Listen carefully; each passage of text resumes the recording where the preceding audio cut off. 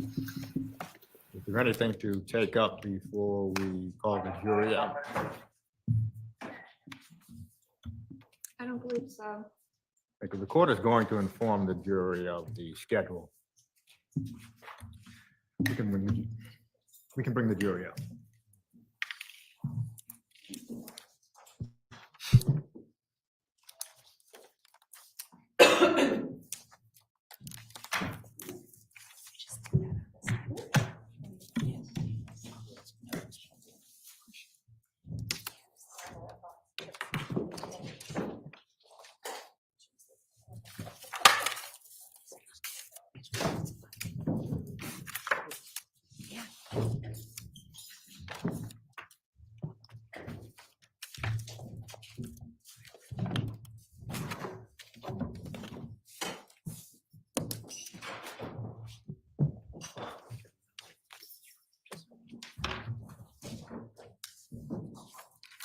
Would counsel stipulate, please? Yes, Your Honor. Yes. Thank you. Good morning, ladies and gentlemen. Good morning. The court is going to advise you of what the schedule will be for the next couple of days. Tomorrow, we will not be in session. Monday is a state holiday. We will not be in session. So Friday and Monday, we will not be in session. And we will resume on Tuesdays. The state continues with its case this morning. Yes, Your Honor. The state would call Mark Nuth to the stand.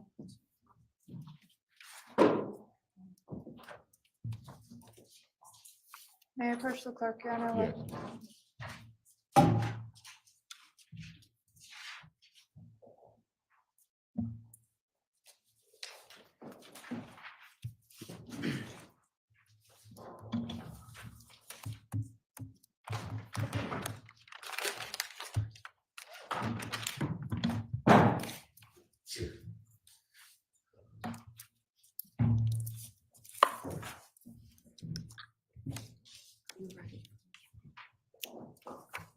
If you could please raise your right hand.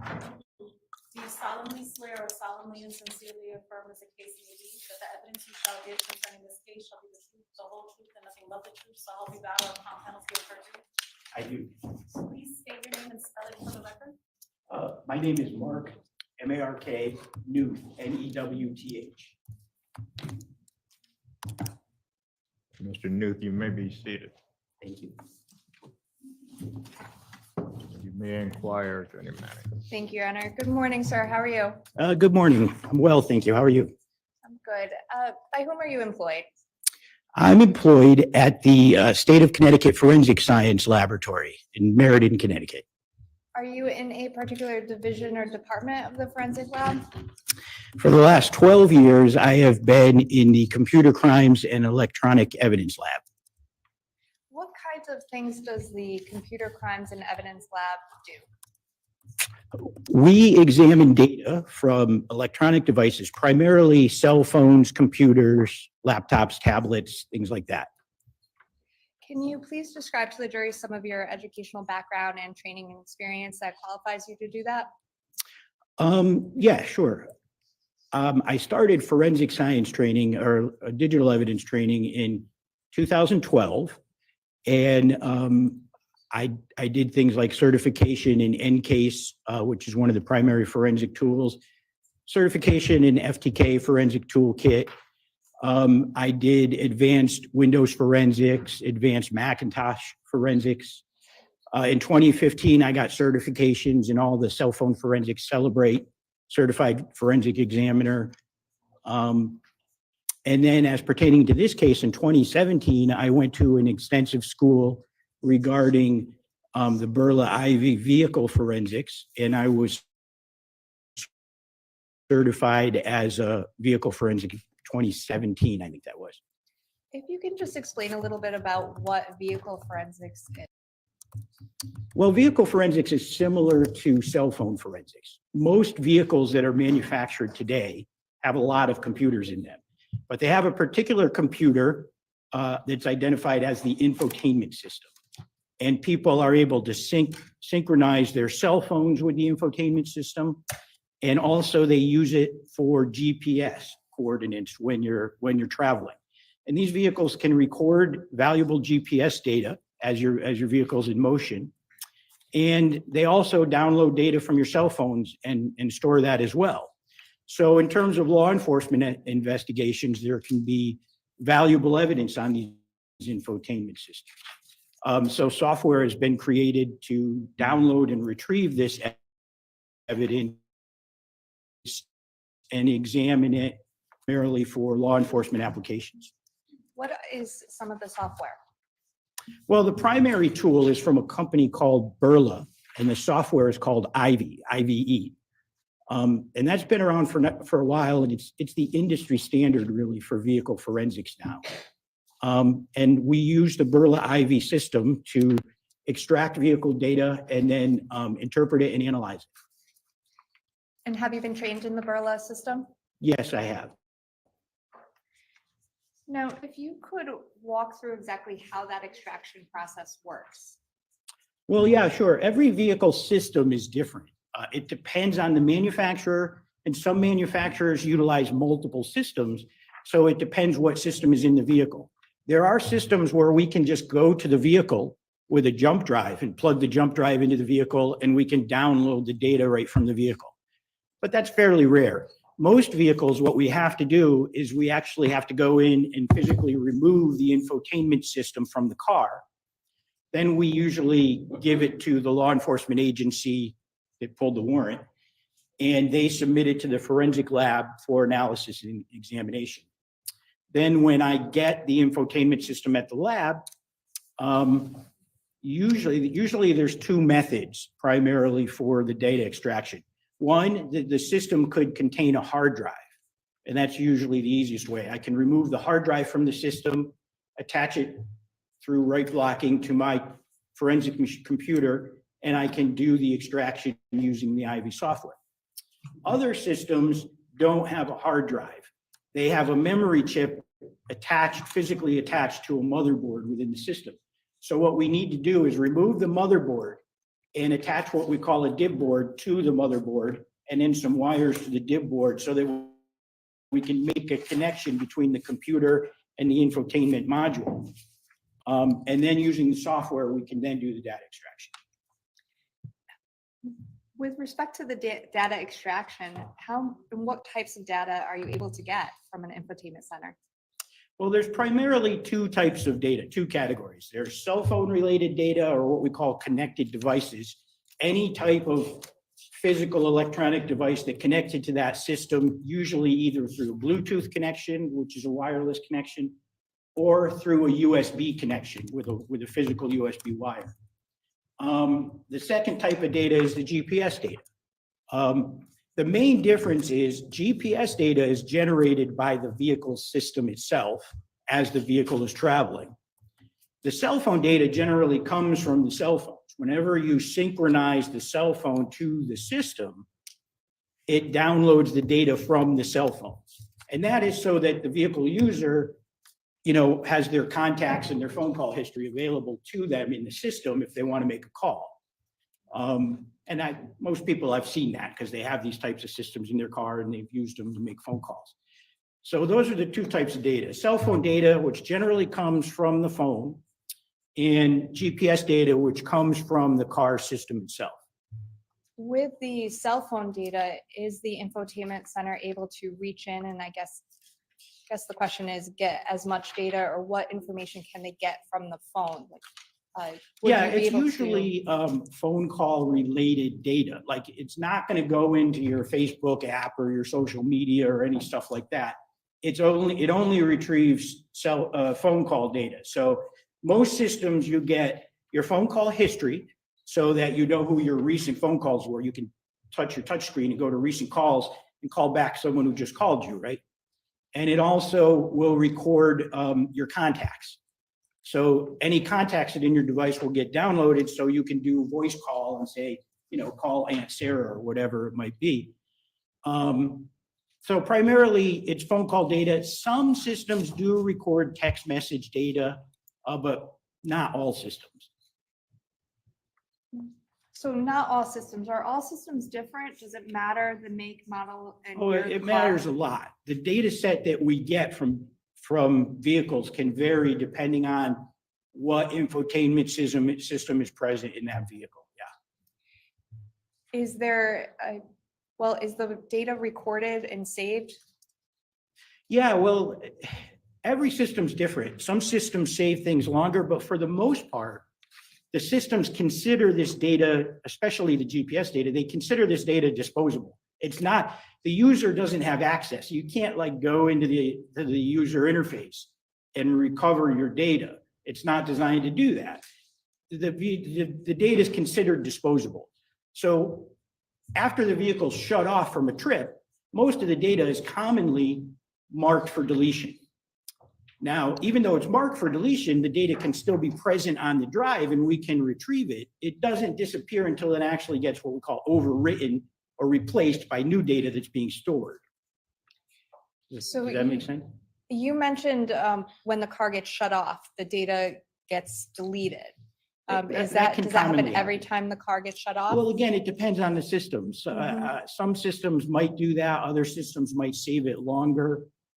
Every system, it not only depends on the system, it can also depend on the firmware version that system is running. You know, all these systems run on software, and all these softwares are constantly updated with new software. And the new software can even change how things are done when an update is installed. So it's a question that's hard to answer.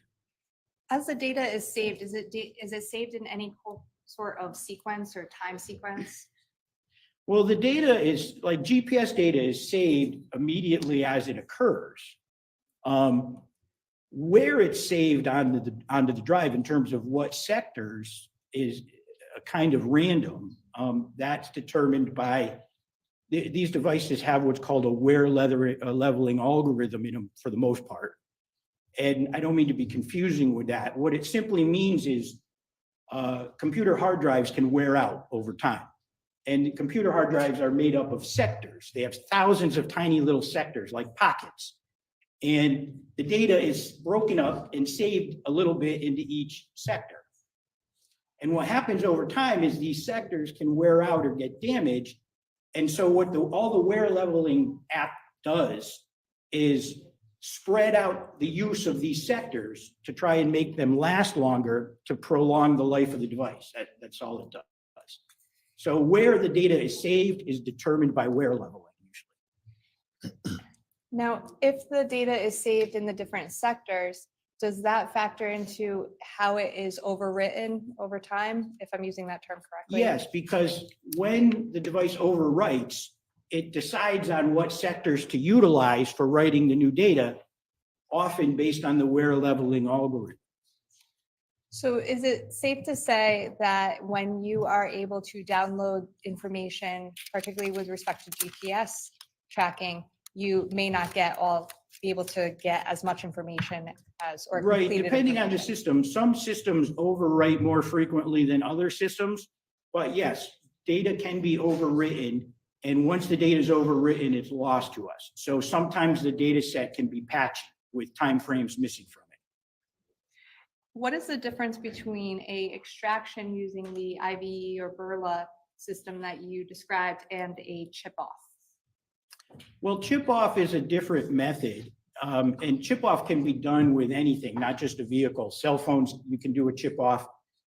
What chip off means is simply that you physically remove the chip from the motherboard and you attach it to another device to try and extract the memory from it, extract the data from it. The chip off method, the difference is that the chip off method is destructive. I mean, once you remove that chip from that motherboard, you've basically ruined that device.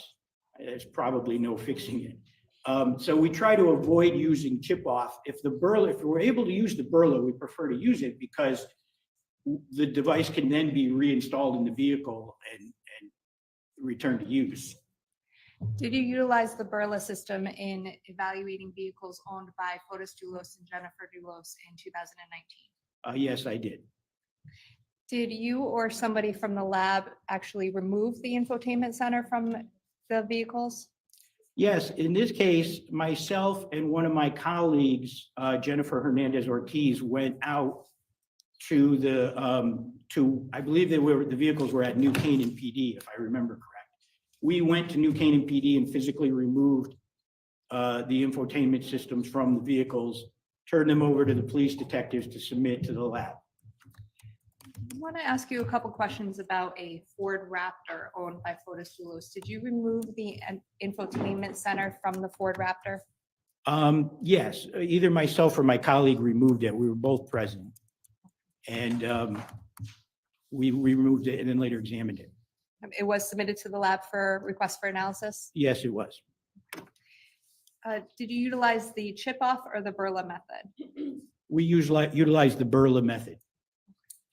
And were you able to obtain GPS data off of that Burla? I guess, well, let me withdraw that and just ask you, what do you call the end result? Is it a Burla report, or is there a name for the report after you are able to download the information? I call it a data extraction. Data extraction? We were able to create a data extraction of that infotainment system from the F-150 Raptor, and we were able to analyze the data from that extraction. Was there GPS information or data within that data extraction? Yes, there was some, yeah. By some, what do you mean by that? Well, listen, it's amazing the difference you can get from some of these systems. Sometimes I know a GPS that's so complete, I know everywhere that vehicle was for an entire 24-hour period. And sometimes you get data that's more patchy because the data may be missing because of overwriting or other reasons. So this was a case where we got some GPS data, but we have patches in time that are missing.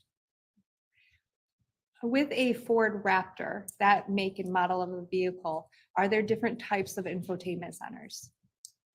Well, yeah, Ford uses a system that they designed. It's manufactured by another company, but they designed it. It's called the Sync system. And there's 3 generations of Ford Sync system that you can find in Ford vehicles. And they're just simply called Sync Gen 1, Gen 2, and Gen 3. What is the difference between Gen 1, Gen 2, and Gen 3? Well, capabilities, data storage. I mean, each generation improved upon the last in terms of the thing's capabilities, its memory storage, and its data storage. What sync gen or generation, I guess, was, and I'm probably butchering how to say this, but what was the Ford Raptor that you examined? Yeah, Fotis Dulos had a 2014 Ford Raptor, and it contained a Sync Gen 2 infotainment system. So let's talk about the Sync Gen 2 infotainment center or system. What were the capabilities that you were able to download from that system? That system contained, like I said, some GPS data, but it was spotty. Some of it was missing, probably due to overwriting or other factors. And it contained phone call history, connected device, a list of connected devices, and it contained contacts, phone contacts. Now, as it's stored information, was it stored in real time or UTC time? On this, it can be, sometimes the devices report in local time, sometimes they report in UTC. Fotis Dulos' vehicle displayed times in UTC. If you can just explain what UTC is, please. Yeah, UTC is basically time zone 0 in Greenwich, England. It used to be called Greenwich Mean Time, but it means it's the initial time zone. And you would convert the time zone based to what time zone you're currently in. You would convert the time zone from UTC or Greenwich Mean Time. Like in the summertime here in Connecticut, New York time zone, we would be -4 hours from UTC. That's what the time is in basically London, England. Is that a time frame that is used throughout digital devices? It's commonly used, yeah.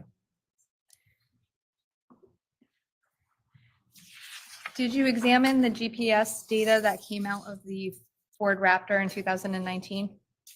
Yes, I did. By the way, can I ask you, if the result of this data extraction, how big was it? Oh, it's huge. It's over 1,000 pages, I'm sure. When we create a PDF report of the entire extraction, it's quite large. Oh, did you take that information and examine whether or not there were the GPS, I guess, track logs? Is that what they're called? Yes, there's a couple different ways you can get a GPS. This is a metal roof, and this is a metal roof. And you guessed it, this is a metal roof. Erie Home has over 20 different metal roofing styles that'll keep Point of data. The primary one is called a tracking log. A tracking log is data that the vehicle's recording as it's moving, about where it is and how fast it's going and things like that. The other can be called a vehicle event, they call it. Like some vehicles might record when you step on the brakes, when you shift the gear shift, when you open the door. And when it records a vehicle event like that, it will often mark the GPS coordinates of where that occurred.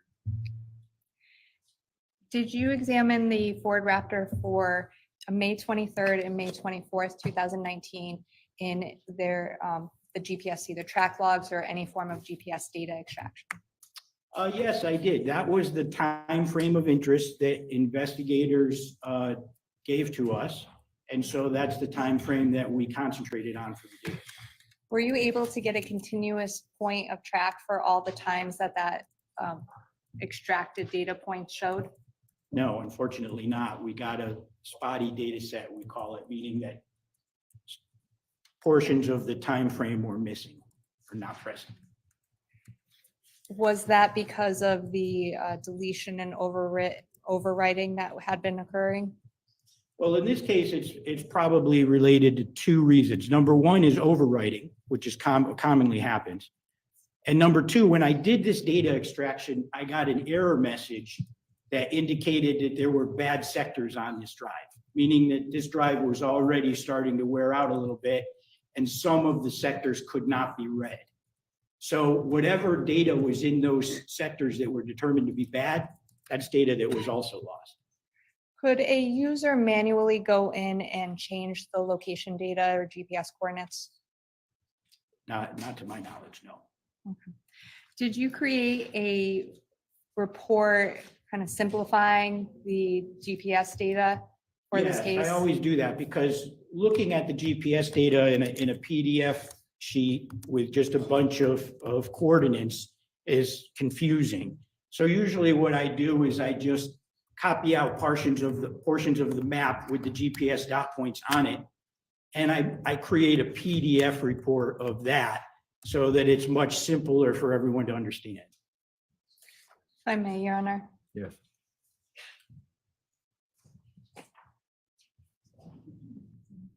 Actually.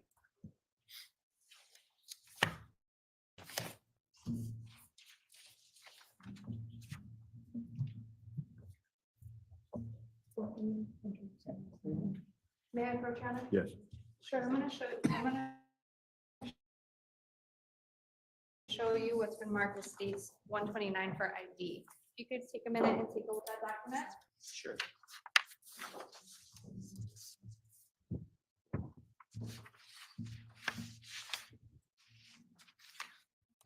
What is that document, sir? This is the PDF report that I created relating to the GPS data from the dates 5/23/19 and 5/24/19 of the F-150 Raptor. Does it contain all the data points with respect to the GPS data extraction that you were able to pull from the Berlin report? Yes, it contains all recovered GPS data from those dates. Are there times missing that are not, it's not a continuous 24 hours, correct? Yeah, that's correct. But is that because that's the only data that you did receive? Yes, I mean, all we can report on is the data that we're able to retrieve. And at the bottom of the PDF, does it also have the data points for that you actually? Yeah, at the end of this PDF, I actually pasted in all of the data points as they appeared in the Berla Ivy software so that they could be reviewed if anybody needed to see that. State would offer it at this time, Your Honor. What's the number, please? 129. May I have what, dear? Yes. Good morning, sir. Good morning. It's my understanding that this is a document you created from what was essentially computer data that you downloaded off the vehicle, the Ford Raptor, correct? Yeah, that's correct. there are maps in this particular exhibit. Did you create those maps? No, those maps display in the Berla Ivy software, and I just cut and pasted them into the document. Were there more than the ones that are in what you were just shown for that time frame? Not for this time frame. I believe I displayed every point of data from this time frame. From when the time frame would be from May 23rd through May 24th, correct? Yeah, I can't remember now if they asked me for earlier in the day, May 23rd. I think it might have been the evening of May 23rd through the day of the 24th. So you're not sure when they asked you to start? Yeah, I can't remember if I remember them asking me for the evening. I don't remember if there were earlier. No, I don't think there were earlier timeframes, but I would have to double check in terms of the 23rd. All right, and I just want to ask you, there are some red dots and some green dots that have been entered. Were those in that color as it was downloaded out of the system? Yes, correct. I didn't change any color. And just so I'm understanding before this comes in, do these dots represent geographical coordinates? Yes, they do. Is there a range for these coordinates? No, it's pretty specific. There's no range. When I say range, I mean, for example, if I were to stand with, let's say, a cell phone, it has geolocation as well, right? Yes, it does. But sometimes if I'm watching it on like Find My Device, it might move around a bit. That's what I mean by a range. Is there Yeah. 10 feet, 20 feet, 30 feet? Oh, I see. You're asking for the accuracy range? Yes. The different types of location data that can be retrieved from cell phones or infotainment systems, there's a couple different types. You can get location data from cell towers, that's usually less accurate. The most accurate type of location data is data that comes from satellite. This data comes from satellite, and they say that it's accurate within, I think, like 16 feet is the analysis. That was in my- gonna be, I'm sorry, I didn't mean to Oh, interrupt. that's enough? You don't want me to? First, No, we go have ahead. to understand that this is voir dire. Right, I'm trying to understand the accuracy of this. Well, that's cross-examination.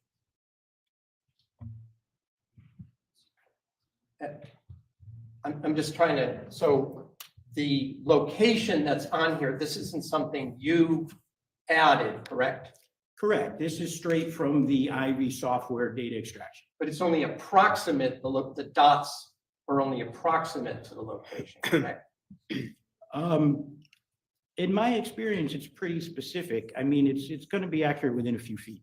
When you say a few, do you mean 16 to 20 feet? Well, 16 is the rule, but I mean, I've done cases where I've put GPS points in specific parking spaces in parking lots, and we've pulled the video from that parking lot, and you can see the car drive into the exact parking space that it parked in.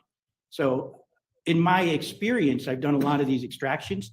I found this data to be pretty specific, pretty accurate.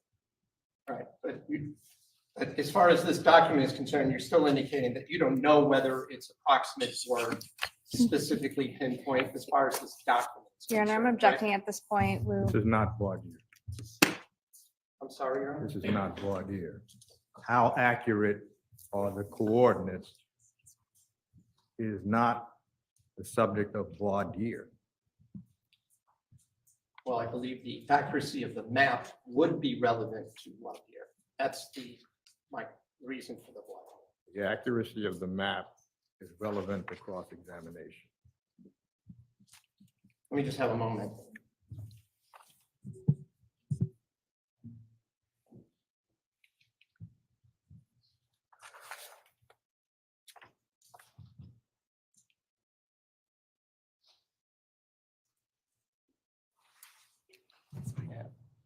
Well, with the caveat that I mentioned, I don't have any objection. What is the exhibit number, please? 129, Your Honor. States 129, admitted as quote. Thank you. May I publish, Your Honor? Yes.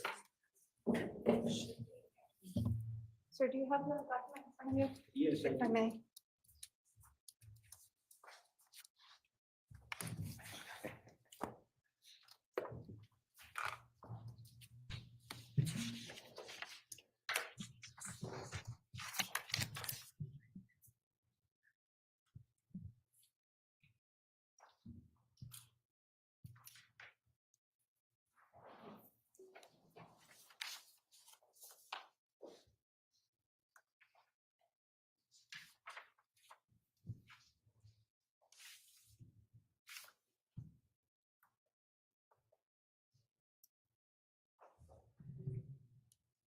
Actually, sir, if you can either see the screen in front of you or actually, would you mind, Your Honor, may I just ask him to stand up by Yeah. the?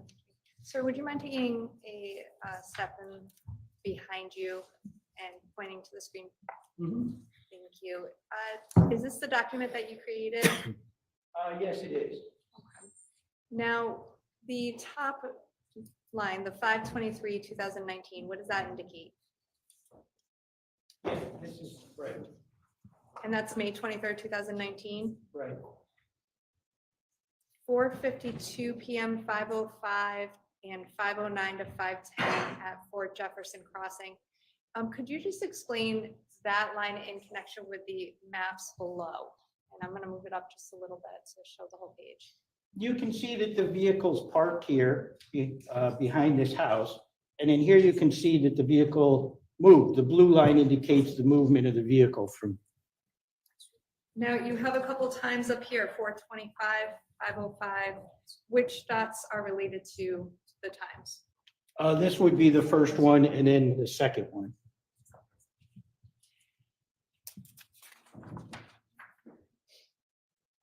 And 5/24/2019 at 7:55 AM at a house at 27 Spring Lane in Simsbury. Can you please explain what that map shows? There's a location of the vehicle parked in front of a home. And Google Maps showed that home to be 27 Spring Lane, Simsbury. And the bottom photograph, please. Later that morning, we're at 9:53 AM. And the house is, it's now at a house in New Canaan, Connecticut. And that is 61 Sturbridge Hill Road, New Canaan. Between 7:55 AM at Simsbury and 9:53 AM at Sturbridge Hill Road in New Canaan, do you have any GPS data tracking between those time periods? No, these two time periods were continuous. The next point of data was 9:53 AM in New Canaan.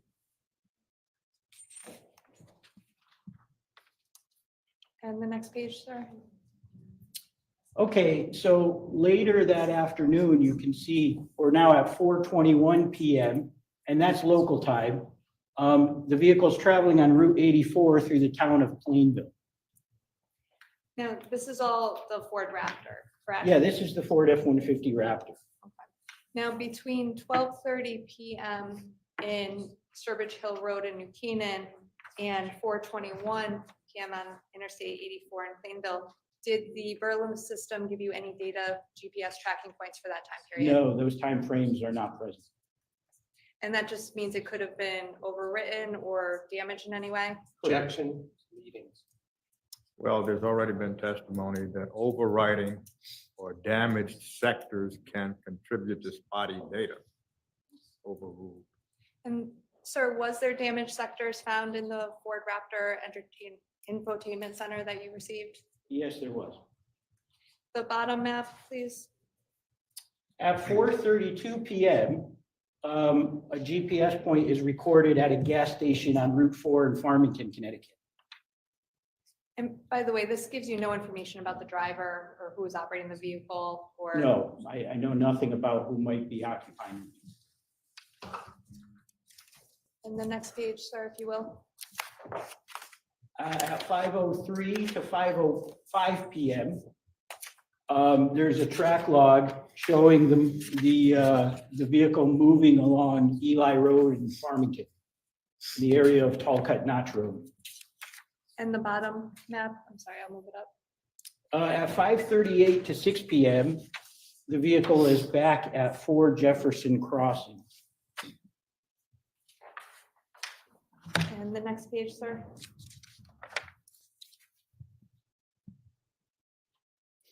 At 7:48 PM, there's one GPS point of data showing the vehicle on Albany Avenue in Hartford, right near the intersection of Adams Street. Now between, I think it's 6 PM at Fort Jefferson Crossing and 7:48 PM on Albany Avenue, did you have any data sets that were able to be obtained from the Burla system? No. No, After- that data is missing. You have, if you could read the next one, sir, please. Yeah, this was one of the longer track logs that was able to be retrieved at 7:48 p.m. to 7:55 p.m. The vehicle drives from Albany Avenue in Hartford down Albany Avenue to Bishop's Corner in West Hartford. And it enters a plaza there. I believe that's Crown Market and Starbucks Plaza at Bishop's Corner. And the next one, please. Can you move it up a little? Oh, I apologize. Oh, yeah. Okay, now we're up to 8:08 to 8:10 p.m. There's one data set of a track log driving along Deer Cliff Road near Farmington, West Hartford. I'm not sure exactly which town that's in. Right near the border, I think. And the last one, sir, if you could. Yeah, at 8:14 p.m., the vehicle is shown moving along the side of the house at 4 Jefferson Crossing. And at the bottom of the page, you could just explain what that is. These are the data points, the track logs that I use to create this document, as they're copied right out of the Burla software. Now, sir, they are indicated the word recovered. For instance, the first line, recovered 0035. What does that mean? Recovered means that it was marked as deleted, but the software was able to recover it because it wasn't overwritten. 035 is the number of that track log that was assigned to it by the software when that track log was created. And if you follow that line all the way over, you have the word adjusted EST. What does that mean? These timeframes were displayed in UTC today, and they had to be adjusted -4 hours to correct them to Eastern time. And just the last page, sir. Again, this is up to the last track log that was used there at number 52. And was this data part of that 1,000 pages that Yes. came out of that report? Yes, it's in there, yeah. You can have a seat. Thank you very much.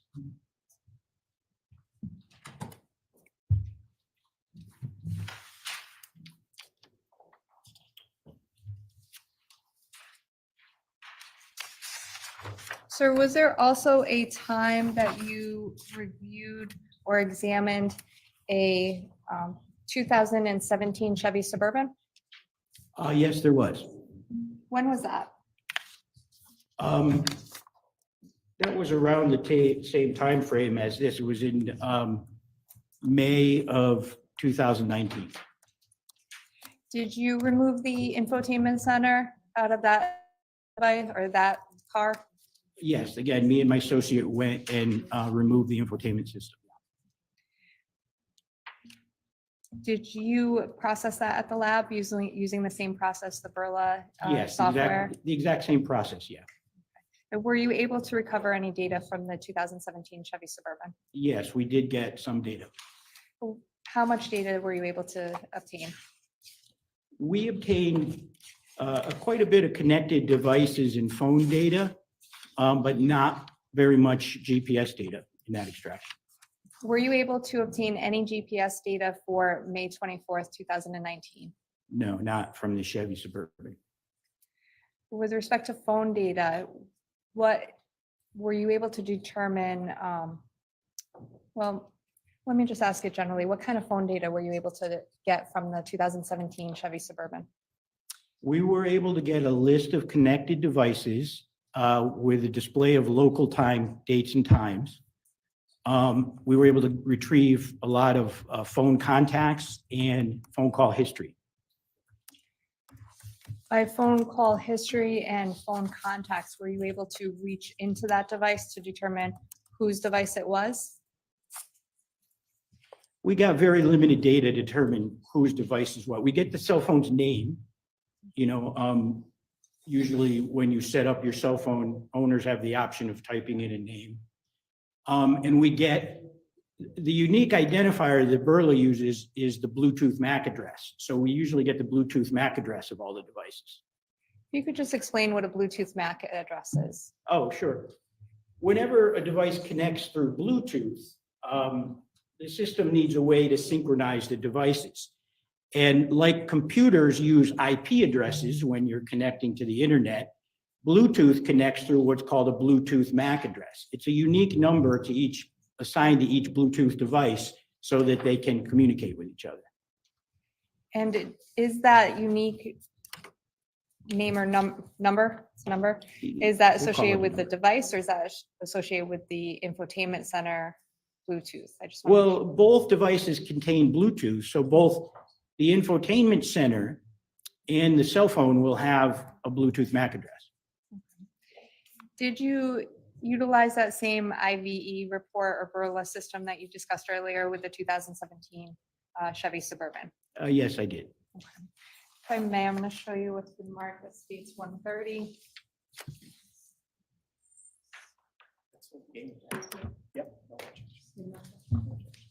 Your Honor, I don't think there's any objection, but if I may, I would move 130 into evidence if I may inquire. States 130 admitted as full. Sir, I'm handing you states 130. If you could just explain what that document is, please. This is a portion of the data extraction that I performed from the 2017 Chevy Suburban in relation to this case. You indicated with the Ford Raptor, it was thousands of pages. How much was it with the Chevy Suburban? It might not have been quite as big, but I'm sure it was still pretty large. And if you can, sir, what information is obtained from that document? This document relates specifically to connected or attached devices, devices that attach to the system via Bluetooth. If I may publish, Your Honor? Yes. So I'm going to ask you to do the same thing and you can stand next to the TV if you can. And I can ask you some questions about the states 130.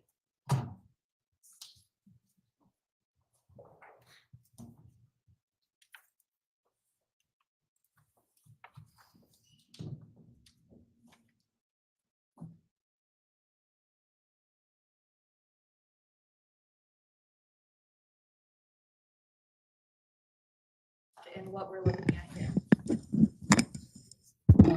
This is the Ivy report. This is the lab case number for this, and the vehicle description 20 Chevrolet Suburban, 2017 Chevrolet Suburban. And there's on the, let me zoom in a little bit.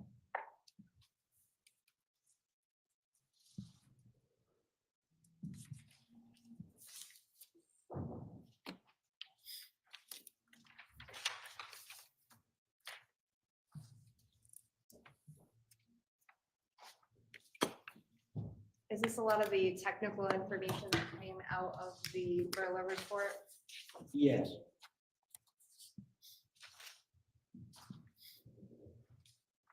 And down here, sir, can, that was way too far. Okay.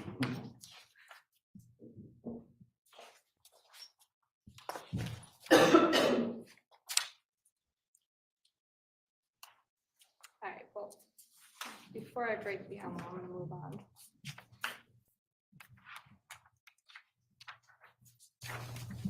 All right, it's page 2, sir.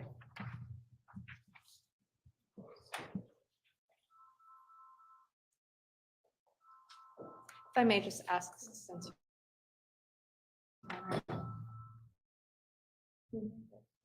what is that? May, Your Honor.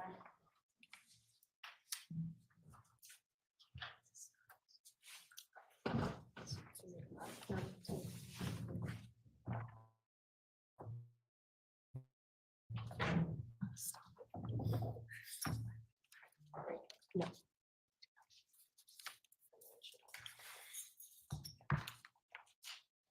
All right. All right. If I may, Your Honor. Thank you.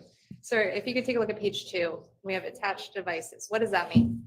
Those are the devices that have attached themselves to this infotainment system via Bluetooth. Now, the first line down at the bottom, I don't know if you could see, it says embedded device. What does that mean? That's the infotainment system itself. And if you see over here where it says unique number Bluetooth address, that's the Bluetooth MAC address of the infotainment system itself. And the line under it that reads iPhone, what is that? This is a device that connected to the system, iPhone, connected via Bluetooth. This is the Bluetooth MAC address of that specific iPhone model. Now, does this iPhone have a name or a contact person associated with it? It's just called iPhone. And at what time or day was it paired with the Chevy Suburban Infotainment Center? And I should actually, as I say that, ask you a foundation question of what does it mean to pair something? Yeah, well, what it means is the two devices make a connection with each other so that they can communicate and exchange data. Is there a date that the iPhone listed there made that connection and paired with the Bluetooth connected or embedded in? Right here, you can see paired time, Friday, May 24th, 14:56:32, year 2019. Is that paired or connected time? That's the paired time, which means they connected to each other. They connected to each other. Okay, that 14:56:32, 2019, is that UTC time or? No, that is local time. So military time, that would be 2:56, is that right? Correct. In the afternoon. How is a device able to connect to a vehicle infotainment center if the vehicle is off? The infotainment system has to be powered on in order for the connection to be made. You can't connect if it's not powered, it doesn't have power. How close does that phone or device have to be to the vehicle to make that connection? Yeah, in my experience, the range for these things can be as much as 50 feet. 50 feet of the vehicle? Yeah, the two devices have to be within 50 feet.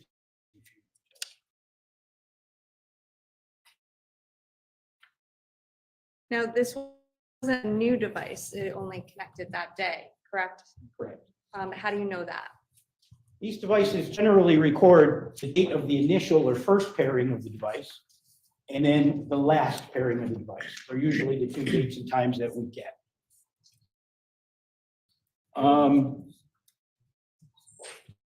It looks like the paired time, meaning which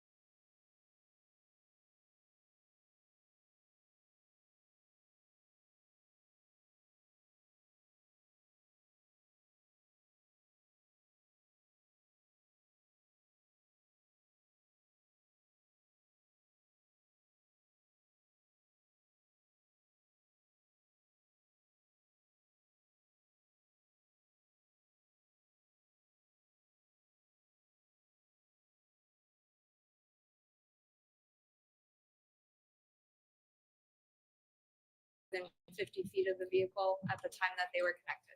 I mean, I can only testify to what the data tells me. The data tells me that a connection was made.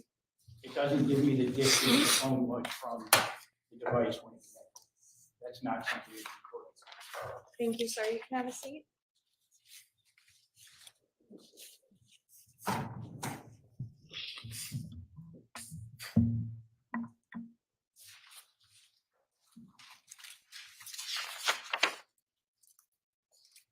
If I may just have one moment, Your Honor. Yes.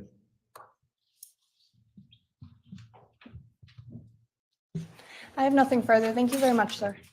Cross-examination, please. Yes, sir.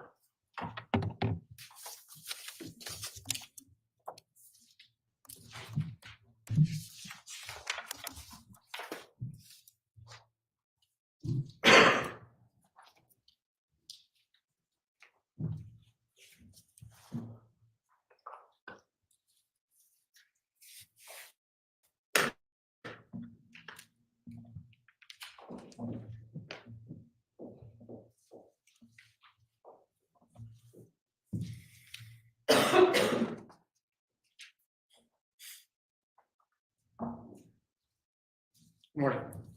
Morning. As I understand it, each infotainment system for different models is somewhat different. Is that a fair statement? For each manufacturer, yeah. Do Ford Motor Vehicles have, usually have a different manufacturer of their infotainment system than General Motors in your experience? Yes. So that the data that you might be able to extract from a Ford vehicle may be different in terms of quantity or even quality than what you might get from a Chevrolet model vehicle, correct? Well, I would say different in terms of quantity. I'm not sure I know what you mean by quality. Well, in terms of the types of data you might be able to recover. Yeah, I guess in terms of, if you mean like what could be of value to an investigation, yeah. In addition to that, as I understand your testimony, some vehicles overwrite their data quicker than other vehicles, correct? Yeah, that's correct. If the data can be overwritten quickly, there's no way for us to know exactly how long data is going to be on a drive before it's overwritten. You were asked a couple of questions about why some data might not be recoverable. Remember those questions? I do, yeah. And you mentioned corrupted sectors on the Yes, there on were.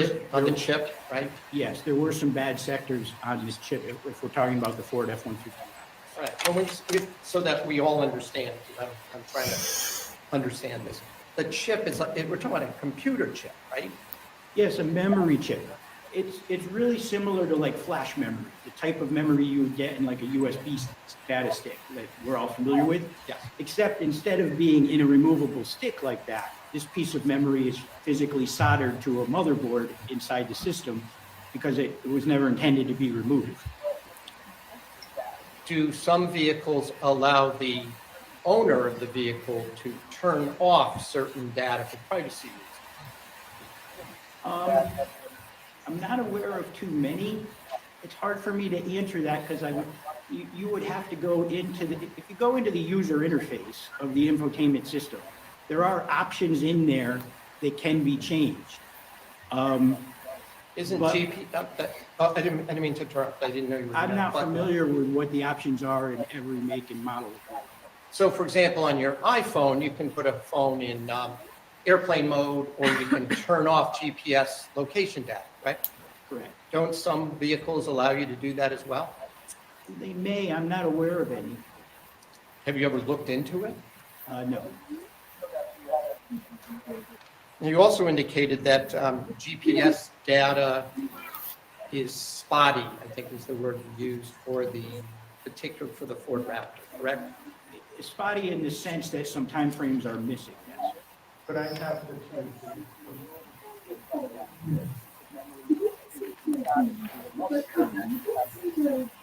And when you say spotty, you mean there certain data is just missing, correct?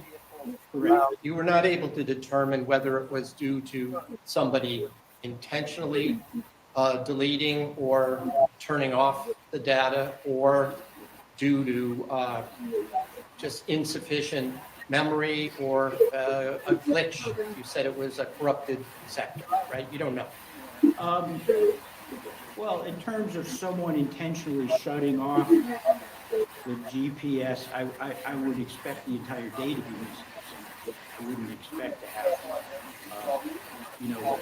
random points of data from that day appear. Unless somebody intentionally turned it off and then turned it on. Yes, I can't It's say. possible, right? I'm not sure if it's possible. I don't know. I would have to examine the Ford F-150 Raptor and its interface to see if there's even a setting. I'm not sure. I'm just going to ask you about, well, before I put this on, I asked you a few questions during an earlier set of questions. Remember, I was asking about the map you prepared, correct? I remember. Yeah. I know where it's going, but it's not that. And there's a red dot and a green dot, and then occasionally there looks like a light green dot that's different colors. Are these colors that you added, or is this in the infotainment system when you downloaded it? Those are in the infotainment system. And the red dot is where it stopped, the vehicle stopped? What does the red dot mean? Generally, it means a different way that the data was collected. I had mentioned earlier, if you recall, that data can be collected as part of a vehicle track or as part of a vehicle event. I believe that generally the red dots represent a vehicle event and the green dots represent from data from a track log. Or maybe they're both? Could be the other way around. Okay. I might have to check. All right, so I'm going to ask you, and all of us aren't the greatest when it comes to Elmos here, so I'm just going to turn this on. Unless it just needs, do we have this? Oh, we can. Technology. So I know that there's a zoom feature here that I've practiced with, so let me just zoom down a bit here.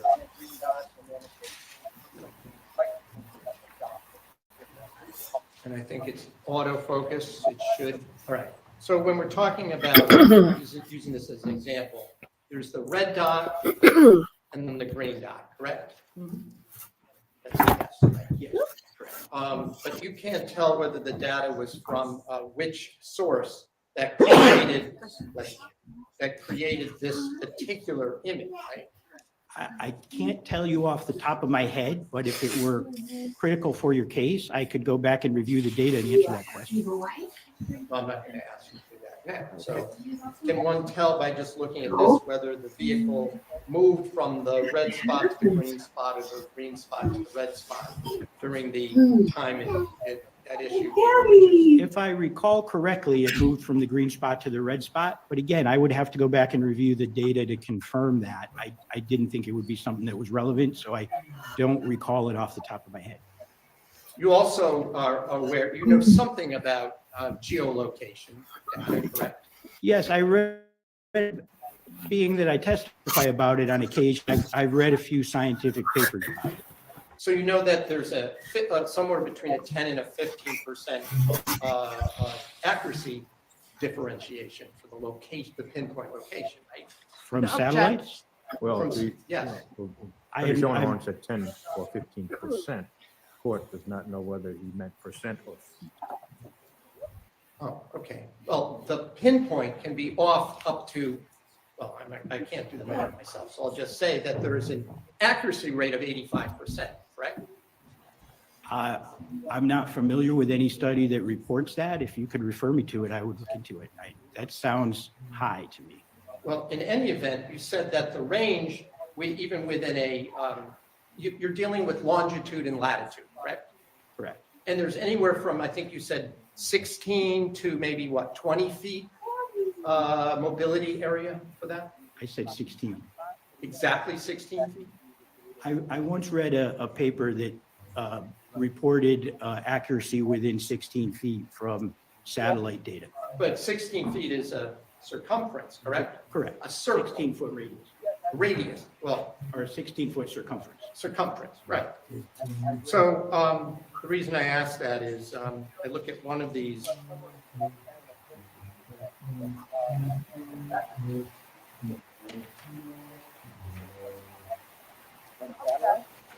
For example, on page, well, these pages aren't numbered, so I'll just refer you to the fact that at the top it says 5:03 to 5:05, and then it says, you see that 5:38 to 6 p.m. You see that there?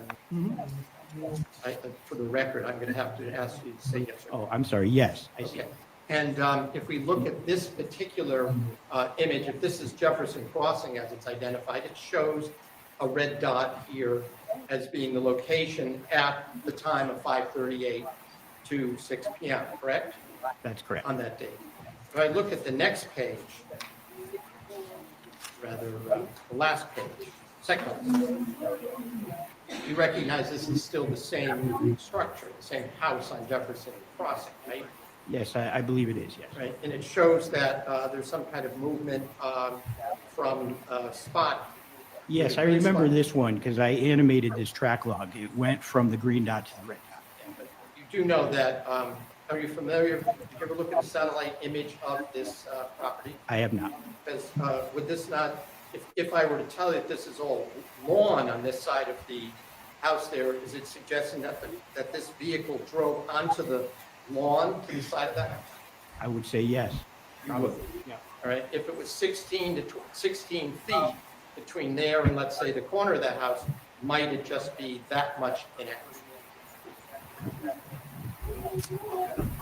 You know, I don't believe so. And like I said, in my experience, and I've done a lot of these cases, and I've seen a lot of these GPS dots from this Burl Ivy software substantiated in video surveillance evidence. And in my experience, it's been spot on. You know, if you want to call an expert in here in terms of satellite GPS data and points that could contradict that, I mean, that's up to you. But in my experience, I have no reason to believe the data is ever that inaccurate. So if this is lawn over here, you're testifying that this truck at 8:14 p.m. drove onto the lawn at the side of that house, correct? Yes, I am. I believe that probably happened. While I'm on this page, I wanted to ask you, I'm going to turn this. You were asked questions about what these words mean and the track log data, and you indicated adjusted means that you adjusted the time from what would be UTC or Greenwich Mean Time, London time, to local time in Farmington, Connecticut, correct? Correct. And and what is the EST? Does that mean you estimated it? No, that means Eastern Standard Time. So what would that do to your calculations since this was in Eastern Daylight Time? Oh, yeah, you're right. That it was in Eastern Daylight Time, so EST is a mistake. It should have been EDT. So you wrote this. This is the data that came off the. No, that data came off the machine, but when I create the time change, it asks me to name it, and I mistakenly named it EST instead of EDT. So it's not that the infotainment system has the wrong time, it's that you physically made it an incorrect calculation. No, I'm not And- saying the calculation's incorrect. And- I'm saying that the S is a typo. It should be a D. Oh.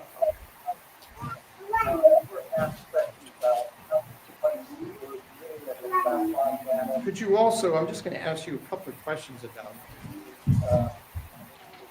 one of the other pages here, if I may, and I'm going to go to page.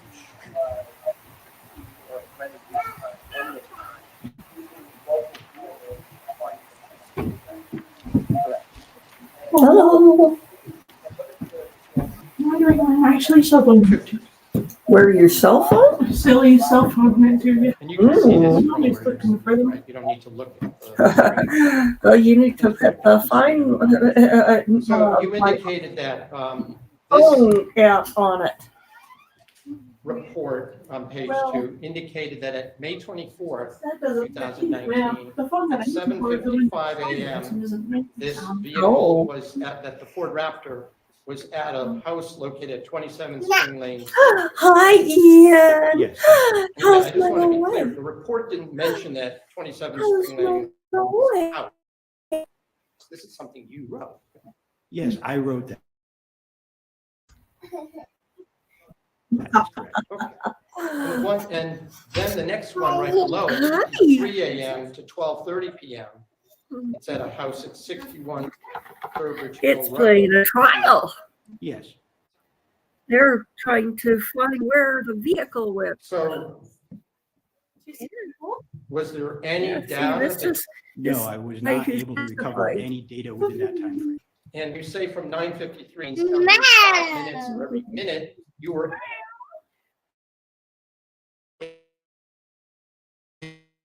able to. No, I believe there were, I'm sorry to cut you off. No, but I believe there were 3 points. data work. okay, there we go. Yes, data times. They would be at the end of this document. Look, you can stay. Let's see, that started at what time? 9:50 Interested. 9:53 a.m. on 5/24. Yes. You might order trumpets. Just tell me what page it's on so I can follow. You like I'm on Trump. the second to last page, Second to last. and I'm looking at the track log data at the bottom. And you can see that recovered item number 39 is the first one, and it shows a time range of 9:53 to 9:54. The second one is number 40, shows 12:21 to 12:22. And the third one is, shows a time frame of 12:30, 26 seconds to 12:30, 44 seconds. And those are the only 3 points of data from that Sturbridge Hill Road in New Canaan. Can you see that? Yeah, I think that I was maybe on the wrong page when you did that. So let me just see if I understand. You're referring to, are you referring to the left column or the right column for that, or both? If you, If you would show us, show the jury, please.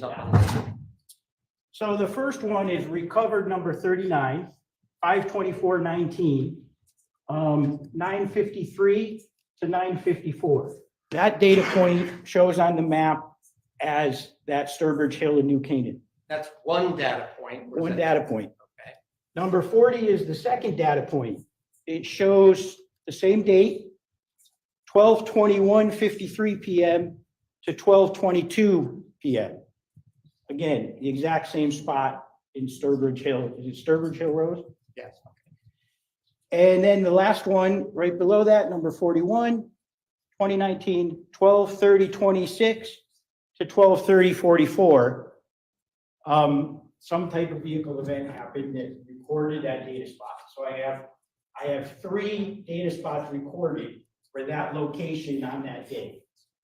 So do you have any way of knowing what happened between 9:54 a.m. and 12:21 p.m.? I'm sorry, I do not have any way of knowing. So I don't want to say, Right. I'd be speculating that that's not appropriate. Okay, so when you say in your report, 9:53 a.m. to 12:30 p.m., you cannot testify that the vehicle was there that entire time, can you? I cannot say with certainty that it was. Now, the other thing I'm going to ask you about is this green dot is also showing the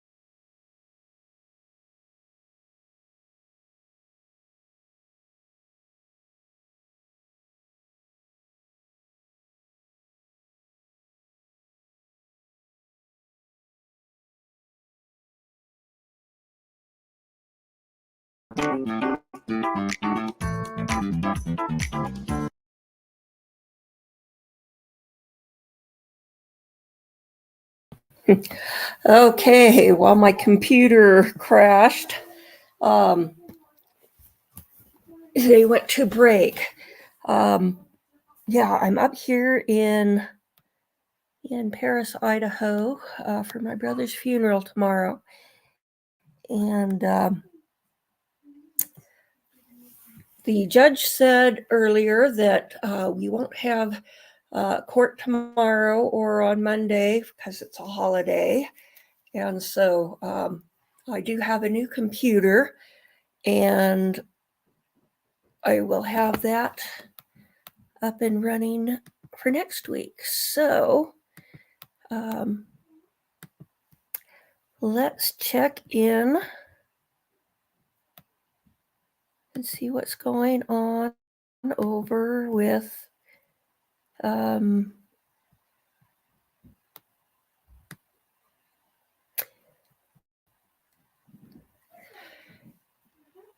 where did it go? I'm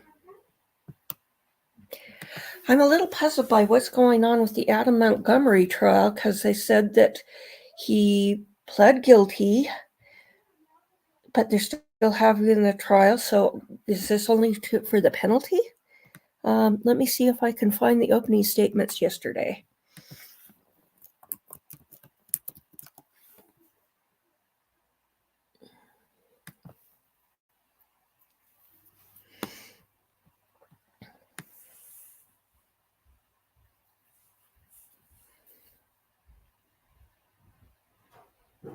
Let's see, here's a headline saying he'll wear shackles during the trial.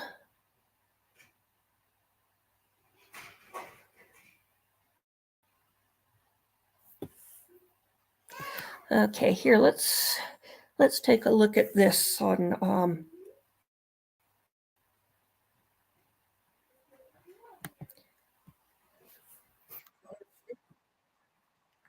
Built on both of those charges, falsifying physical evidence and abuse of corpse?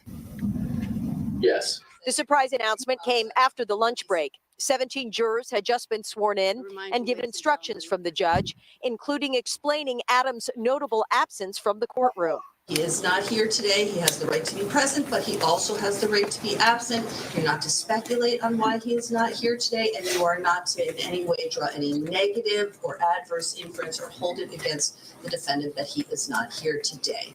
The jury was just coming back from lunch for opening statements when Adam Montgomery appeared on video from prison to confirm his intention to concede to 2 charges.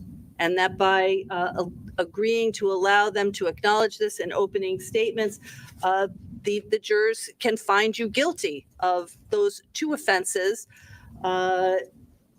relying on that information. Do you understand that?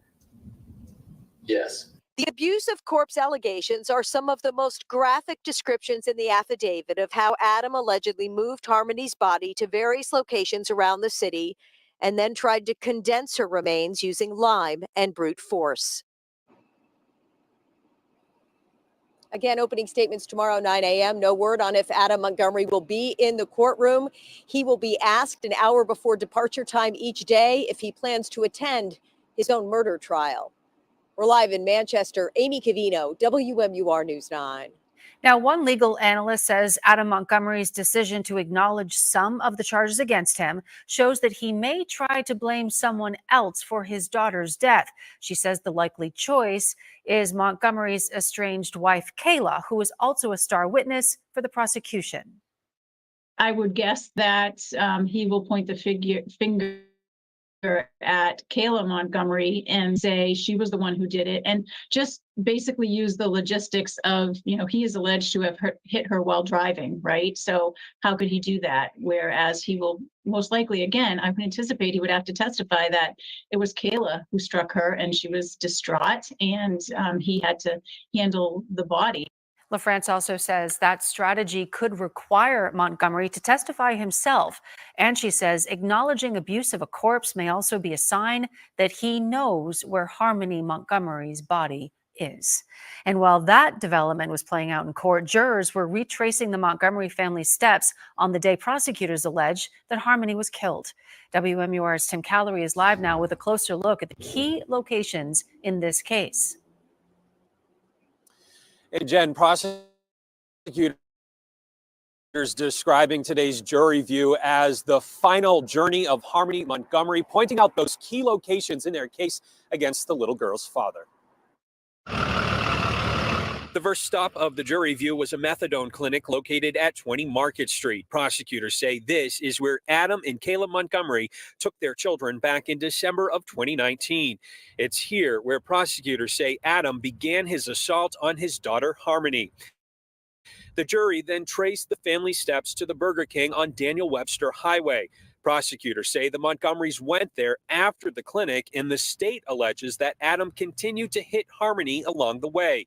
From there, it was the Colonial Village Apartments on West River Road. This is where the state says the Montgomery family lived out of their car after they were evicted from their Guilford Street home. Prosecutors allege that it was here where Adam Montgomery used drugs while Harmony was dying in the back seat of the car.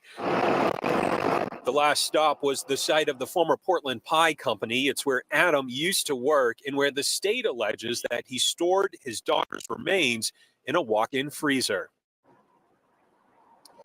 And now the jury also stopped at the intersections of Webster and Elm Street here in Manchester. That is where prosecutors say Adam Montgomery first realized that Harmony was dead after the family's car broke down. They accuse him of putting the little girl's body in a duffel bag and then calling for a tow truck. Reporting live in Manchester, I'm Tim Callery, WMUR News 9.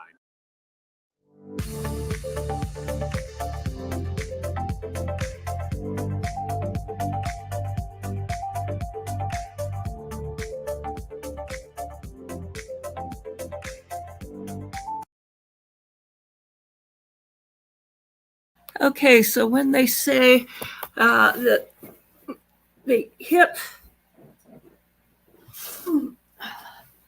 Montgomery, did they mean with the vehicle, or do they mean like physically striking her with a hand or something? I take it they're meaning with a vehicle, but that wasn't made very clear. So according to that, it sounds like we didn't have opening statements over there yesterday. And I'm not sure, I think they might be on the same schedule, East Coast time. So let's see. Let's go back to our state seal over in Connecticut, and I'll look and see if there's any sign of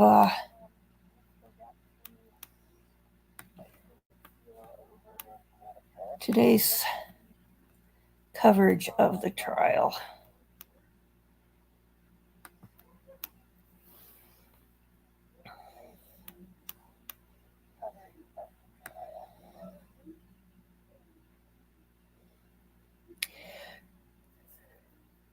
So they say they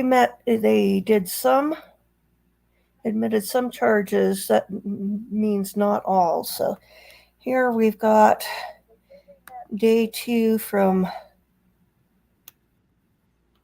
let's listen in. Is it fair to say that who you are now in 2024 is different than who you were in 2014? Very. In March of 2016, were you able to obtain custody of Harmony again? Yes. Okay. Where did the two of you live? First, when she reunified, I was at Casa Esperanza in Roxbury.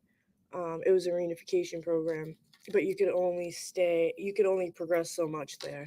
So then we moved to Ruth Kelly Umi's house on the other side of Roxbury, Dorchester. Okay.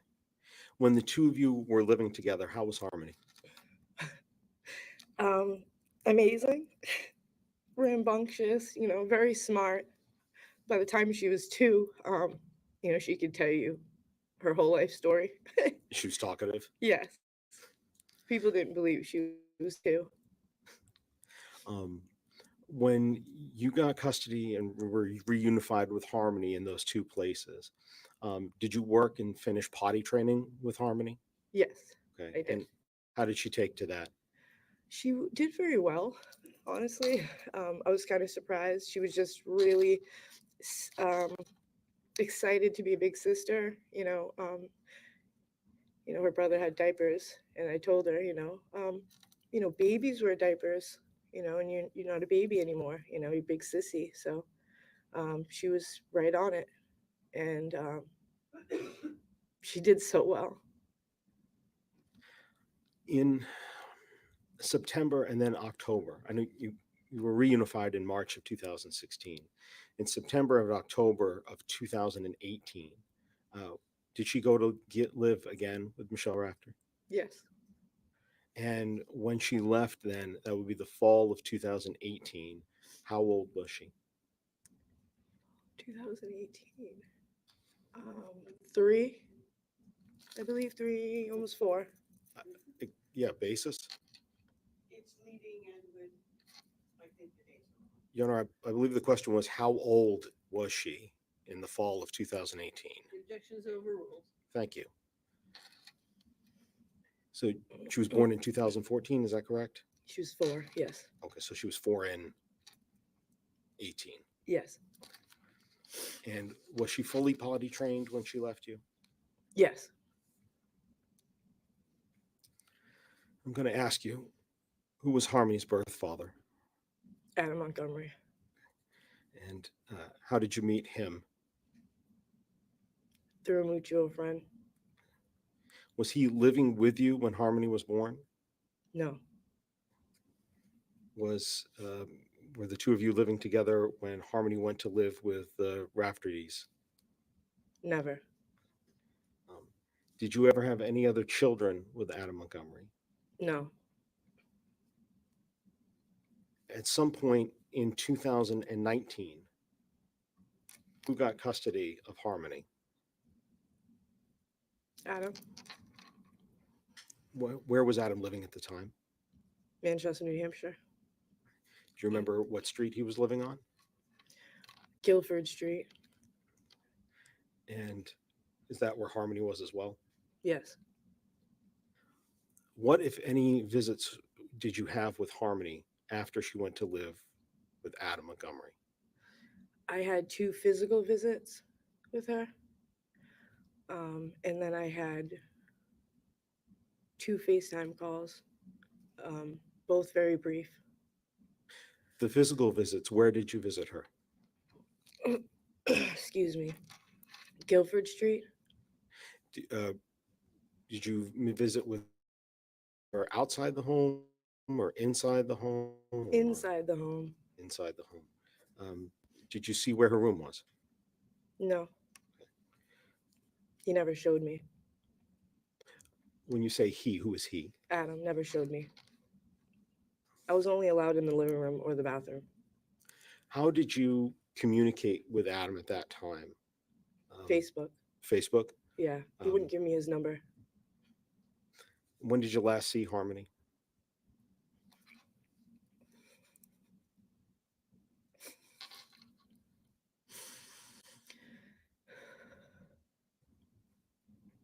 April Of 2019.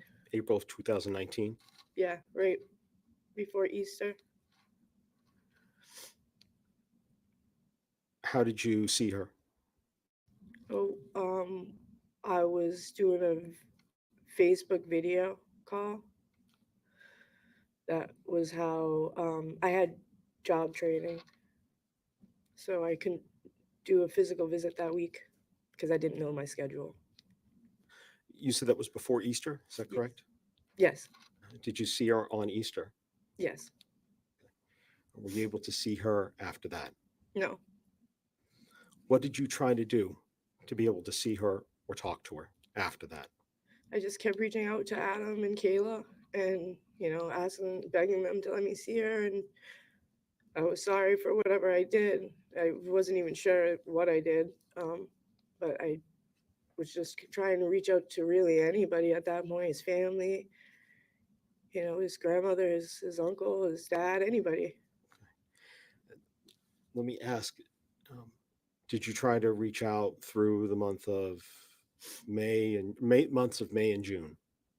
Yes, What about in July? I believe so.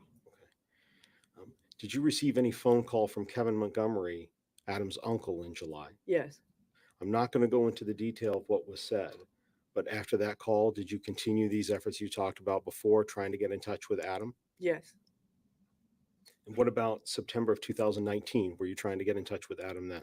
yes, What about October and November of 2019? Were you trying to get in touch with Adam then? yes, Christmas of 2019? yes, Get in touch with him then? yes, Were any of those successful? no, Did you see or hear from Harmony at all during that time period? no, What about in the year 2020?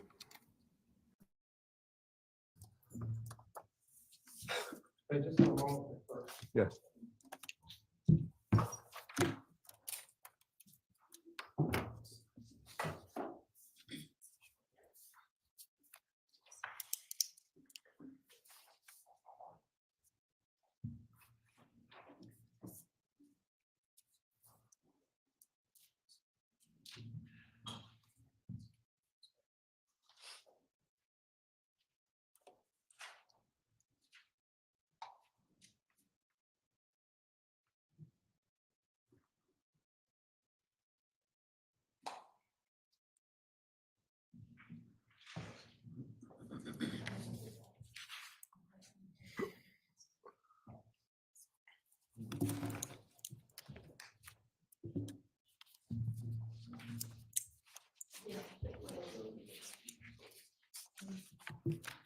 You can bring the jury in, please.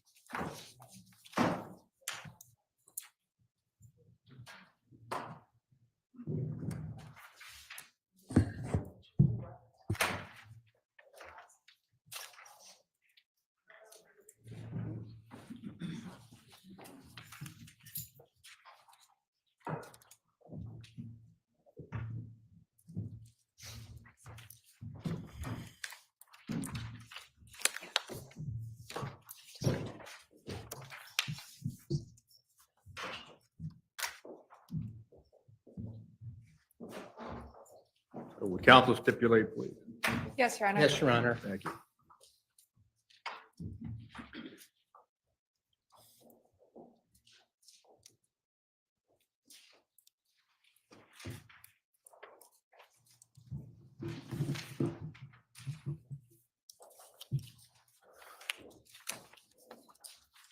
So, Mr. Newth, so that I understand correctly, the infotainment system does not run 24/7, whether the car's running or not, correct? Correct. It's an electronic device. It needs power in order to run. So there needs to be power to it. So you either have to, in most cars, that means turn the engine on, right? Yeah, it's not necessarily to turn the engine fully on. You can turn the key so that it activates the battery and alternator and it will power up the system. But Now you're referring to older cars that actually have a key, right? yeah, that's true. All right, so newer cars, you either, push a button to Push the- activate the car, or you can, I guess, put on what they used to call it an accessory to turn on the battery, so you listen to the radio or Correct. something like. Yes. But there does have to be power to the system, which often means the engine needs to be started. And so when we're looking at the events and the times in your report, those are times when the engine had to be at least activated, if not turned on, correct? Correct. So according to your data and in your report, on May 24th,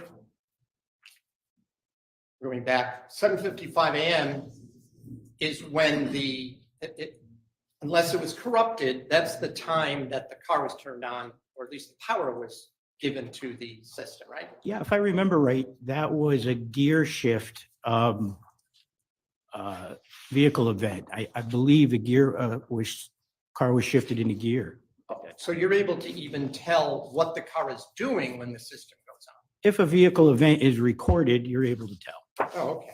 So then the next time there was an event was at 9:53 a.m. at Sturbridge Hill Road, correct? Correct. You don't know what that event was? I believe it was shifted to park, Okay. but you know what? I shouldn't say that. I would have to double check the data because I didn't save that. You don't have But that I- with you, do you? I don't think I have that with me. I would have to double check that for you. That, my recollection when I read this and put it together is that was a vehicle shift to park. But I would have to confirm, I'd confirm that to be.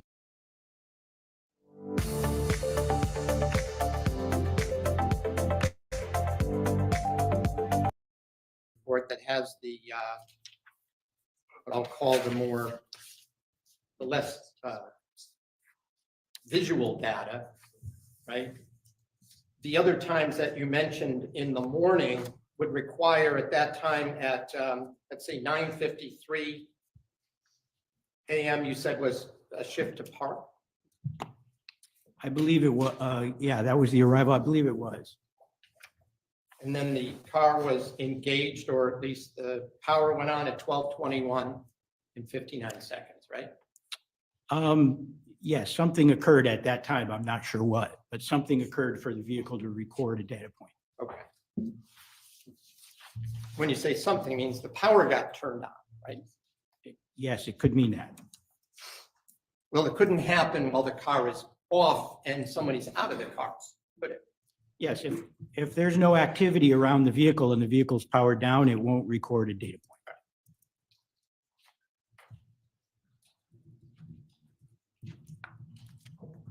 And of course, you checked to see if there were any recorded activities from, I think, 12:33 to the next one you indicated was at 4:21. This is Interstate 84, is it not here, the curve? Yes, In Plainville, heading near Farmington, correct? correct. And there, to answer your question, no data points were recovered between those two timeframes. I see, but this one shows a red dot and a green dot traveling from your map, which direction the vehicle's going or no? If, I believe the vehicle going, if I recall, from the green dot in the lower part of the picture to the red dot in the upper corner of the picture. I could certainly double check that for you. Simply, when I open the extraction, if I put the cursor on one dot, it'll show me the timestamp for that dot, and then put it on the other dot, and it'll show me the timestamp. So obviously, it's going in the direction of the earlier timestamp to the later timestamp. Fair enough. So let me just make sure I didn't have another question about the Ford Raptor. So let me now talk to you about the Chevy Suburban. Okay. You were asked a bunch of questions just now about the report as it applied to the 2017 Chevrolet Suburban, correct? That's correct. And you showed us some information that was obtained and downloaded by you. That's correct. You didn't prepare a map-like report like we just saw for the Ford Raptor, correct? Yes, that's because I didn't get any GPS data from the dates of interest, the 23rd and 24th of May, 2019, At all. at all. And you don't know, or do you know whether or not the just the GPS had been either by an auto place like Chevrolet or by the customer had been shut off so they could not be tracked where they were going? I do not know the answer to that, and I'm not sure if that specific system records a lot of GPS data. Oh, okay. Now, in addition to the report that was just introduced as State's Exhibit 130, you had in 2019 prepared another report, didn't you, regarding the Chevy Suburban? I prepared a report with several attachments to it relating to this extraction, yes. And in fact, you sent that directly to a state police detective named Kimball, didn't you? Probably. I can remember emailing one of the state police detectives about this. If I showed you your email, might that refresh your recollection? I'm sure it would, yeah. Showing you exhibit N for identification. N is a Nancy. Is that your email? Oh, yes, this is my email dated 5/30/2019 to Detective John Kimball. So you wrote this email in on May 30th, 2019. Yes, I did. Had you already reviewed the Chevy Suburban material as of that date? Yes, I did. What was going on at this time is this was an active investigation and it was considered very high priority. And the detectives wanted to know right away if any data was recovered from the 23rd or 24th so that they could utilize that data in their investigation. So when I found some data from the 24th in this extraction, I let Detective Kimball know about it. And they specifically did want to know about the movements or the tracking of Jennifer Dulos' cell phone, correct? No, I did not have Jennifer Dulos' cell phone. I did not examine that. I only examined her vehicle. You were asked to determine if there were any cell phones that had paired to the vehicle, correct? Well, not specifically. I was asked to provide any data recorded by the vehicle that occurred within that date range. And you did that, right? Yes, I did. And you prepared a report to give to Detective Kimball, correct? Yes, I did.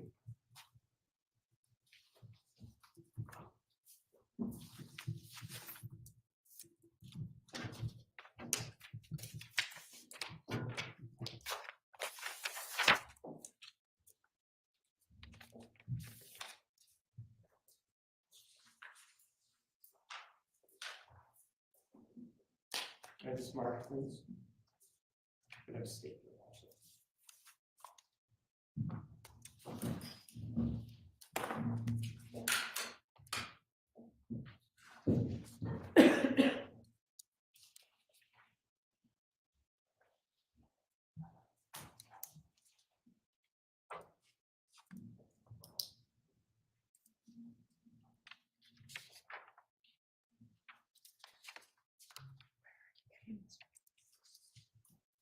No, where, he didn't create this. Is this created by him? Oh, I'll ask you. There, can I have a copy?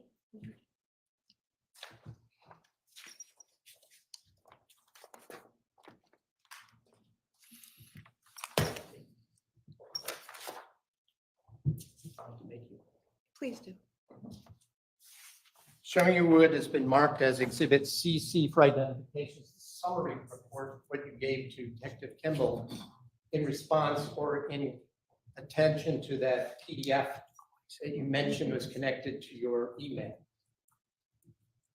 Yes, this is related to the device connection that was identified as occurring on 5/24/2019. And my question is that what was the PDF that came with Exhibit N?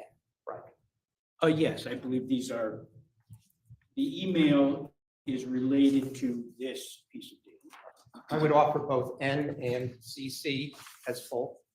Oh, I have no objection, Your Honor. I would just ask counsel to get me a copy. Thank you. Thank you. Defense N and defense CC admitted as well.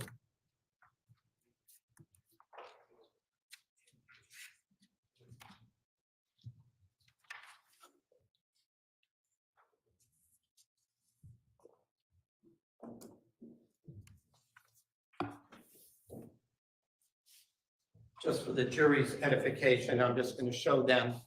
This is Exhibit N, and it's a photocopy, but this is the email you sent to Detective Kimball with one attachment on May 30th, 2019 at, I can't tell if it's 3:23 or 5:23, but It's 5:23 PM, it looks like, yeah, but it was that date. or it could be 3:23, you're right. It's kind of, but it was definitely that date. Okay.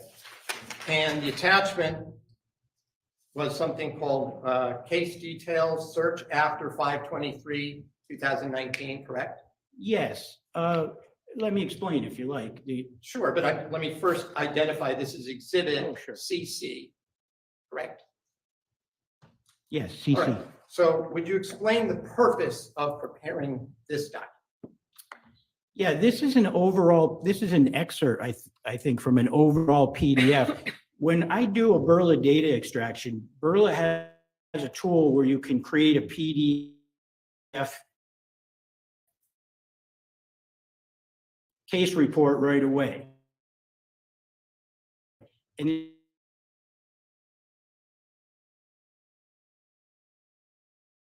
it's that enormous PDF pages, but it contains as part of our policy, once I complete the extraction, I usually will email that PDF report to whoever the investigating officer is so that they have that data immediately. Because a lot of times these are done during active investigations and they're looking for this information to find leads to follow in their investigation.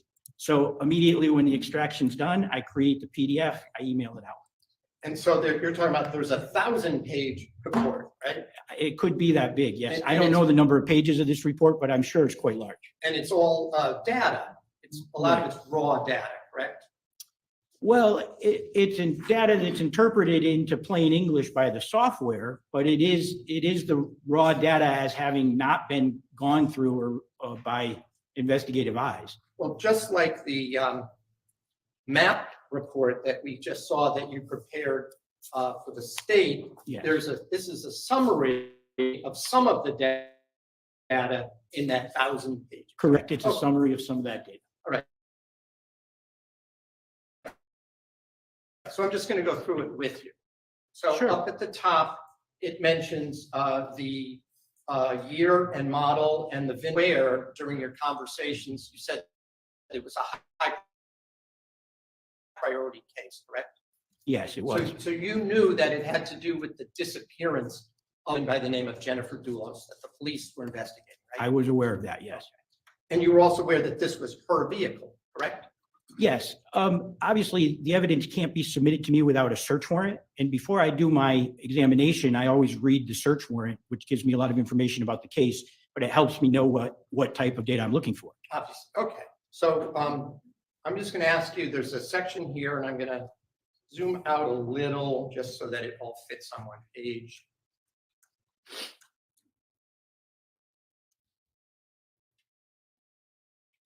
And I'll move it down, but would you indicate for the jury what the call logs here show? Yeah, call logs are basically, they come from the cell phone. When the cell phone is connected to the system via Bluetooth, the system immediately downloads, like I had testified to earlier, immediately downloads data from your cell phone relating to phone calls, including contacts and phone call history. So the call logs are phone call history downloaded by the infotainment system from the cell phone when it's connected. And are these times local time or UTC time that are included in your report? Well, if you look at the second column, it says timestamp type, and it says local. So this device displayed the time in local time, not in UTC. The next column talks about call type, outgoing versus missed, correct? Correct. And then the next is phone numbers. Yes. Right? And then the next column are contact names. Where would those names have come from? Well, let me ask you a different way.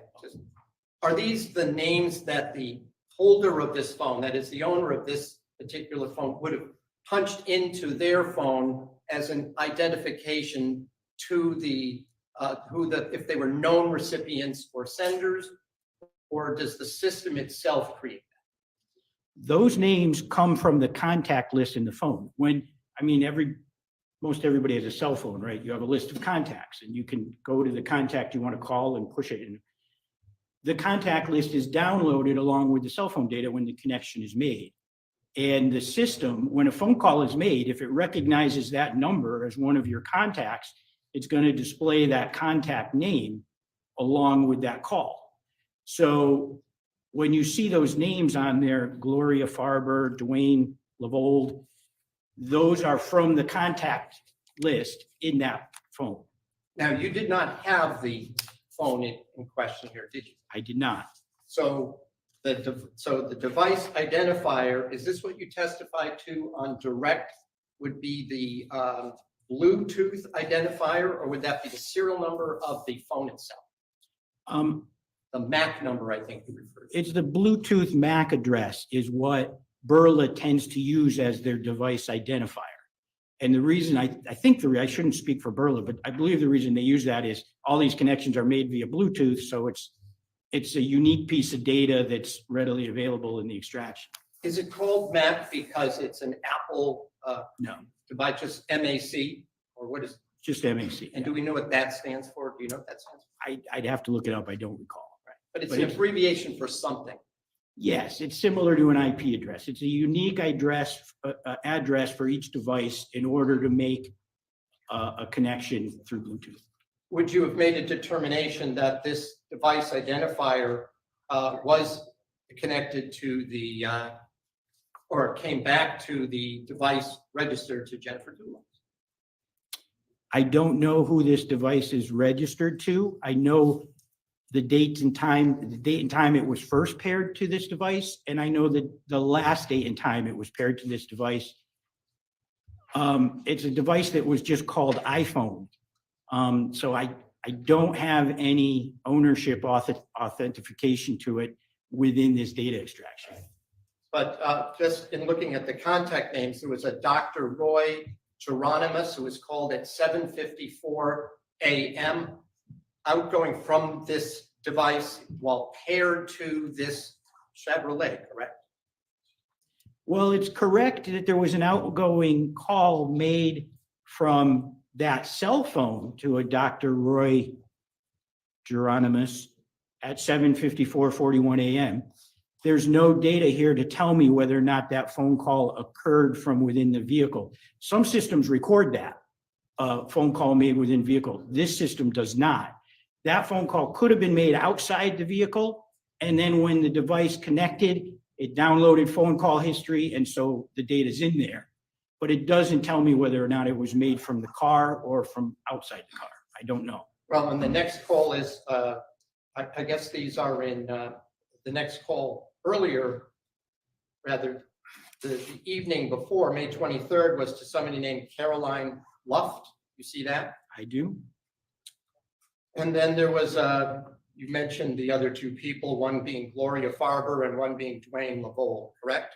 Correct. So if one were to go through the phone records of an individual, determine whether these calls in fact were occurred, one could match up that phone, so-called iPhone, to the particular device, if there were phone records to do that, right? Objection.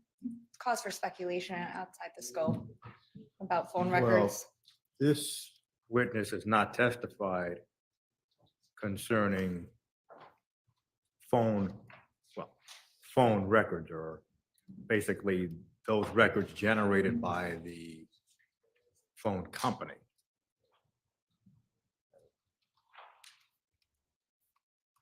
So the question is, would the information contained on the call logs also show up on phone records generated by the company?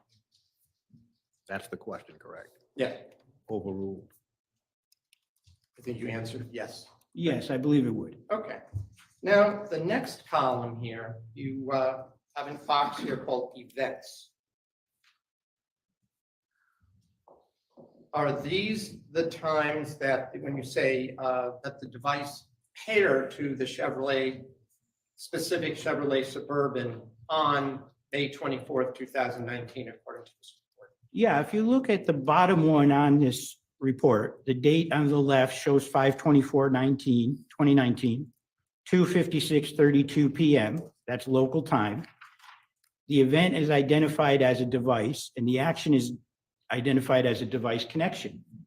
So it's reporting a device connection of the unique identifier with that Bluetooth MAC address, 5C09, et cetera, was connected at that time. And I know if you go to the event identifier, this MAC number that you identified that begins 5C0, et cetera. See Right. that? That number is unique to each individual cell phone. Is that the same identifier as shown under the call logs in the previous box on that same page? 5C09, C14. Yes, it is. So can we conclude from this events box that the specific device, the one that either missed or sent phone calls in call logs box, connected to the Chevrolet Suburban at 2:56 and 32 seconds PM on May 24th, 2019? Yes, that's correct.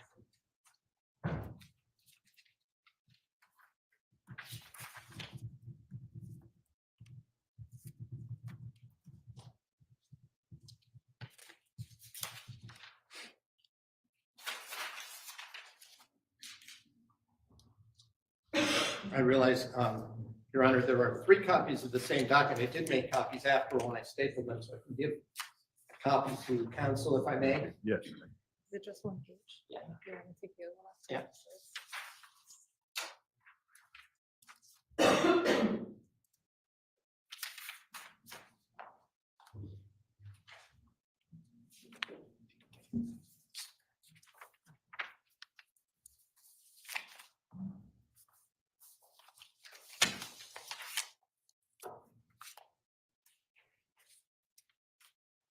Now, if a vehicle has been paired with a, well, which way does it go? Does the phone pair with the vehicle through Bluetooth, or does the Bluetooth in the vehicle pair with the phone?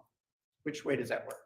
Both. I mean, the two devices have to be set into pairing mode together and be within range of each other in order to pair them. So it's a very deliberate act. So in other words, that one has to, it's not just by accident. You can't be driving down the street and accidentally pair with a total stranger's vehicle's Bluetooth, correct? Correct. And the device MAC number that you testified to remains the same as long as you own that. It remains the same for that device, correct? For that device. If you get a new device, you have to pair it all over again because it'll be a different MAC number, right? Yes, that's correct. And each car has a different infotainment center system that has its own unique identifier as well, correct? That's correct. And once you've paired your device to a vehicle, will it stay there unless you erase it? Yes, I believe it will. It doesn't, that list is pretty consistent. What it usually records is the initial date of the pairing and then the last date that it was connected at. Every time you connect it, it changes that last date of connection to the current date. So you don't know every time that it connected, you know the initial time and the last time. Well, for example, if I were to pair to a rental car and then I forget to delete that, would my pairing remain there? So the next time I go to that rental company, will that pair again? Yes, I believe it would. So it would be, I mean, this is not really, vehicle. so just for our edification, so it'd be good to delete it on your own. You can actually delete the Bluetooth pairing from a vehicle if you want to, right? Most of them allow that in the user interface. Okay.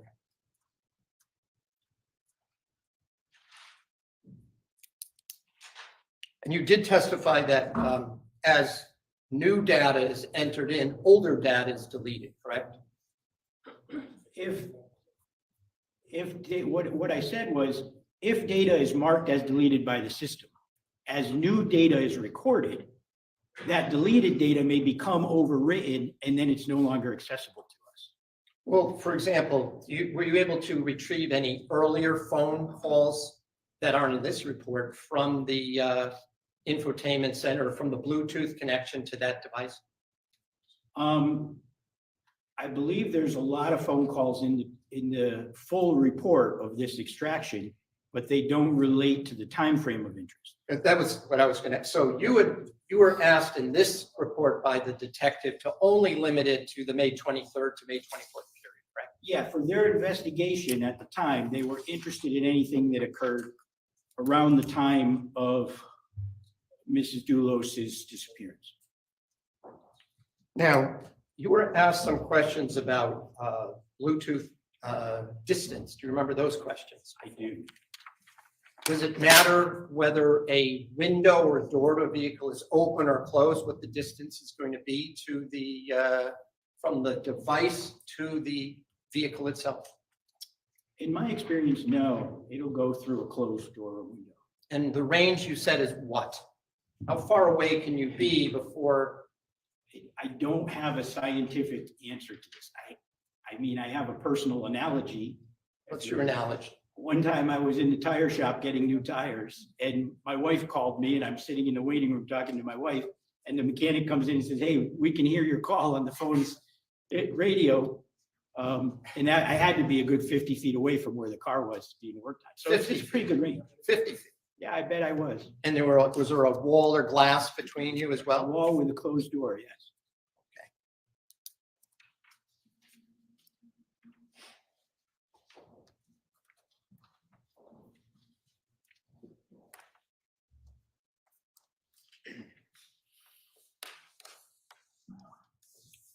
How long does the vehicle store the Bluetooth data?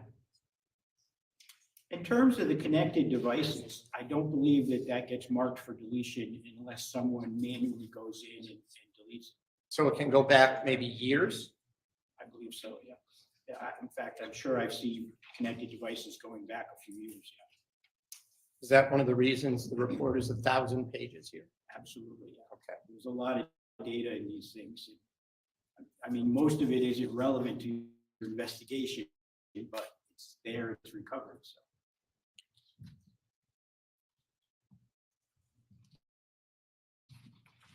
And just like I asked you about the Ford, does the vehicle have to be turned on, or at least the power turned on in order for the Bluetooth system to work with that vehicle?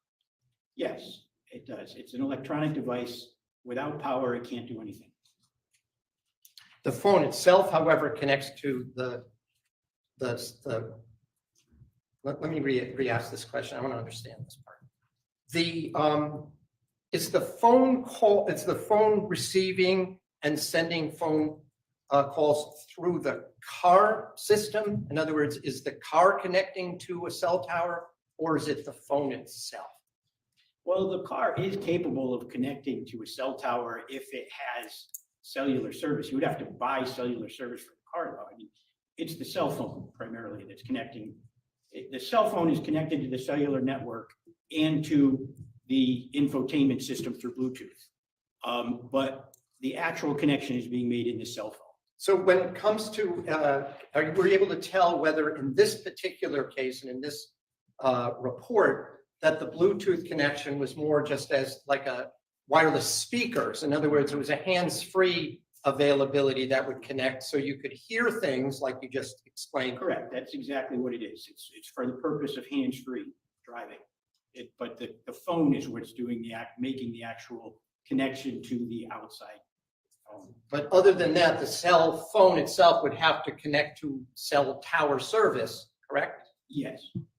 Did this vehicle, when you examined it, have a hotspot or an internal cellular ability so that you could make calls from the car rather than use your own cell data? I do not believe it did. No. Okay. The cell phone would have had to have been present to make a call. Can I just have a moment, Your Honor? Yes.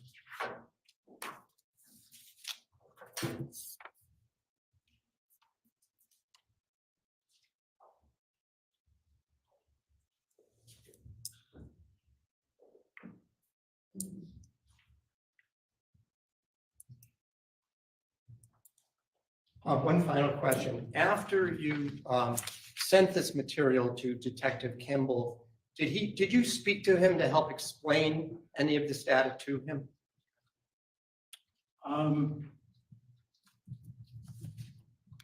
can't recall speaking. I mean, I can't say for sure that I didn't. It was 5 years ago, but I don't recall having that conversation. Okay. Thank you. I don't have any further questions. Just briefly, if I can. Sir, just a couple more questions. Thank Sure. you. Just a couple questions on the on Bluetooth and the capabilities. Attorney Schoenhorn asked you a couple questions about the location and whether the door had to be open. Do you recall that line of questions? I do. Right, and you told the story about at the car wash, The tire shop. the tire shop. There you go, tire shop. And there was a wall between you and the car.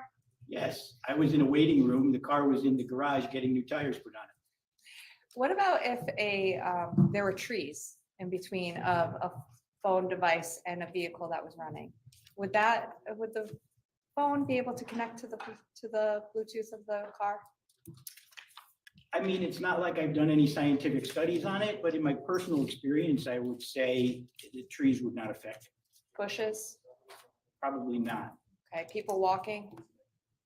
No. Okay.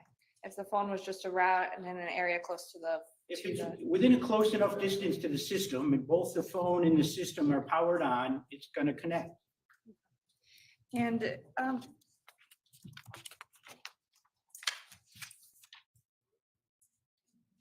counsel asked you about deleting the pairing of the phone off of the vehicle. Do you recall that line of questioning? I do, yeah.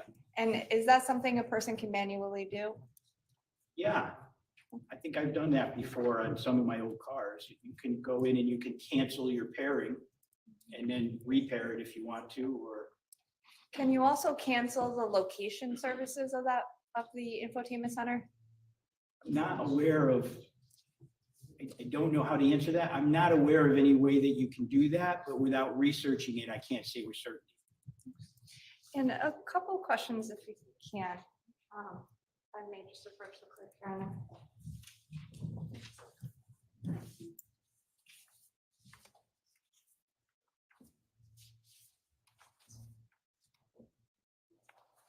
It's 129. Sir, briefly, Attorney Schoenhorn asked you about the movement of the vehicle, particularly Sturbridge Hill. Yes, I remember. Okay. And you indicated there were 3 data points that you found during that time period, 9:53 and 12:30, correct?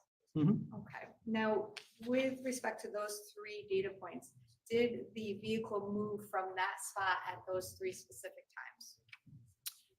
It did not appear to. Those 3 specific data points are right on top of each other. I mean, there's no separation in those circles. So if the vehicle moved at that time, it was parked again in the exact same location. I mean, quite precisely. Okay. And if you look at page 1 of that report, you actually have the vehicle moving at Jefferson Crossing in a very small spot.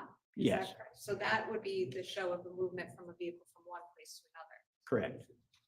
And with respect to Sturbridge Hill, though, the spots remain in the exact same spot? Correct. And That's just this- one single data point. One day. And this road here, up and down, you titled that Sturbridge Hill Road. Is that the main road? And then and my next question would just follow up, and then does that make this the driveway? Yes, Sturbridge Hill is the road, and that line there that leads to the house is the driveway. And the dot behind the house would be the vehicle. Correct.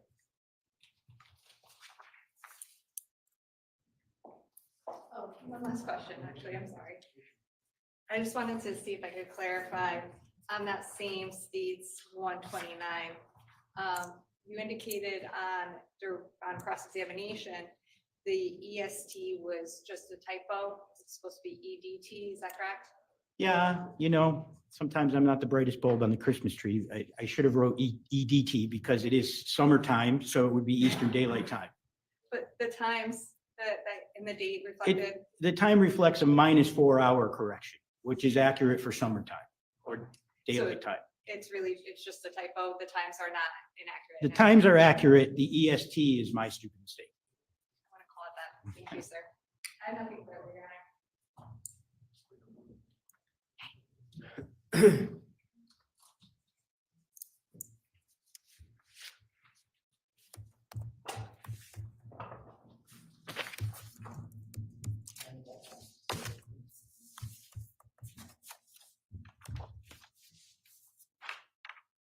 I just want to clarify on what you were just showing on exhibit 129, if you would, if you look at that.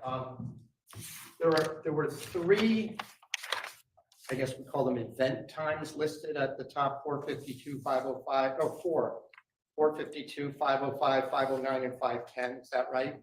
Yes. This diagram isn't showing that between those times, the vehicle only moved, like this blue line is not showing that it moved from the red dot to the green dot or the green dot to the red dot, does it? Yeah, usually the blue line indicates the motion of the vehicle. And it took, according to this,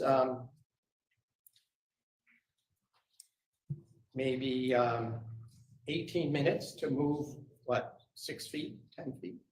Yeah, I mean, not all of the data is present, so we don't know exactly when it moved between those 2 points of data.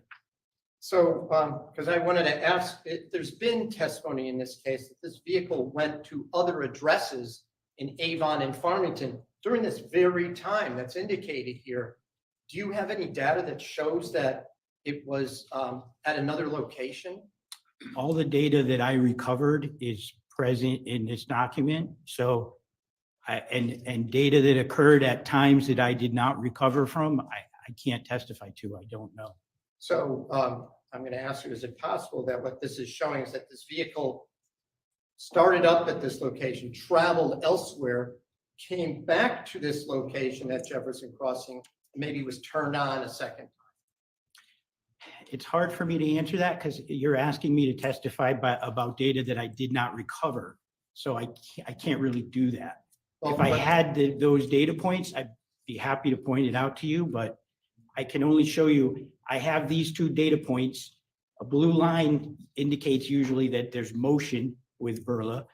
But that's all I was able to recover. So as far as you know, there's no data about this vehicle being at an address on Deer Cliff Road in Avon, correct? That you recovered? Wasn't it driving along Deer Cliff in one of these points of data? I think that name Deer Cliff sounds familiar. I think it was. Was that was on? Go to the last data point of the day. Didn't it drive along Deer Cliff, or am I wrong? What's the last one on the second to last page? Oh, okay. Yeah, it shows at. Yeah, Deer Cliff Road, right. 8 o'clock at night, driving on Deer Cliff Road, right? Yeah, 8 o'clock at night. Right. What about at on May 23rd? I don't think I recovered it on Deer Cliff Road on May 23rd. And was there any, what about 80 Mountain Spring Road? Was there any data recovered that this vehicle traveled to 80 Mountain Spring Road on the 23rd? I don't recall any of that, no. I have no further questions. Thank you, sir. Nothing further. Mr. Newth, you may step down. Thank you. Thank you, Your Honor.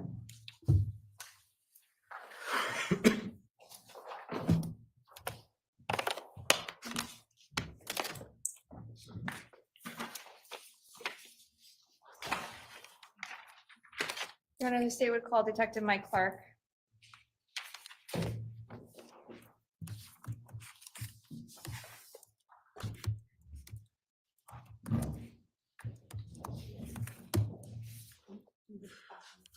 Yes, please, thank you.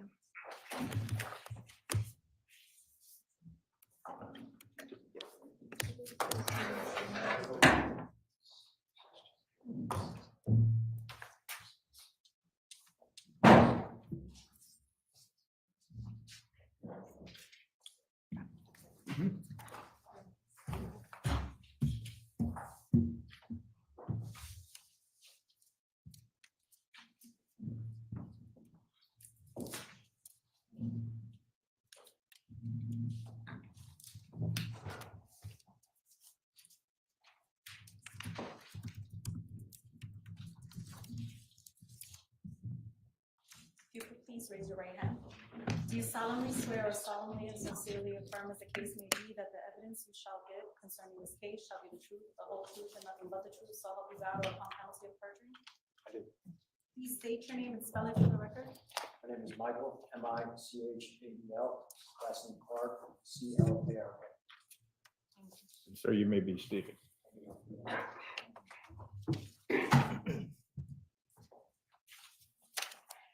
Good afternoon, Detective. Good afternoon. By whom are you employed by, I'm employed by the Fairfield Police Department, and in what capacity? currently in the capacity of police detective. How long have you been a Fairfield Police Detective? I've been a Fairfield Police Detective since 2016. Are you assigned to a particular division or department within the Fairfield Police Department? Yes, so I am assigned to the Detective Bureau, and I currently work in that function doing cyber investigations. I manage our cold case homicide investigations. I manage all of our digital investigative technology, as well as being a qualified forensic examiner, digital forensic examiner for the agency. And what is a digital forensic examiner? So a summary of what a digital forensic examiner would do. I assist with the initial acquisition of digital devices and digital data, and then the preservation of those devices and that data. Following proper legal procedure or sufficient search authority, I would conduct extraction of digital devices and the data contained within. And then I would work with an investigator to look through that data and determine whether there was anything, any evidence related to their case or any exculpatory information related to their case as well. When you say digital data, what are, essentially, we're talking about computers and cell phones and other electronic devices, is that correct? A digital device, yes, would be a cell phone or computer or tablet or something capable of storing digital data. I'm going to direct your attention primarily to cell phones when I ask these questions. Is that okay? Yes. Okay, could you just briefly maybe explain a little bit about your training and experience to become a digital forensic examiner, particularly with respect to cell phones? Sure. So aside from being a police detective and having extensive training and experience in criminal investigations, I also have 3 certifications through Celebrite, which is one of the leading digital forensics companies in the world. Those certifications are as a physical operator, physical analyst, and also a certified mobile examiner. I've also been to the NCFI in Alabama, which is the Secret Service training facility for digital forensics. I've taken multiple classes through the NCFI in cyber investigations. I also spent 2 years as a task force officer in the Federal Bureau of Investigation, doing cyber investigations there and attaining secret and top secret security clearance during my time, and 3 years in a digital forensics lab known as the TIU, which was sponsored by the Secret Service and focuses on, again, digital forensics. I have training through the FBI in the analysis of location data via cellular towers and digital devices, and also how to map those on a program to be able to view them. I also have training and experience in utilizing video editing software to make court-ready presentations or presentations for media dissemination, as well as having attended many different seminars and classes in continuing education in this career path. Now, you mentioned the Technical Investigative Unit, TIU. Yes. Can you just briefly explain where is that located and what does it do? Sure. So the TIU is a lab in Weston. It's manned by detectives, officers, different ranks of people that are all digital forensics individuals. And it's a lab where, you know, they can take a larger amount of digital devices from different places. They have access to different tools, and they'd be able to conduct extractions or analysis of other devices. Were you a member of TIU? I was. Now, you mentioned a couple terms. I'm going to ask you to define them a little bit if you can. You just mentioned extraction. What does that mean? Yeah, so kind of a simple way to explain an extraction. So we mentioned digital devices being something like a phone, and phones contain digital data, so the data that's stored on those phones.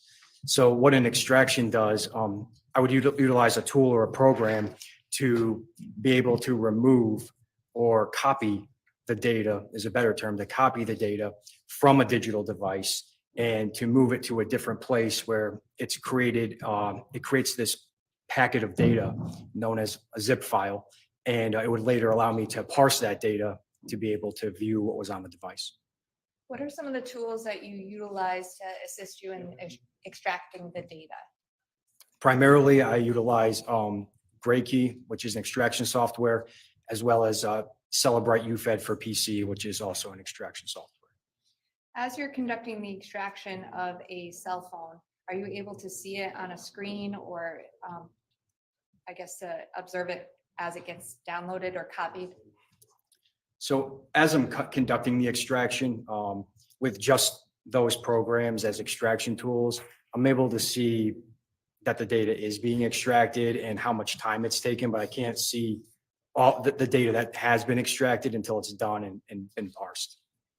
Does GrayKey extract the entire contents of the phone? GrayKey will conduct the best extraction that it's able to based on several different factors, such as the make and model of the phone, the software on the phone, the chipset in the phone, and then the same thing for GrayKey as well, the software version on that. So it does a best level extraction, but generally it's not able to copy every bit of data off of that device. Does the phone need to be connected to the internet for you to do the extraction? No, it does not. Do you take any steps to ensure that the phone that you are attempting to do an extraction on is not manipulated in any way? Yes, so the primary initial step is putting the device in airplane mode. It's a term that we call network isolation. It just prevents the network from touching the device. That way the data can't be deleted or manipulated. And there are other things like Faraday bags that prevent data transmission. And then once it's paired with GrayKey, it'll also put it in airplane mode again to prevent it from being manipulated. You also use the term parse the data. What does parse mean? Sure. So once the data is extracted, it creates that packet I mentioned, so that zip file. And what parsing does is I use another program which is able to look into that data packet, and it's able to pull the data out of it and organize and categorize it in a manner that we're able to view it as it was intended to be viewed on the device. So an example of that, it would take all of the pictures and put them in the pictures category, and the locations and put them in the locations category, and videos and put them in the videos category. So when we look at the program, the user interface, I'm able to go and see, okay, what were all the pictures on that device or videos or locations.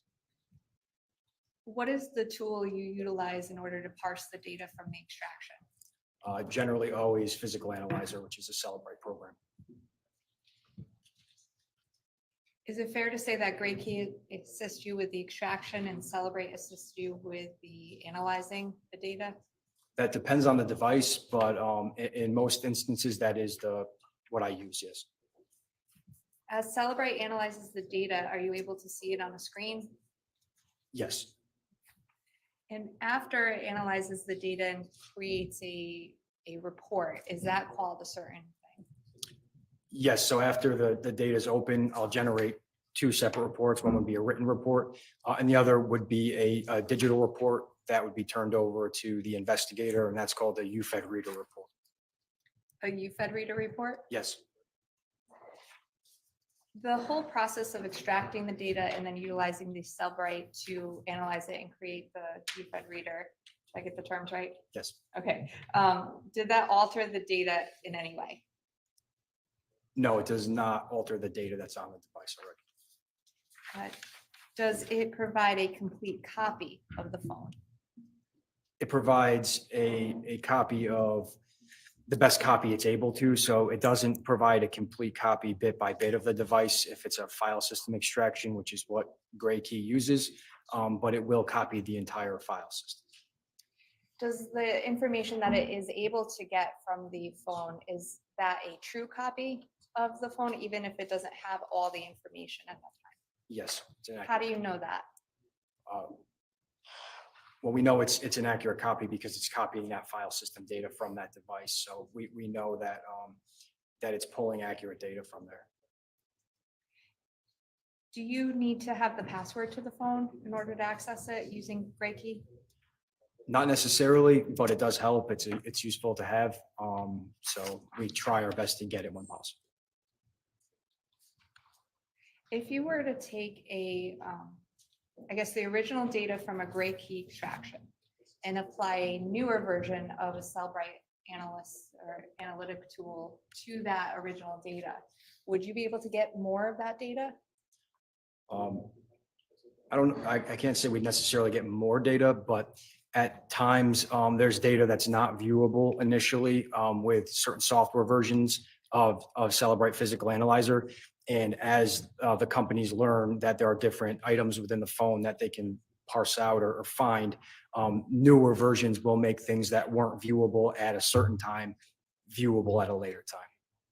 Well, let me ask you about that. So you said viewable. So the first extraction, the data points come in a certain format and the Cellbrite is able to do something to it so that you're able to view it and read it. Is that correct? Yes.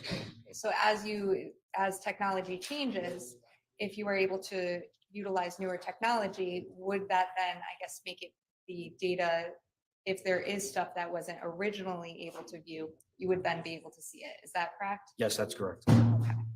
Now, as you're actually doing the extraction and the Cellbrite and creating a copy of this data, are you reaching into the backup, the iClouds, and any of that technology? It is possible to do. Generally with Gray Key, though, no. How do you, well, what's a hash value? So a hash value is something, it's a alphanumeric value that's assigned to a particular data set. And it's a unique identifying number similar to a serial number, whereas if that data set doesn't change, that hash value will always be the same. I utilize hash values to ensure that from the time I extract the value to the time I open the data set, that it's the same data set. And then I would apply a unique name to that data set to ensure that I always have the right one. After you extract the data, parse it with Cellbrite and create a UFED, what are some of the things that you can see out of a phone? What are some of the contents that you can view? Some of the contents we can view are things like pictures, messages, photos, videos, location data. And then there are also things that happen in the background of the device that we have access to that we can see, such as if the device was powered on or powered off or plugged or unplugged or turned in a certain orientation or not. So those are some of the things that we look at. You mentioned location data. What does location data look like on a UFED reader? On a UFED reader, it would be, there would be a table on the bottom of it, and it would have your date, time, longitude, latitude, the type of GPS location data it was. And then there's also a map that shows up where you can click on a certain data set and it would generate a pin on a map and show you where that location was. And by the way, when I say UFED reader, am I talking about the end result of the whole process of downloading and extracting the information from the phone? Either Physical Analyzer or UFED reader would both do the same thing. Does the location data utilize cell towers or GPS? It can utilize both. And can you filter the UFED reader to determine if there are location data points without the use of cell towers? Yes, you can filter out cell towers if you wanted to and just have it show specifically GPS or photo data. How does the GPS work on the phone if you take out the cell towers? If you filter out the cell towers, it just won't show you where the cell tower was located that the device was utilizing. It'll just show you a GPS fix where the physical handset was located. And is that similar to like a Waze or Google Map? It could be.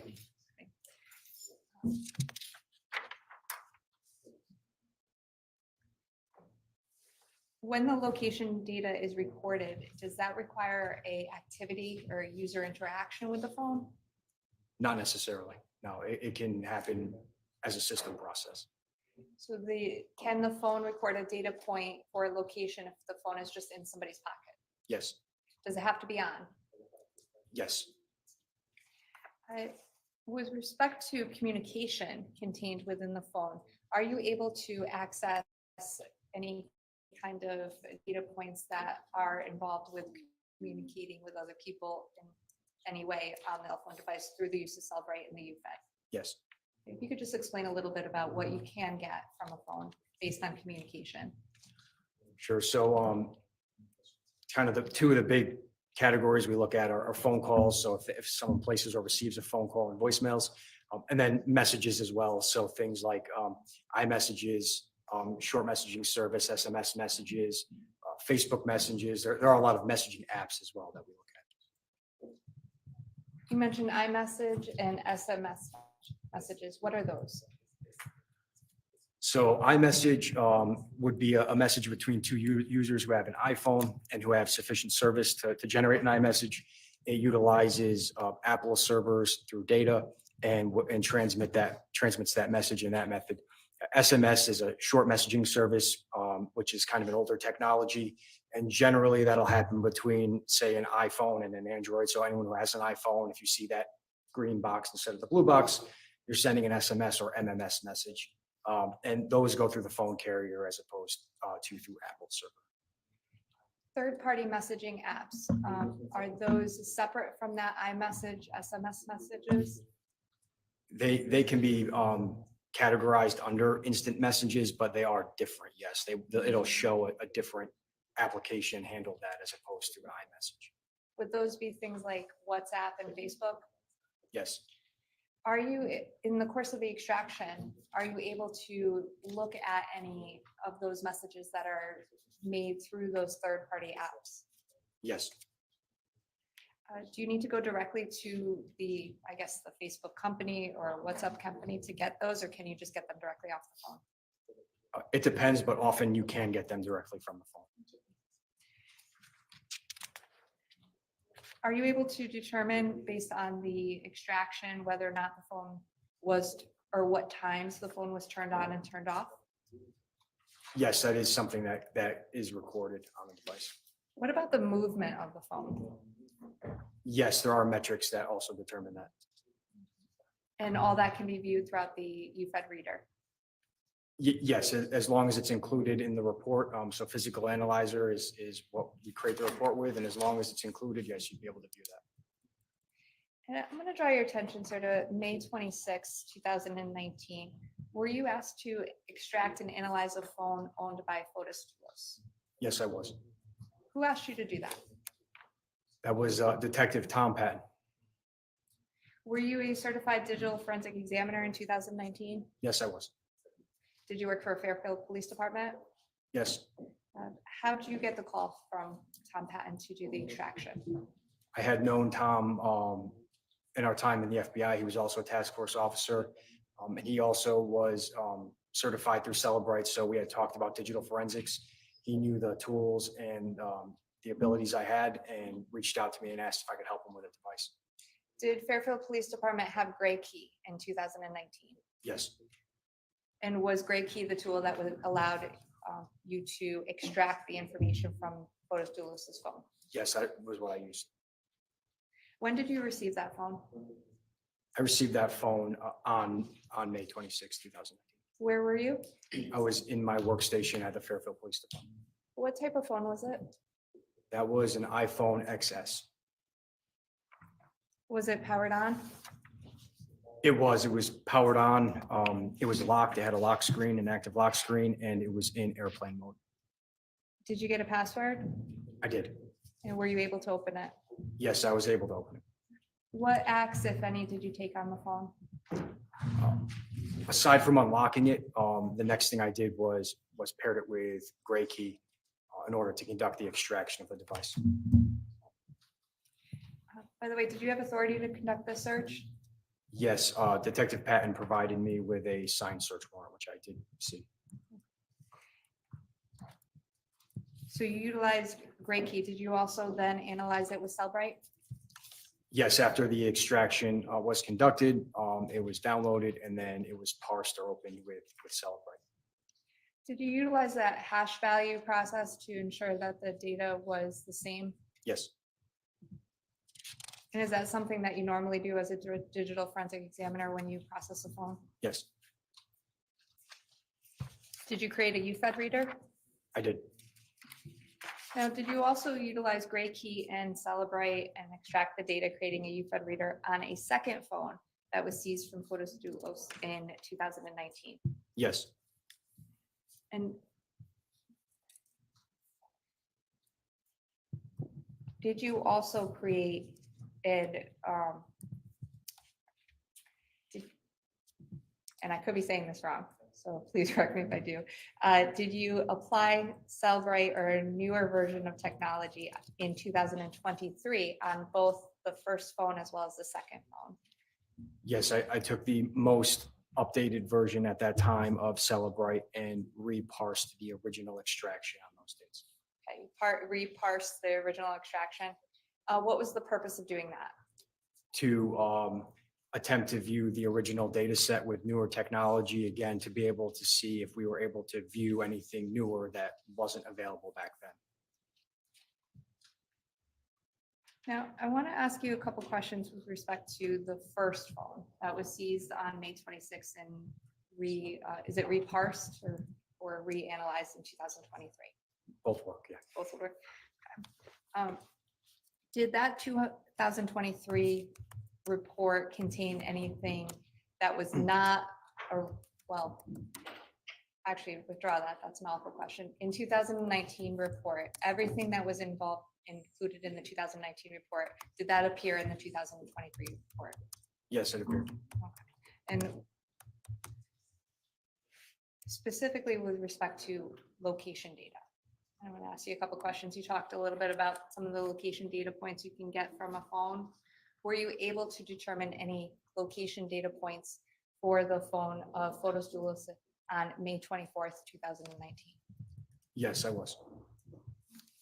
Now, I'm going to ask you specifically about the time period between 5:35 in the morning and 12:22 in the afternoon. Did you review the Cellbrite UFED report for location data for that time period? Yes, I did. Now, what does that look like when you look at it on a map? Or I'm sorry, not on a map, on the UFED reader. So it would appear on a map on the UFED reader. As I explained, there would be a table below a map. The table would have all of your information as far as the date, time, location data, longitude, latitude type of thing. And then there would be a map above it where you could then click on a data set and it would put a pin on that map and show you where the GPS fix for that device was. On May 24th, 2019, between the time period of 5:35 and 12:22 that morning, what was the first time that phone indicated a location time point? I don't recall that off the top of my head. If I may have a moment with counsel.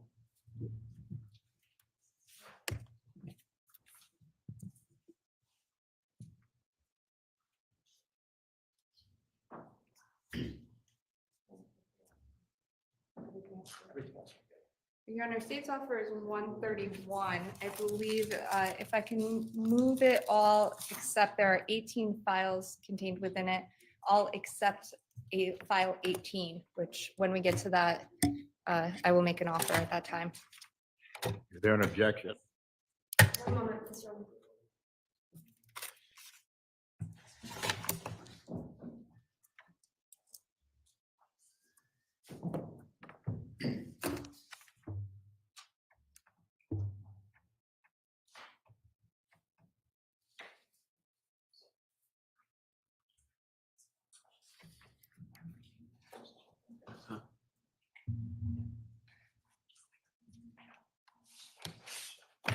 I'm sorry, may I have a moment? Yeah.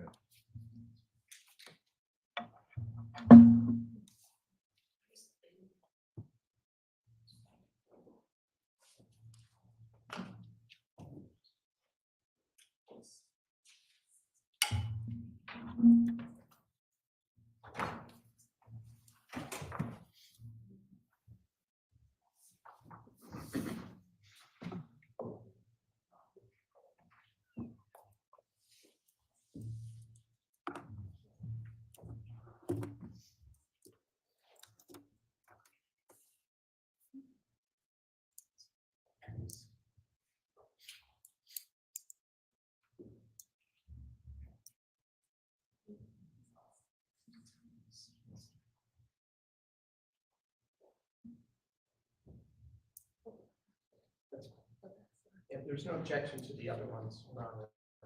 Thank you. States 131, except for file 18, admitted as full. Thank you, Your Honor.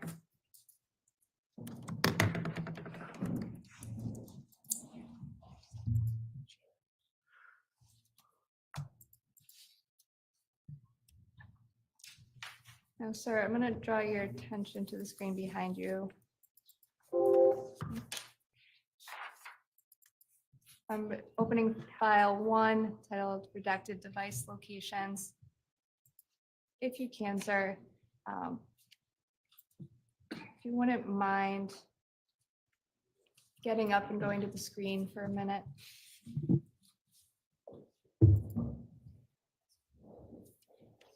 What's being displayed on the screen, sir? So this is a PDF version of an extraction report for location. Okay, I'm going to scroll up on the top. It says Cellbrite with extraction report. Did you create this? Yes, I did. Okay. And it is 13 pages. I'm going to actually go to the page 13. What is the time that it began? So is the time backwards? Yes, it looks like the earliest timestamp is at the bottom and the latest timestamp. Now, between 5:35 a.m. and 12:22 a.m., what was the first time that this phone calculated or recorded location data? That would have been this time 6:44 and 42 seconds a.m. Okay, if you can you just go through, I know it's hard to see, so if you could please go through and just read the middle box that you, where it says type, and then visited, precision, horizontal. What does this mean? Are you asking about the horizontal? Yes. So that's the precision accuracy for each GPS fix. It generates a horizontal accuracy in meters, and that's basically what that means.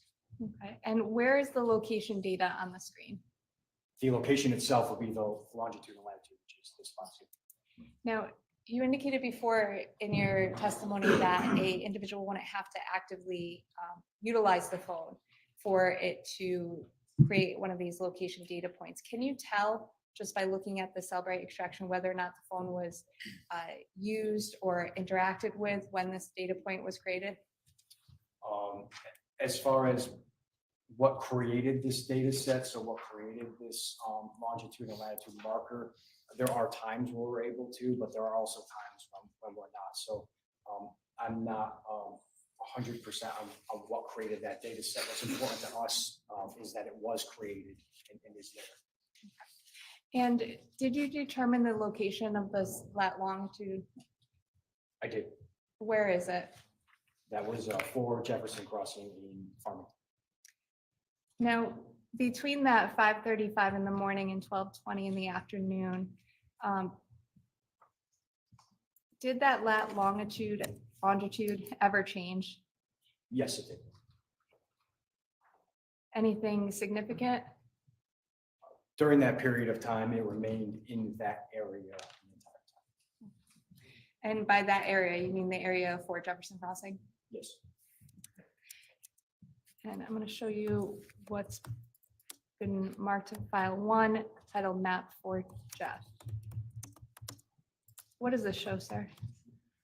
So this would be an example of a Cellbrite reader report with that table I discussed at the bottom, containing all of the information related to the location hit.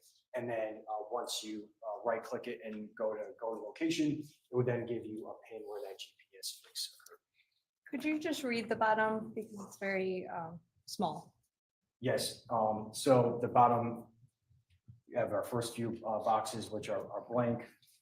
It starts with the timestamp, which is the time that was recorded for the hit itself. Everything is recorded on the device in UTC, which is Coordinated Universal Time. And then it's converted into either Eastern Standard Time or Eastern Daylight Time. So you have the beginning of the hit, which is the original timestamp, and then the end of the recorded location, which is the end time. And the position would be the longitude and latitude of the device location. So it looks like it began at 6:44:42 and ended at 6:45:05. Is that the same time that was on the written extraction that we just pulled up? Yes, I believe so. Okay, and it says UTC -4. Does that mean that this is the correct time, the Eastern Daylight Time?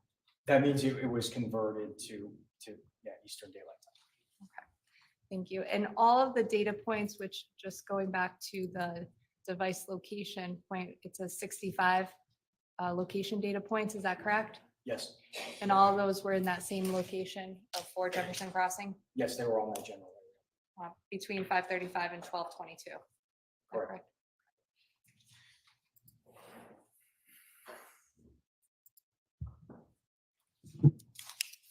Now, between that same time period of 5:35, you can have a seat, sir, I'm sorry, 5:35 and 12:22, did you look at the phone and extract data with respect to instant messages or text messages, I should say? Yes, messages were analyzed within that time frame. Now, we talked about SMS, iMessages, and third-party apps. With respect to solely SMS and iMessages, were there IMS or instant messages, text messages, SMS messages made during that 5:35 to 12:22 time period? Yes, I observed message data on the phone between that period of time. And now, a couple of questions actually for you before I open the next file, sir. Is there a way to determine whether or not the SMS and iMessages, not third-party apps, the SMS, iMessages were read or opened and viewed? So read, no, I can't tell if somebody actually read it, but I am able to tell if the user clicked on that message and opened it to view it. Does it also give you a time when that person opened it up and viewed it? Depending on the settings on the device and depending on the application, yes, it could do that. How are you able to do that? Or how are you able to see that it was open and viewed? There's a marker within Celebrite. So one of the things that it is able to allow us to view is whether or not there were read receipts. Searching for crystal clear hearing? Try Cache Valley ENT. We think you'll do a triple take. We have hearing aids so comfortable, you might just do a Read receipts were on that device opened that message at that time. Are you able to do that or see that read receipt in the third-party messages, WhatsApp and Facebook? Again, it depends on the settings. At times, yes, but it depends on how that user has it set up. Were you able to determine if some text messages and, well, I should, SMS and iMessages were read and viewed during that 5:35 and 12:22 timeframe? It did appear as though the read receipts were turned on. I don't believe I saw any read within that time frame. I'm going to show you file 2 marked SMS Fotis messages.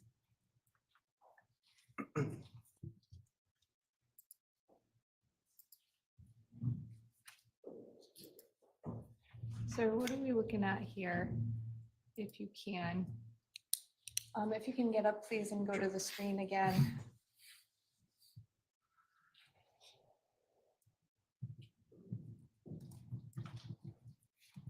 And if you can over, it says instant messages, incoming. What does incoming mean?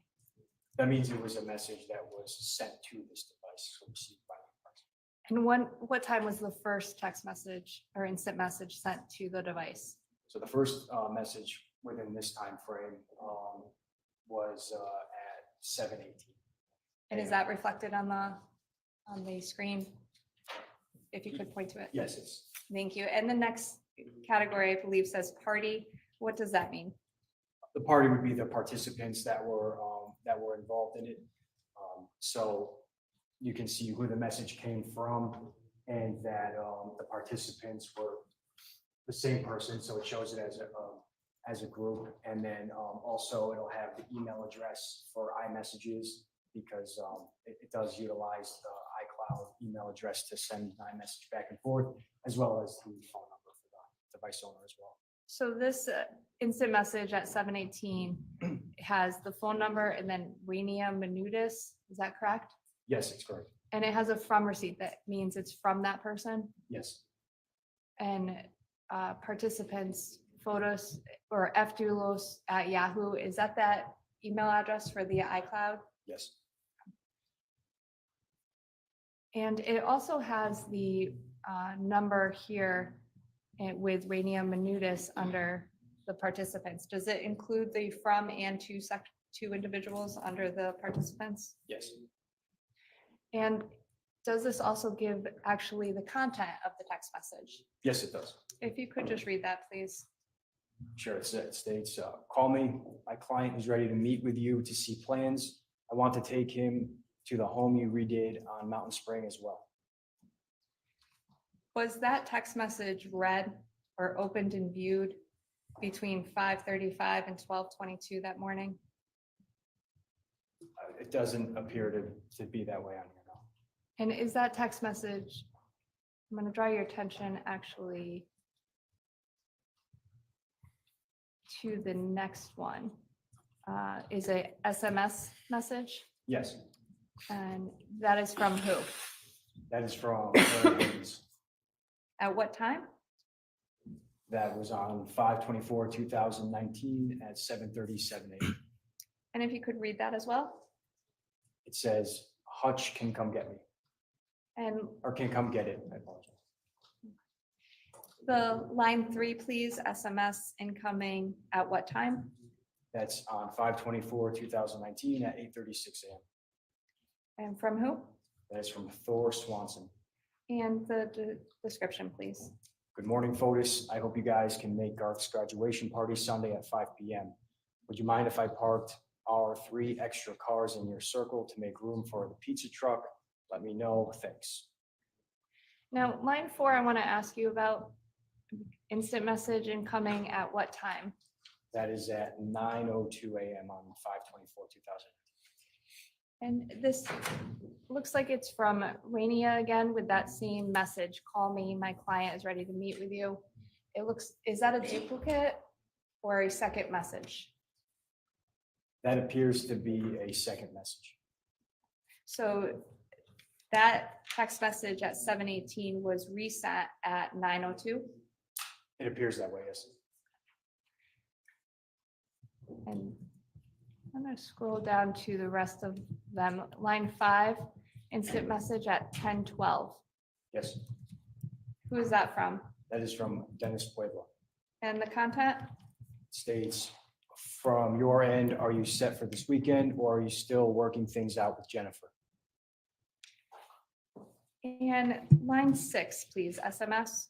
A message from at 13:26. What time is that? What time is that? What time is that? 13:26. Oh, 1:26 p.m. Thank you. And who is that from and what is the content?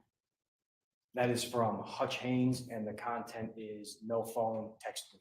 And that's from Hutch Haynes to Fotis Dulos, correct? Correct. Now, the last 3 of these messages, sir, are duplicates, are they not?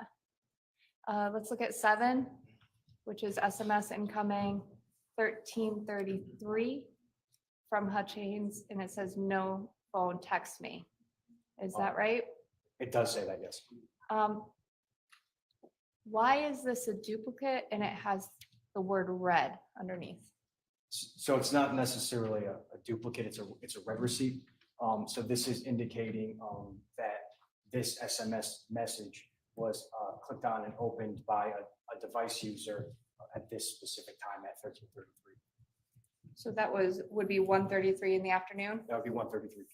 Okay, so that text message was originally sent at 1:26 and it was read at 1:33. Is that how you read that? It was opened at 1:33. Or opened and viewed?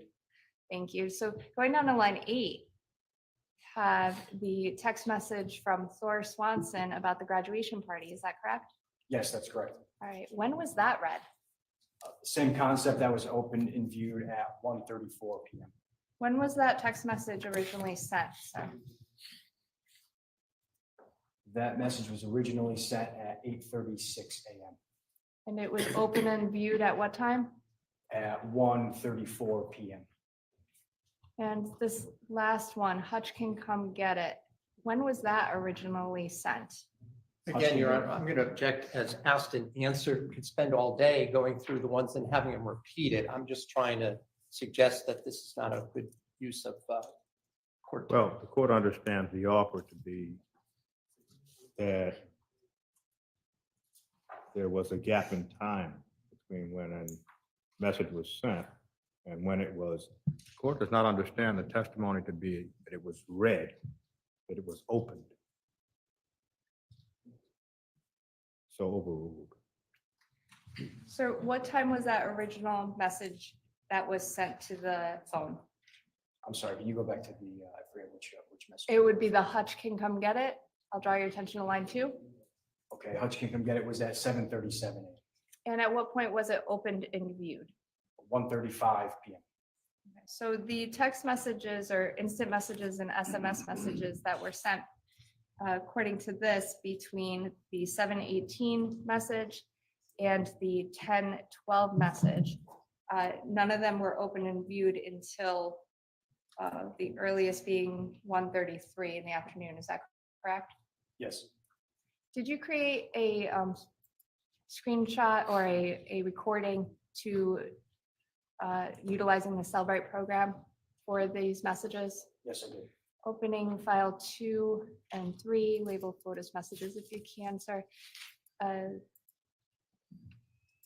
Just going to pause it right there. If you could just explain what this is. Yes, so this is a little bit more of a comprehensive view than that PDF is able to give. It obviously has a lot more information, particularly up here on the top right. But to start on the beginning left, I just labeled what each arrow stands for. So the timestamp of the message, of when the message was actually received, which is right here where it says timestamp, and the application showing that this was an iMessage. Then in red would be the red arrow indicating when that red receipt was generated. So when that message was opened. So for this particular iMessage, I know it wasn't available to be viewed on that last PDF, but it is on this. It shows that at 13:33, so at 1:33 p.m., that message was opened. That is the call me. My client is ready to meet with you to see plans. I want to take him to the home you redid on Mountain Spring Road. Is that the 7 o'clock one or the 9 o'clock one? That one is the one at 7:18 a.m. And on the PDF version, you couldn't tell that that had been opened and viewed, but you can on the Cellbrite extraction? Yes, it didn't have a category for that. Okay. And at what time was that opened and viewed? At 1:33 p.m. Counsel, the court wants to make sure it understands counsel's question. The PDF states that read means device time message was opened, but counsel keeps saying viewed. I apologize, Your Honor, I was using the witness's words, which is opened and viewed as opposed to read. If I may just inquire and clarify with him? Yes. So it does say on the actual Cellbrite report we're looking at here, the word read. Do you see the arrow? Well, I'm going to object to this is not the actual Cellbrite report. This is some kind of, which I'm not objecting to, a summary chart, I think, that was created for the purposes of this trial. So I just would. That's correct. I believe he created this, correct, to clarify, Your Honor. I will change the way I phrase it. Right. Well, right now is the time to take a break. Yes, Your Honor. So, ladies and gentlemen, we will resume. Let's set it at 2:05, ladies and gentlemen. Please do not discuss the case.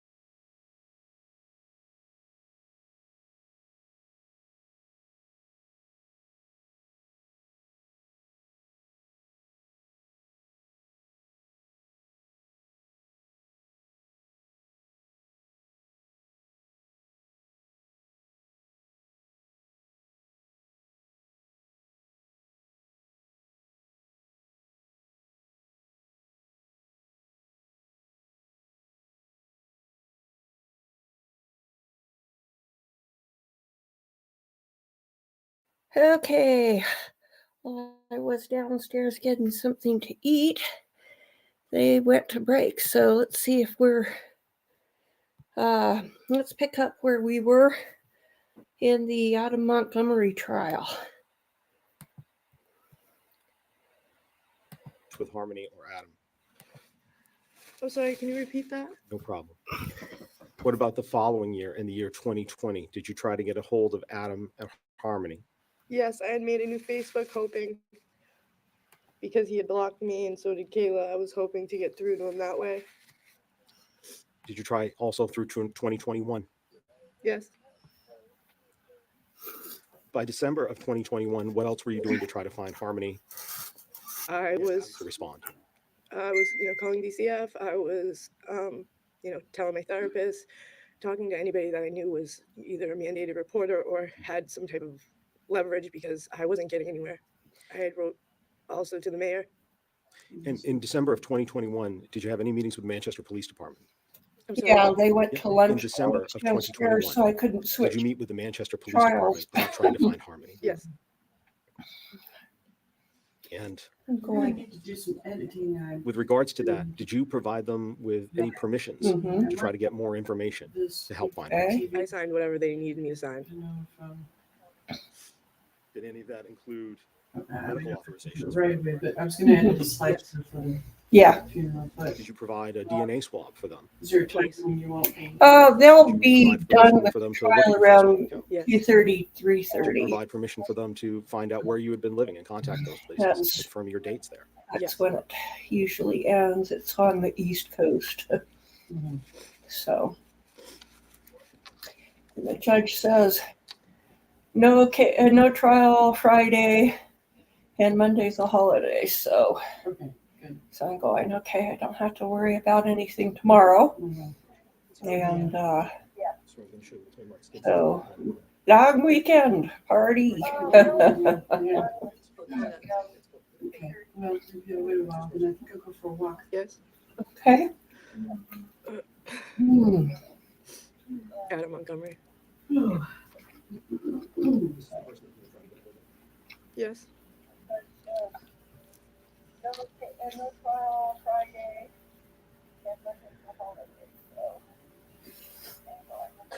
Oh, oops, sorry, forgot hot mic.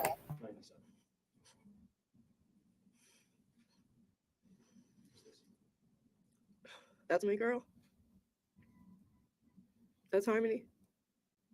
in the fall of 2018, she went back, you know, that she was going to school, taking classes. When she was with Michelle, she was, but not after. Not after. No. She was going to be by then. When she went with Adam, she never went to school. I'm sorry, Your Honor, if we could have.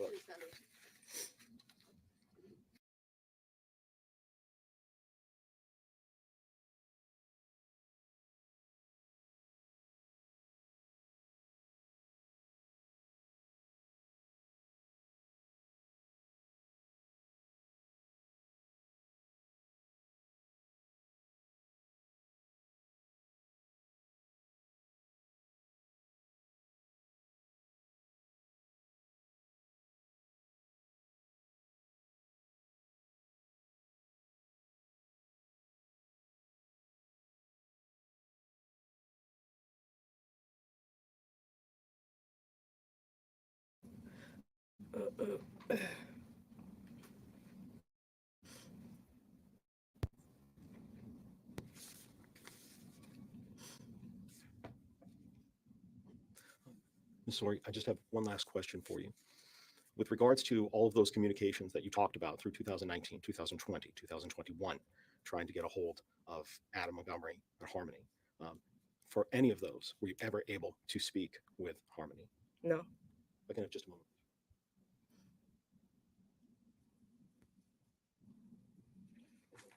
And just to clarify, Ms. Sori, the last time that you saw her, I believe your testimony before was April of 2019. Yes. So it was not around Thanksgiving time of 2019. No. Thank you. I have no further questions for you, Ms. Sori. I believe defense counsel will have a few. I'll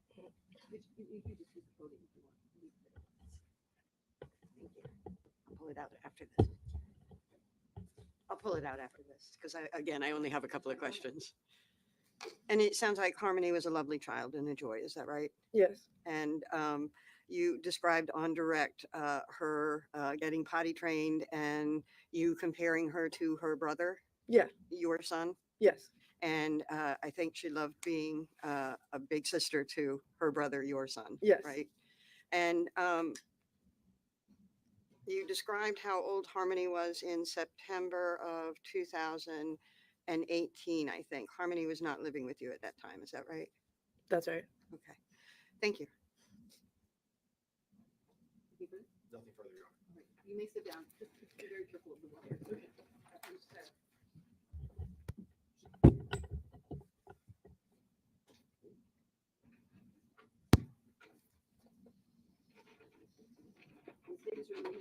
Call your next witness.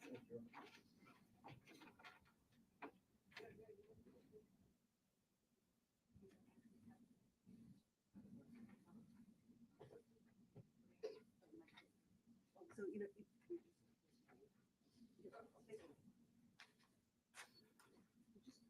side a little sort of a little bit. That's fine. Just pull your line. I guess it's a little tangled, so I'm not gonna touch it. You're good. I got that. Will you handle this? Thank you so much. State State's witnesses, Andy Travers, I believe the defense counsel indicated yesterday outside of the court that they wish to Hold on. that they wish to speak with you about this.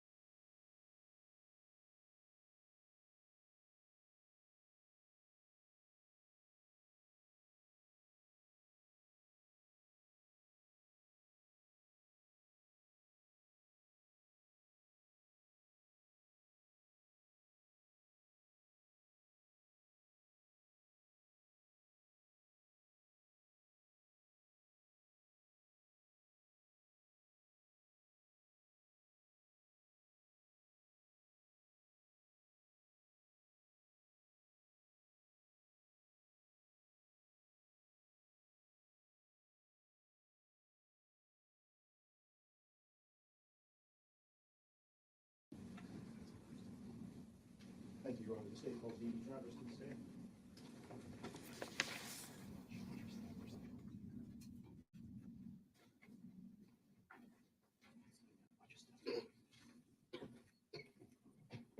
Good morning, Mr. Travers. Thank you so much. Please remain standing for a quick moment and raise your right hand.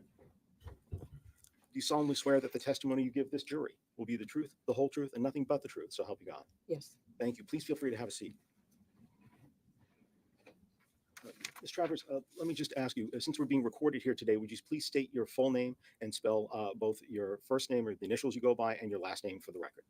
Sure. My first name is DD, just spelled as DD. Last name is Travers, T-R-A-V as in Victor, E-R-S. And Ms. Travers, do you live in the state of New Hampshire? Yes, I do. How long have you lived here? Approximately 20 years. 20 years. And currently, where do you work? I work for a Catholic Medical Center in Manchester. What do you do for them? Currently, I work as a nurse practitioner. And how long have you been working as a nurse practitioner for them? I've been working about 5 years as a nurse practitioner. And prior to that, were you also working for CMC in a different capacity? Yes, I was working as a registered nurse. Let me ask you, at any point were you assigned to work at the affiliate for Catholic Medical Center, the urgent care in Bedford? Yes. And I'd like to direct your attention specifically to June 2nd of 2019. Did you take vital signs from a child named Harmony Montgomery that day? Yes. And as part of those vital signs, did you measure and record her weight? Yes. How much did Harmony Montgomery, the patient that you saw that day, weigh when you saw her on June 2nd of 2019? I don't recall the actual number. Let me ask, with regards to those, when you measured her weight, did you record that information somewhere? I would record it in the electronic health records. And with regards to the electronic health records, when do you record that? So, Generally, it's done in the room with the patient. so right then and there, while you're with the patient, you're recording that? Yeah. Okay. And if you had a chance to look at those records, do you think that looking at those records might help refresh your recollection as to what the weight was that you took on that day? If I could look again, I could remember the number. Yeah, that'd be great. Approach page 48 and 22.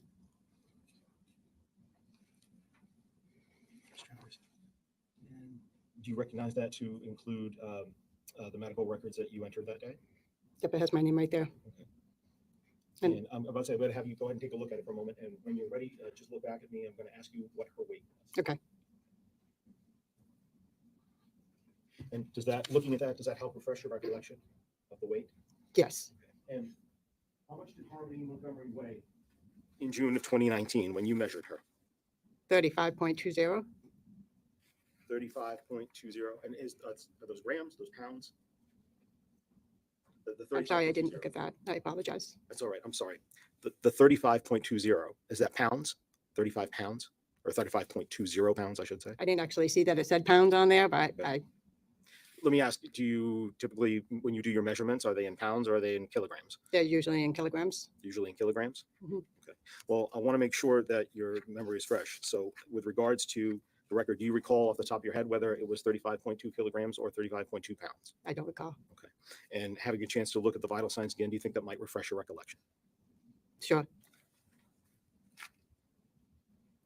Same page? Let's say, does that help? I see you nodding your head up and down. Does that help refresh? Yes, yes. So the 35.2 are those pounds or kilograms? Pounds. 35.2 pounds. All right, thank you very much, Nurse Travers. I greatly appreciate it. I don't have any further questions for you. I believe defense counsel may have a few. And I think Harmony's weight was appropriate for her size and age. Foundation.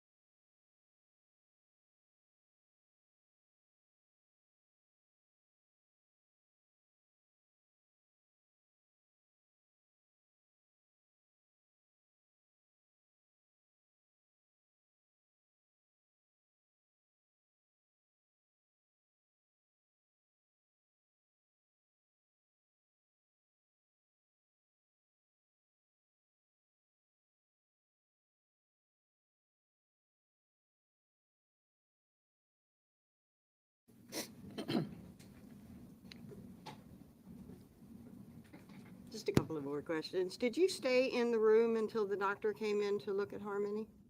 No, Okay, so you just pretty much take that information and give it to the doctor for the doctor to do the examination? that's correct. Okay, and you don't know the results of the examination, is that right? No. Okay, thank you. All right, any objections or being excused? May I ask one more question, Your Honor? Okay, go ahead. I'm sorry. But one of the observations that you did make was the sores around her mouth?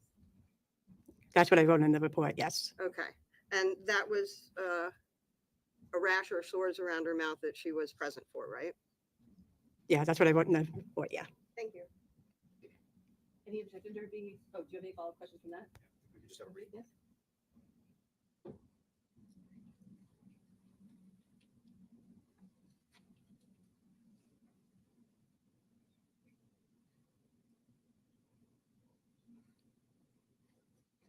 No questions, if we would ask the witness to be excused, please. Any objections or being? No objection. All right, you may step down and you are excused. Thank you.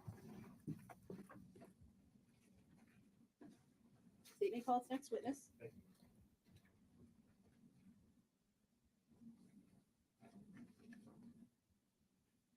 Your Honor, at this time, the state calls Mr. Kevin Montgomery to the stand.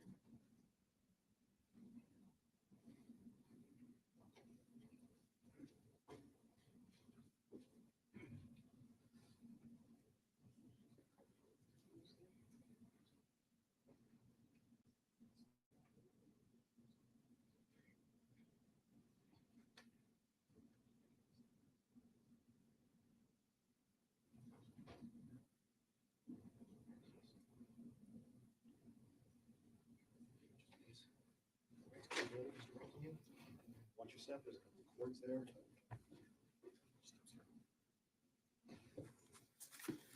You will remain standing for just a moment. Thank you. Mr. Montgomery, if you would please go ahead and raise your right hand.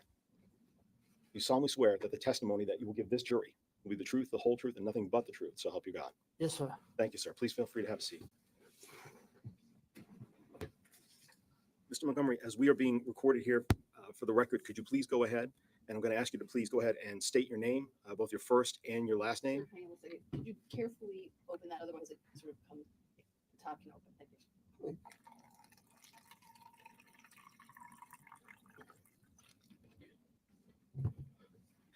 Thank you, sir. If you would please go ahead and state your full name and spell out both your first and your last name for the record. Kevin Lester Montgomery, Kevin Montgomery. And Mr. Montgomery, what town are you living in now? Malden, Mass. How long have you lived down there? I've been back in the area since June June of this year? last year. June of last year. 23. Of course, sorry. And are you currently working? I am. What do you do for work? I am a plumber. And how far did you go in school? 10th grade. How long have you been a plumber? Roughly 3.5 years ish. What are some of the other kind of jobs that you had before being a plumber? Landscaping. I was in the drywall union, roofing, Okay. stuff like that. I'd like to ask, in 2019, where were you living? At the first part of 2019. 2019, first part of 2019, I was living in Manchester, And what was the street address that you were living at? 77 Guilford Street. Who owned that home? Excuse me? Who owned that home? Sorry. My mom and my my ex. And who else lived there? Let me ask, let's say in February or March of 2019, who else lived there?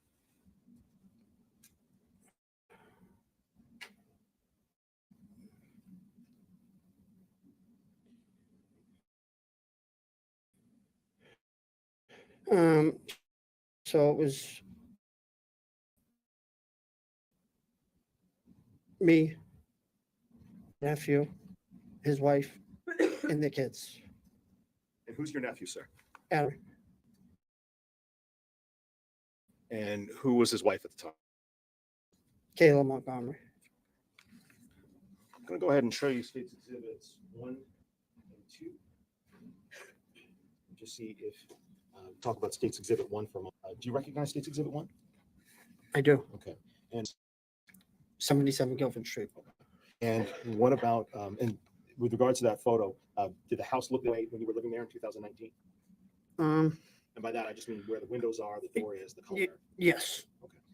Now I'd like to show you State's Exhibit 2 for identification purposes only. Do you recognize what that is a photo of? I do. What's that a photo of? That was Harmony's room. Where was her room, inside this house or somewhere else? Did she live with you? Yeah, her room was across from my room inside that house. Other than the stickers that are at the bottom here, and the photograph itself of the room and the home, are these accurate to your memory of what that room used to look like and what this home used to look like generally when you were there? Yes. At this point, Your Honor, I'd ask for the identifications to be stricken from State's Exhibit 1 and 2, please. Objection. I'm sorry. No, without objection. Okay, the ID is stricken. They're entered as full exhibits.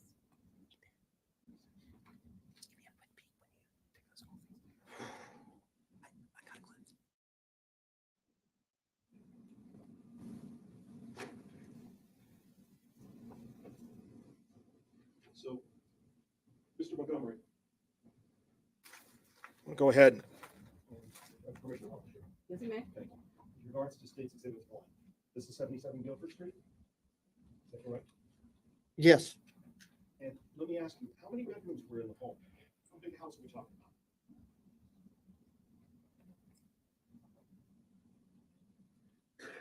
about? Living room on the first floor, 2 bedrooms in the back, and then like an attic that was like made over upstairs. When you say made over upstairs, was that also used as a bedroom? Correct. And I'm showing State's Exhibit 2. I believe you said before, let me try to get your testimony right, that this was Harmony's room. Is that right? Yes.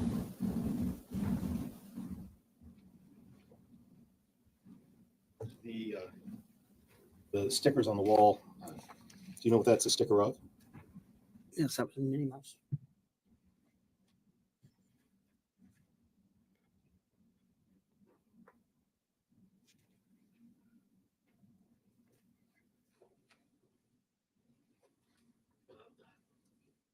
Montgomery, excuse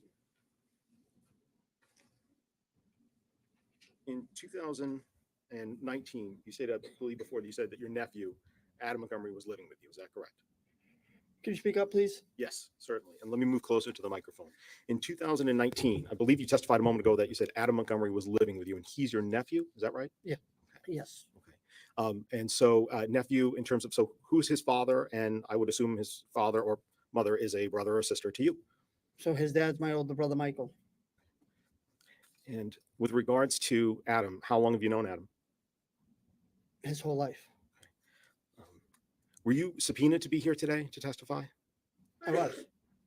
And let me ask you, do you want to be here today testifying about your nephew? No. When Adam came to live with you at Guilford Street, I believe you said before that he had kids with him and that his wife. Could you tell us what her name is? Adam's wife? Yes. Kayla. Okay. Who are they? Um, Do you remember their names, I should say? I do.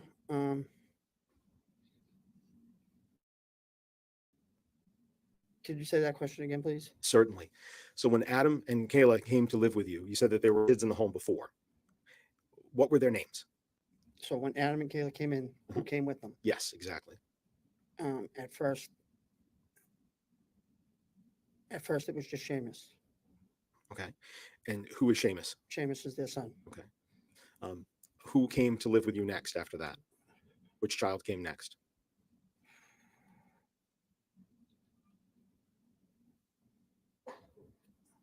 I believe 2019. So I believe a baby was born somewhere, and then Harmony. And then Harmony. So Harmony was the last child to move in? I believe so. Okay. We looked at a picture of Harmony's room. Where was that room in the house? Was it upstairs? Was it downstairs? So it was downstairs at the end of the hallway on the right, Okay. And where was your room in the home? right across the hall. Where did you see Harmony spend most of her time when she was in the house? I should approach Judge.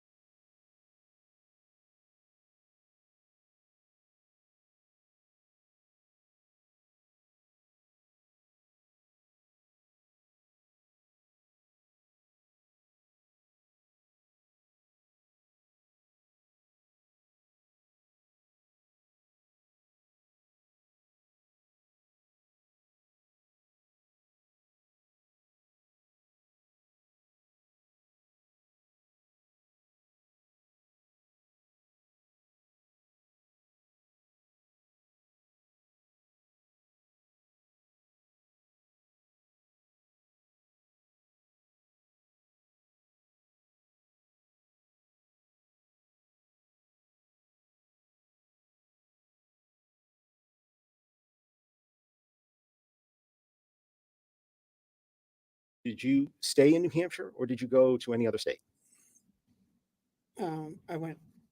I lived in New Hampshire, Mhm. and then I went for roughly 3 weeks to Florida. Okay. And let me ask you about that trip to Florida.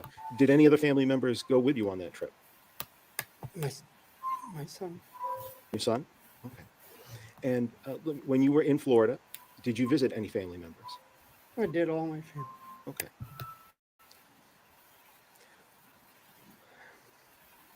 Let me ask you, sir. When you were down in Florida visiting family, tell us some of the different family members that lived down there that you saw. So the trip was primarily to go see my mom, because my mom had some health issues.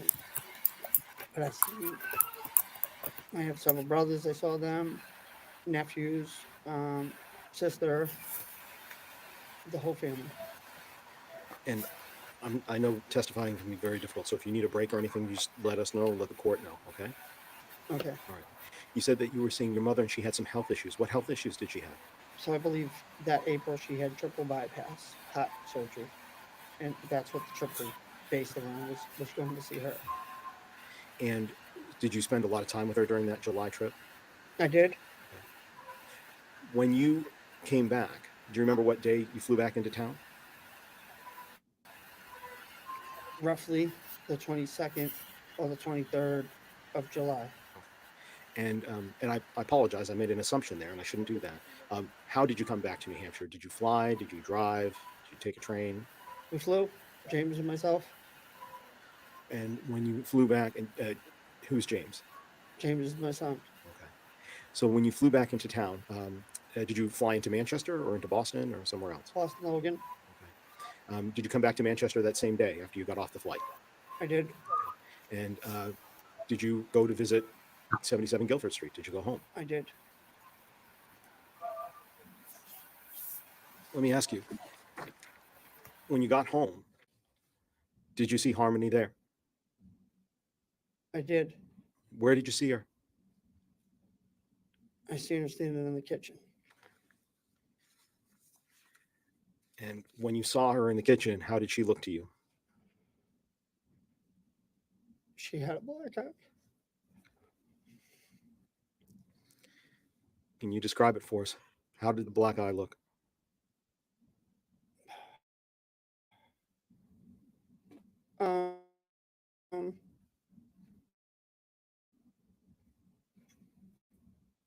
Like a raccoon's eye.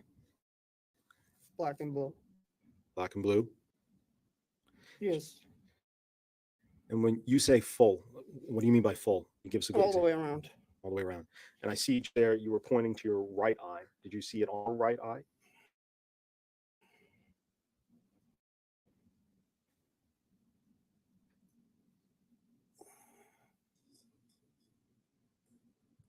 I honestly can't recall, but I think the left. Okay, you think the left. Okay.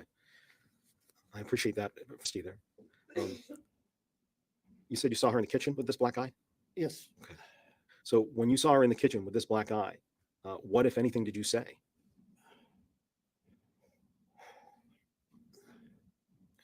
It's okay. Take your time.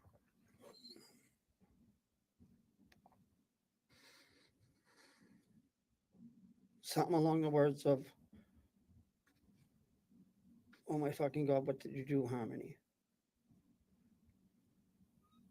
And who answered that question? My nephew Adam, Where was he? standing right behind her. And what did Adam say?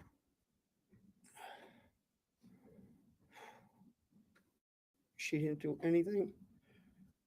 I bashed her around the fucking house. Did Harmony ever say anything in response to the question, or just Adam saying, I bashed her around the fucking house?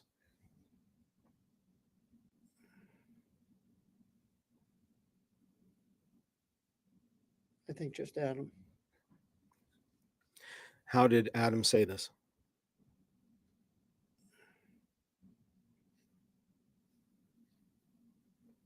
How did he say it? Yes. Well, let's put it this way. Can you say it the way that he said it? so that we understand? I'm not sure if I had to describe it to the best of my ability, it would be like a cocky son of a bitch. Did Adam tell you why he bashed her around the house and caused the black eye? He did. What did he say? He said he was in the bathroom moving his bowels, and that he put Harmony in charge to watch Declan. And when he came out, Harmony had her hands over his mouth, and I guess his lips were supposedly blue. That's what was explained. That's what Adam explained to you? Correct. And after he explained that, how did he say he caused the black eye? I bashed her around the fucking house. Was there anybody else in the kitchen when Adam said this to you? Just the three of us. Just you, Adam, and Harmony? Harmony. Let me ask you, did you stay at your house that night? I did. What about the night after that? I left the following morning. Did you ever stay in the house after that? Overnight? I did not. When you heard this from Adam, who did you tell about what Adam told you and seeing the black eye? Who did you tell?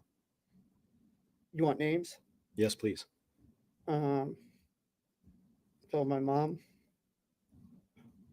Told my son's mother, Christina. Told my sister, Erin. My brothers, Sean, Michael, and Richard. I told one of Adam's friends, Nick and Aaron. I told Harmony's mom, Crystal. I told Harmony's foster mom, Michelle. I think I told my sister, Janine, my mother, Helen. That's kind of what I remember. Could you just repeat the question again? That's all right. I believe you answered the question. Okay. Let me ask, did you also make any calls to the what's called DCYF, or the Division of Children, Youth, and Families? I did. And the Nicholas and the Aaron that you referred to, is that Nicholas the same person as Nicholas Ahern? Yes. And is that Aaron the same person as Aaron Rue? Yes. Why did you tell all these people? Why did you call DCYF about this? Sand? Yes. Why did you tell all of the people?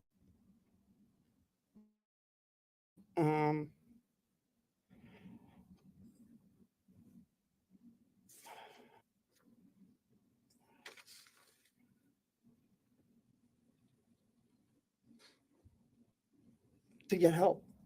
Help for who? For Harmony.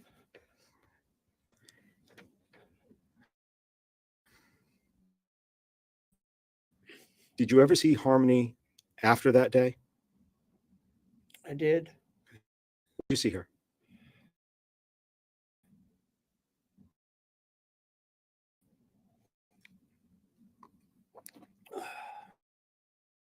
And I mean, what time of year?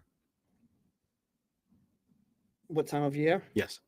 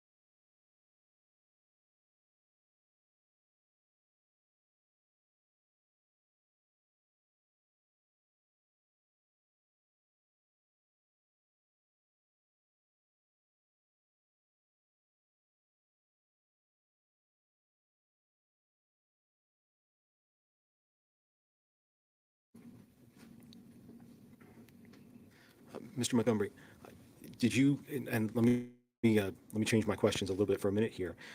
Did you see Harmony again in September of 2019?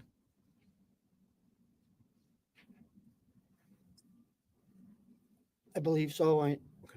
And let me ask, on when you did see her, was it at 77 Guilford Street? Yes,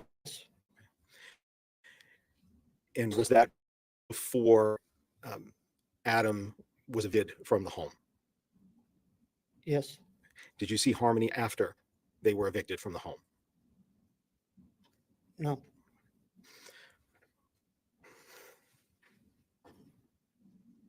Mr. Montgomery, I'm going to go ahead and show you State's Exhibit 101. Do you recognize this person? yes. And who is this? That's my nephew, Adam Montgomery. After Adam told you about causing Harmony's black eye, did you have any further conversations with him about that incident?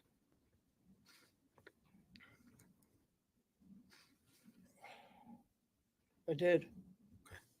And what did he say to you in that later conversation about this black eye incident? What did he say to me in the later conversation about the black eye? Yes, sir.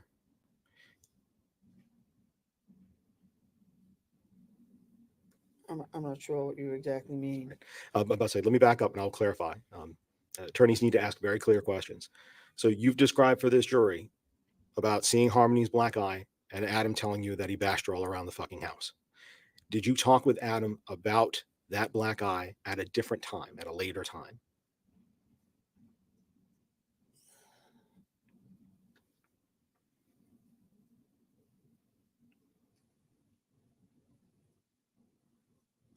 I did. And at that later time, what did he say about having bashed Harmony around the house? Can I explain? So, if we could approach for a minute, Your Honor.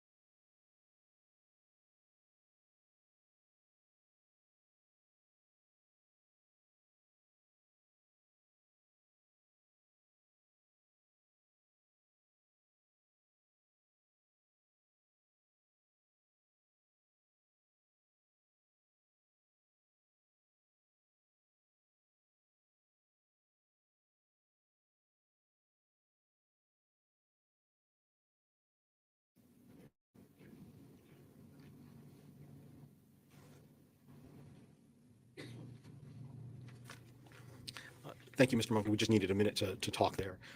What I'd like to do is I'd like to ask I apologize. Let me ask a very clear question about this second conversation.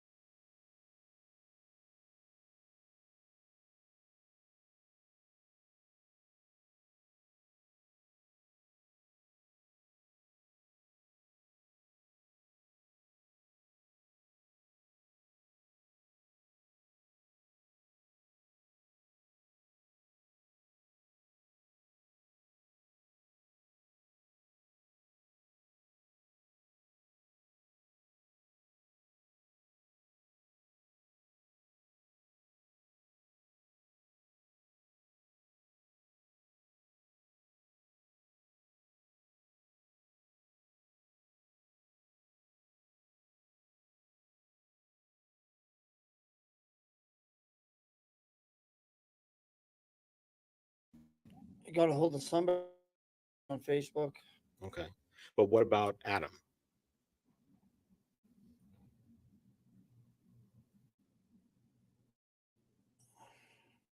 It's hard to remember.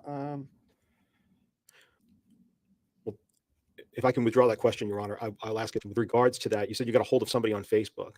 Were you able to go into a conversation on Facebook, or were you ever blocked on Facebook?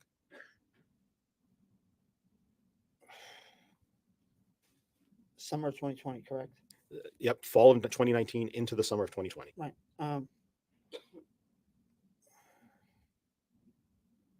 Pandemic happened in 2020, right? Yes, sir.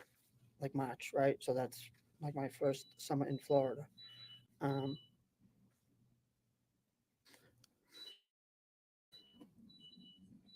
Yes, I got I believe I got in touch with someone on Kayla's account through Facebook Messenger that summer. What about with one of Adam's accounts? No, I think I was blocked.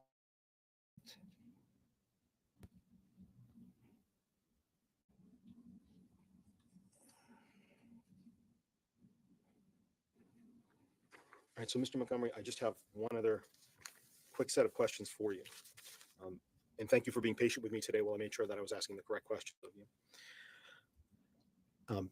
With regards to what you've talked about for us, one thing, and I'm sure you may be asked about this in a moment, so I'd like to save people some time now. Have you been convicted of 2 felonies out of this court within the last 10 years? Yes. And was one of those a conviction in 2015 for being a felon in possession of a weapon? Yes. And was one of those a conviction in 2016 for a theft by unauthorized taking? Yes. Okay. And from those, have you completed your sentence that was there, and those are all finished now at this point? Yes. Lastly, Mr. Montgomery, I'd like to show you State's Exhibit 97.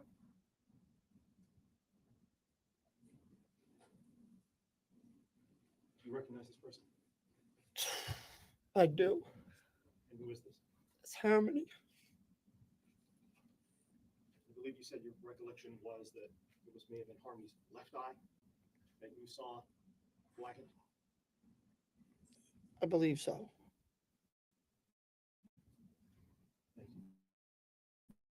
I have no further questions for Mr. Montgomery. Thank you very much for your time. I believe defense counsel may after we speak to the court.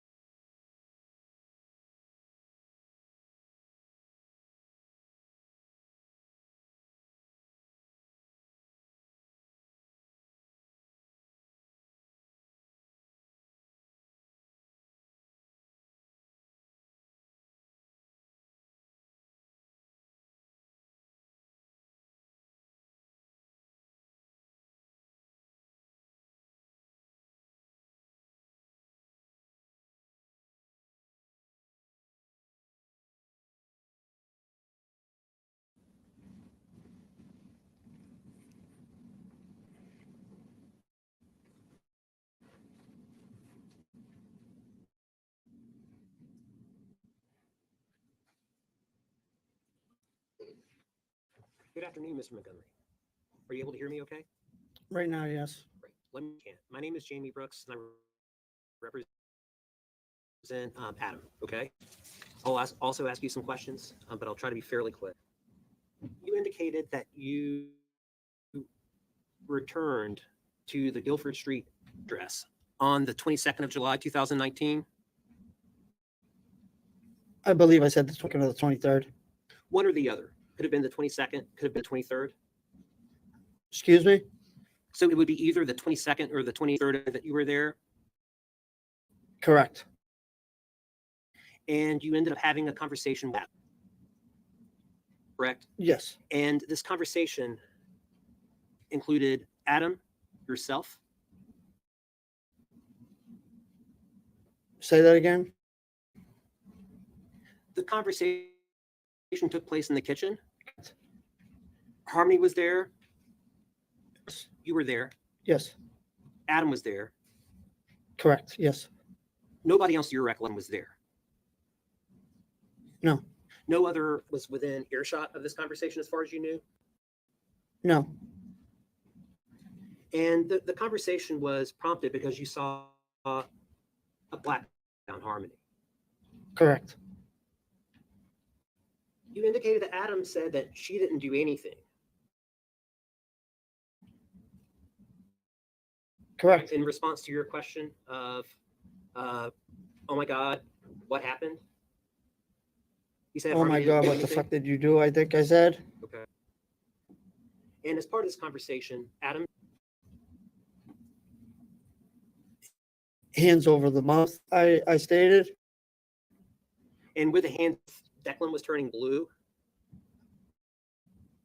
Lips were blue, is Were what blue. I recollect. 5 months old at the time. Declan roughly like that, yeah.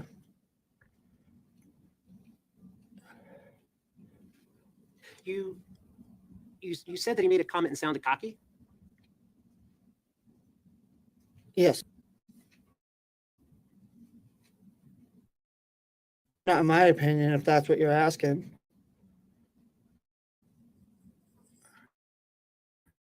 But he did express concern regarding Declan and the blue lips. Yes, You later made a report to DCYF. yes, Report was approximately a week later, correct. July 29th of 2022. I'm sorry, July 29th of 2019. Would that sound correct to you? Roughly about a weekish later, 7, 8 days or something. Is that right? Yeah, approximate, I guess. It's a while. Roughly 7 to 8 days. And this after you had returned to Florida? After I was back I'm in sorry, New back- Hampshire, right? Is that what you're asking? After I came home? Right. But Yes. you didn't go back to you didn't stay at the house except for that one night. Did you go back to Florida, back to Massachusetts? No, I went to Massachusetts. Thank you, Mr. Montgomery. I don't have anything further. Just briefly, please, Your Honor. Mr. Montgomery, about that.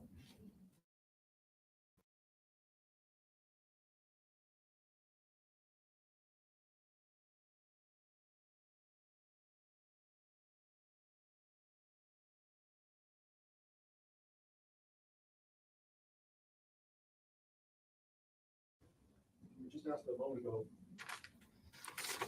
You were asked a moment ago with regard to Adam.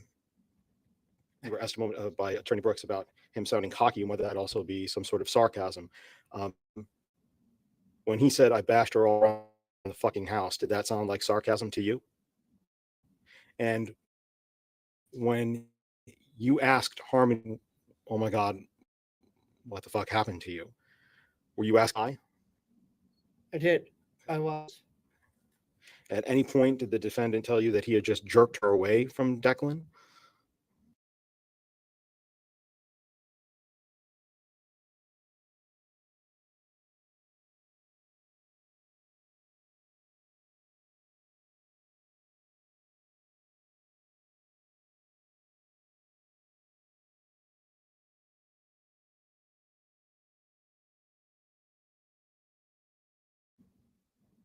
No. And at any point when you asked a moment ago on cross-examination about Declan's lips being blue, I want to make sure that's clear. That's not something that you saw, right?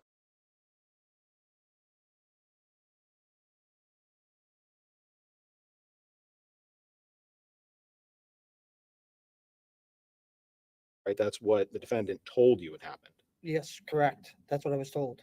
From the defendant, that's what he says. Correct. Let me ask one last question with regards to your understanding. When Adam said that he bashed them all around the fucking house, do you feel that you have somehow conflated what Adam? Conflated?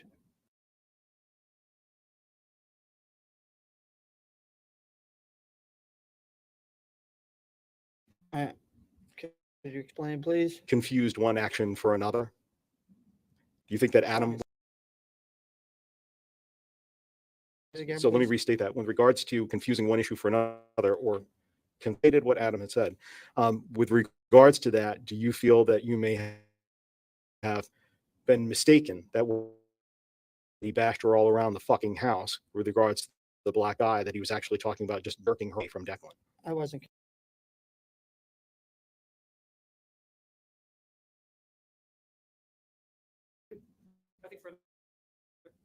All right, you may step down.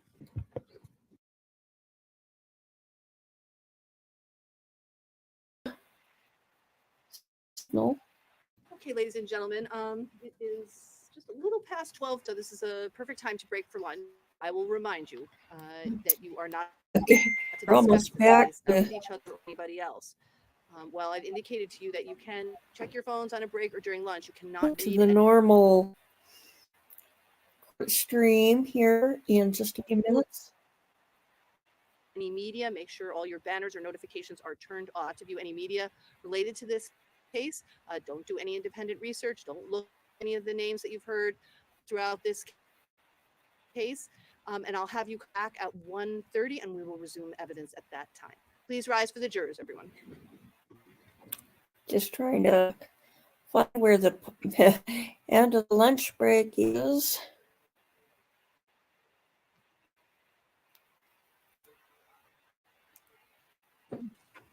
Let's try this jumping.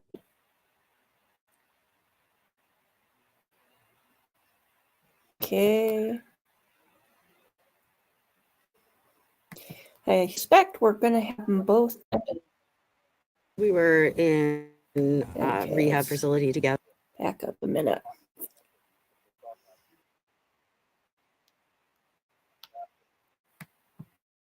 Can you start by stating your full name for the record? Kate.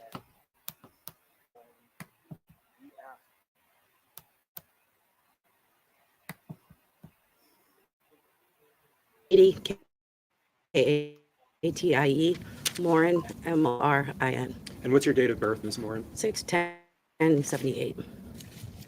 What city and state do you currently reside in? Laconia, New Hampshire. And how long have you lived in Laconia? About 3 years. How are you presently employed? I work in retail. Retail? About 20 years, probably. And what's your highest level of education, Ms. Morin? GED. Do you know someone named Adam Montgomery? Yes, I do. And can you tell these jurors how you know Adam Montgomery? We were in a rehab facility together, and then we became romantically involved for a little bit. What year would that have been in that you were romantically involved with the defendant, Adam Montgomery? 2021. And Your Honor, may I? Yes.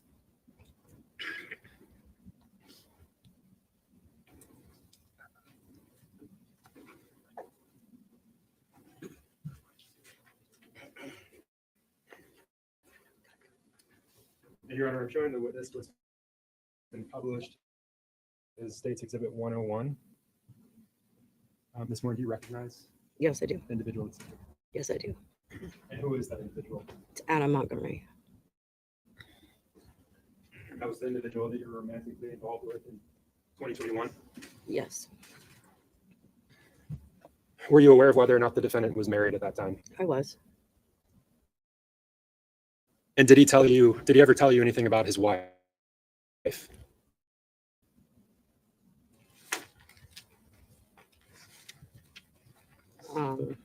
Not just that they hadn't seen each other in a while.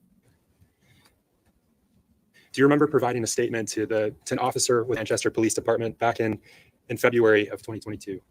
I do. And that statement was regarding the defendant, is that right?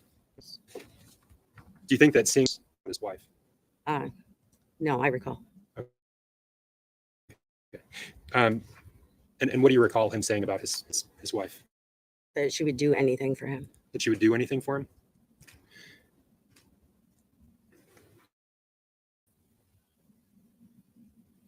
During the time you were romantically involved with the defendant, did he ever discuss his children? He did. So you were aware that he had children? Was there a particular discussion with the defendant that stood out to you? About, Yeah. Tell us about that.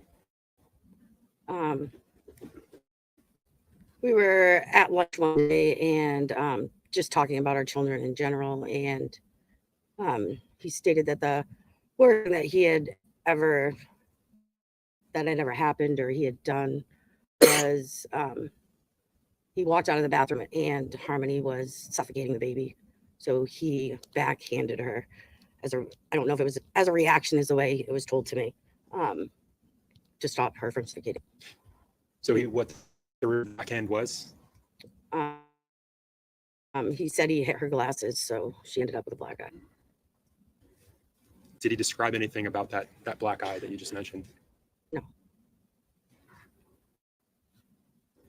In that conversation where he discussed causing that black eye, did he say that he had nudged Harmony out of the way?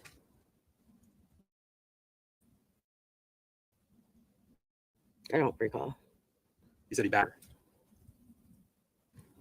I don't recall his exact verbiage.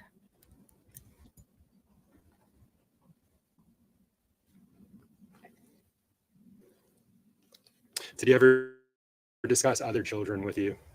Yes. And what were those discussions? What was the substance of those discussions? He told me that he had 5 children, all under the age of 7, all the same mom. At one point, I asked him to go to Maine with me when I was leaving, and he said he would be too far away from his kids, so he could not. If I could have just a moment.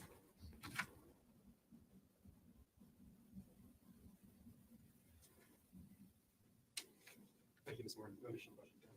No questions, Your Honor. You may step down.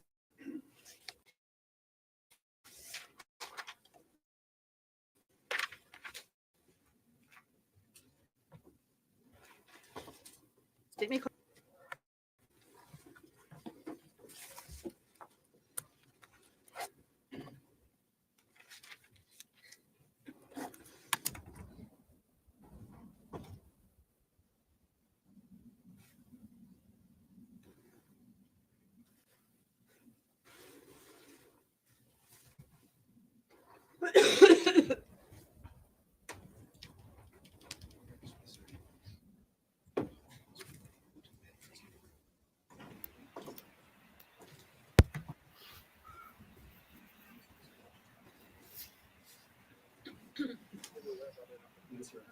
Remain standing, raise your right hand.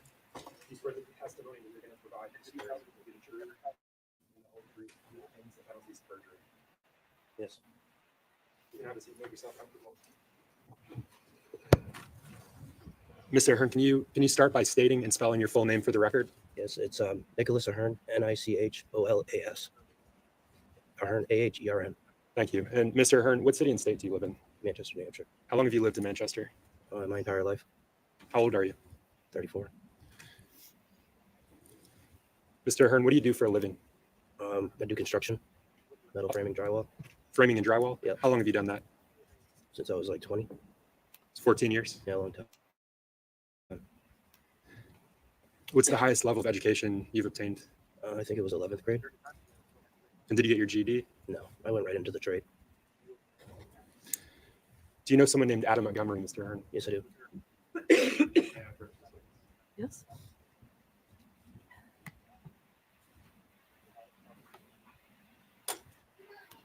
Mr. Ahern, I'm showing you what's been published as State's Exhibit 101. Yes. Do you recognize that individual? Yes, that's Adam Montgomery. And how long have you known Mr. Montgomery? I want to say since I was like 18. Yeah. Okay. Are you aware of him having any children? I know he has a couple. Are you aware of a daughter?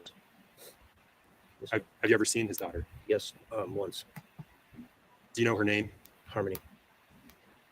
What can you tell us about that one time that you saw Harmony? She came out of the house and she had marks on her face, which is a black eye. Yeah, and so let's unpack that a little bit. When you say she came out of the house, what house did she come out of? I think it was Guilford Street. Yep. Is that the house that she lived in? Was that your understanding? Yes, that's where they lived. So were you visiting the defendant when you saw Harmony? Yes. And what were you doing when Harmony came out of the house? Just sitting out front talking to Adam. What time of year was this? Summertime, I want to say around July. Do you remember what year? I think it was 2019. And let's talk about that injury that you saw. What can you tell the jury about it? It was a pretty severe injury. At the time, I questioned Adam, what happened, and he told me that she acquired it during a soccer accident. Yeah. When you say severe injury, what did you see? Can you explain to this jury what made it severe in your opinion? Her eyes were blackened. Yeah, it was pretty intense in the moment. Yeah. Was it concerning to you? It was, but he told me that she acquired it during a soccer accident. I have kids, so I understand, accidents happen. So. Do you know someone named Kevin Montgomery? Yes. At some point after you saw that injury to Harmony, did you have a conversation with Kevin? Yes, he contacted me. And I'm not asking you for this substance, just whether or not. Yes. And you said he contacted you, is that right? Yes. When Harmony came out of the house, about how long did you see her for? Maybe 4 seconds. It was quick. Why was it quick? Because he told her to go back inside.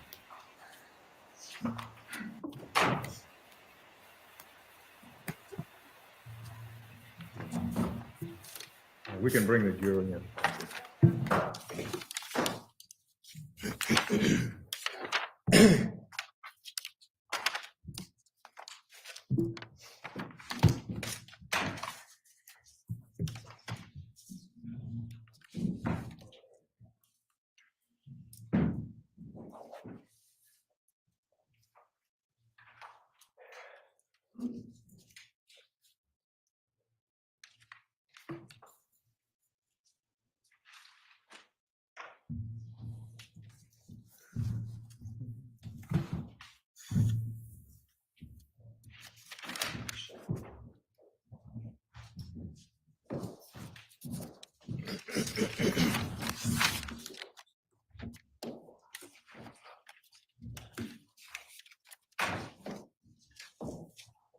Okay, would counsel stipulate, please? Yes, Your Honor. Thank you.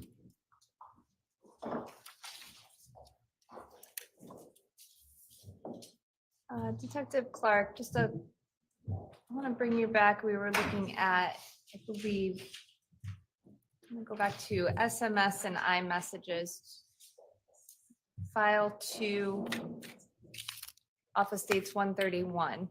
You take a look behind you, sir. Excuse me, Madam Interpreter. No. The defendant cannot hear you.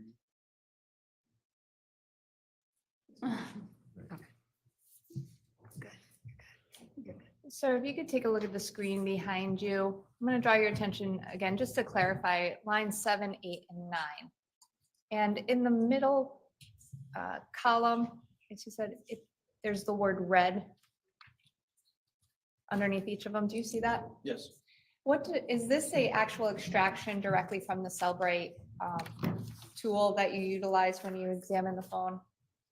This is a PDF report from that extraction. So you didn't enter the word red there, did you? That's correct, I did not. Okay, that came out of the Cellbrite extraction report that you created. Yes.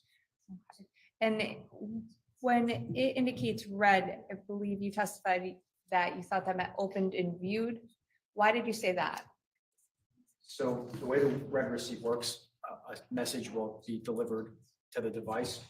And if a user clicks on that message, which enables it to be viewed, it will generate a red receipt once it's clicked on and has pulled. So the red receipt that is at line 7, 8, and 9 would indicate, for instance, just to clarify it, line 7, red would mean no phone, text me, was clicked on and opened and viewed, but you can't say if somebody actually stood there and read the words. Correct. Okay, is that why you use the terminology open and viewed? Correct. But Cellbrite uses the term read. Yes, because it's technically called a red receipt. Okay, thank you. Now, I just want to go back to the video file that you created showing these messages.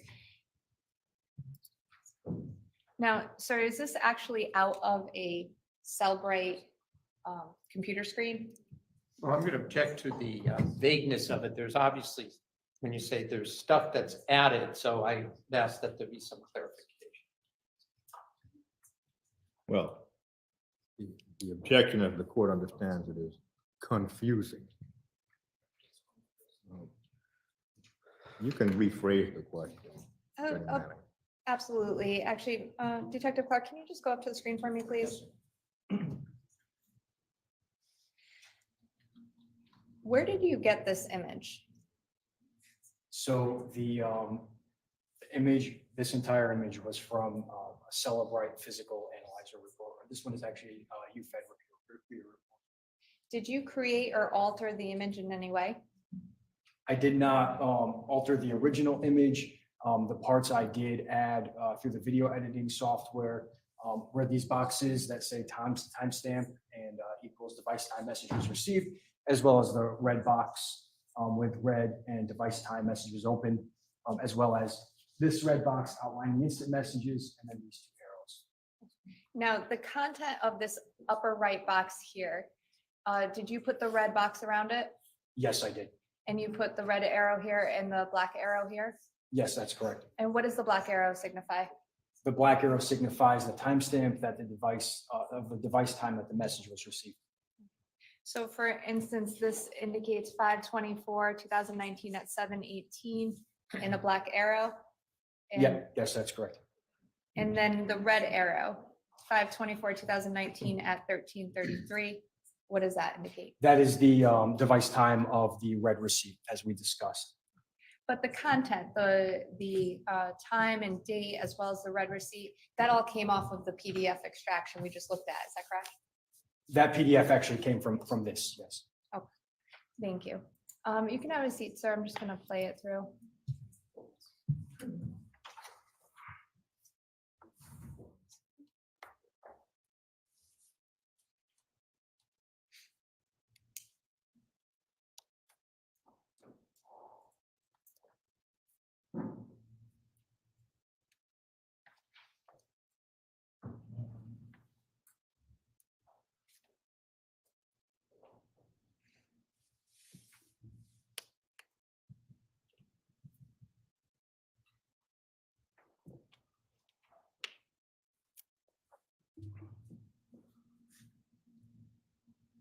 I'm gonna stop it there, sir, at 45 seconds.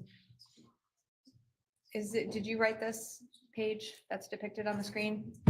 Yes, I did.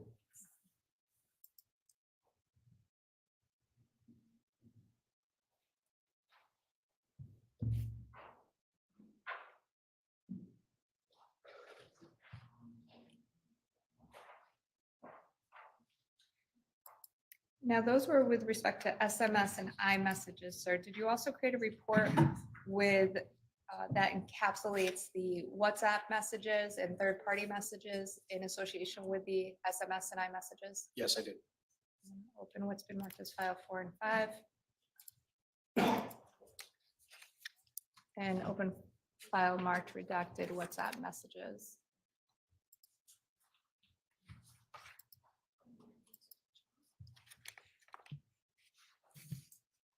If you can, sir, just I'm going to ask you again if you can please take a stand next to the screen and explain what we're looking at here at line 1.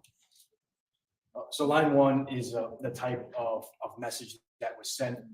As we'd seen before, it basically breaks it down into instant and SMS messages. Instant messages generally indicate an application or an iMessage. Do you want me to continue on there? If you can, but one question. This is also between the time period of 5:35 a.m. and 12:22 p.m. Is that correct? Yes, that's correct. Okay, so just to clarify in the timestamp day, what is this first message from? That first message, the timestamp for it was an incoming message on 5/24/2019 at 5:57:31 seconds a.m. And the next column, please.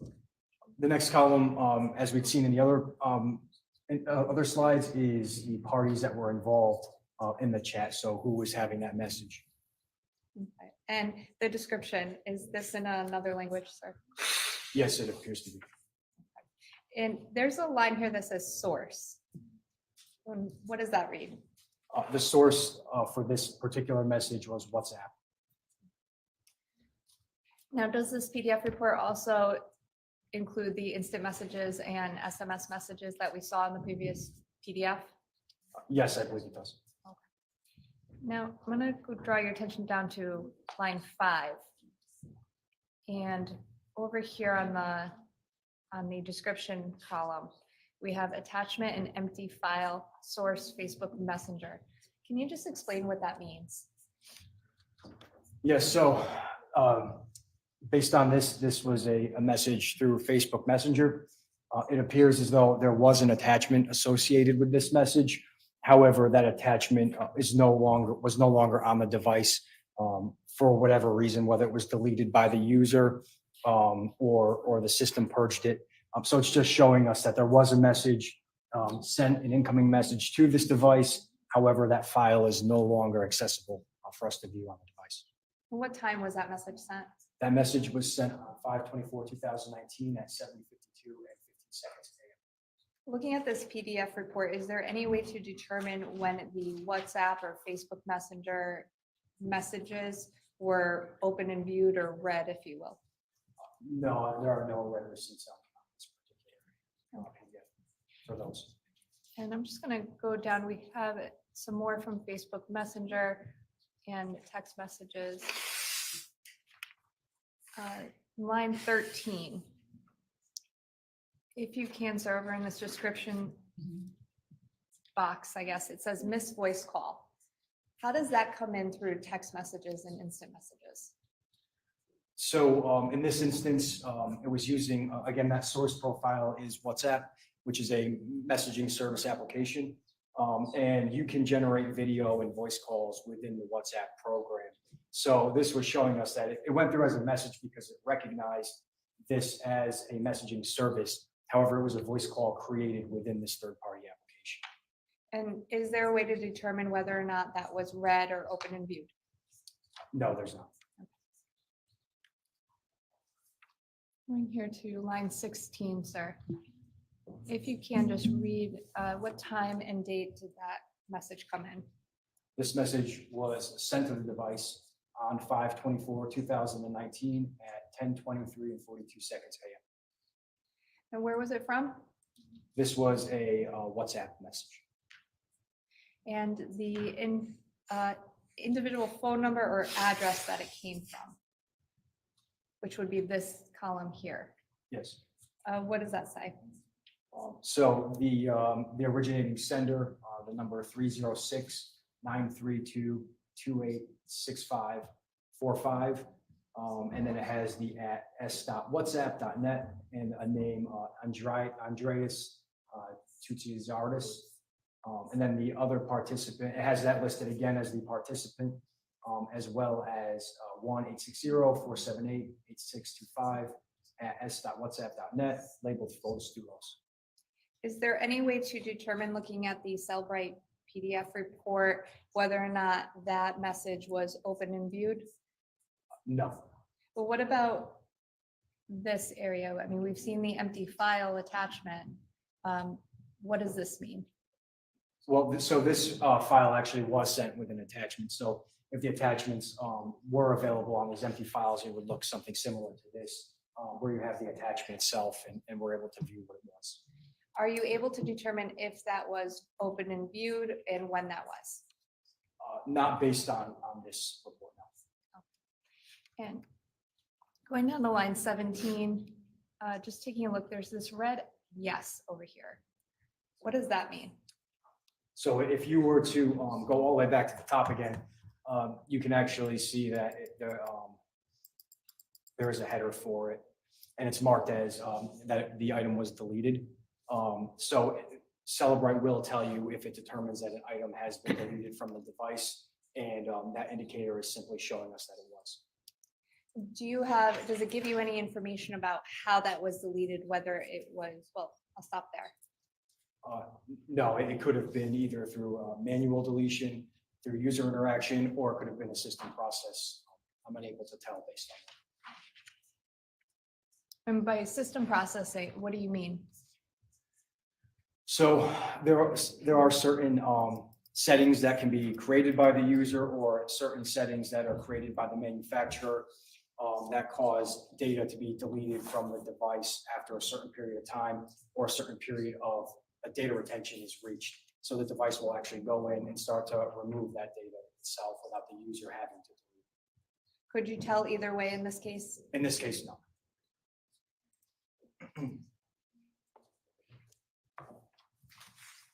And just going through, sir, we get to this long one. And again, this is between 5:35 and 12:22. What time was this message sent?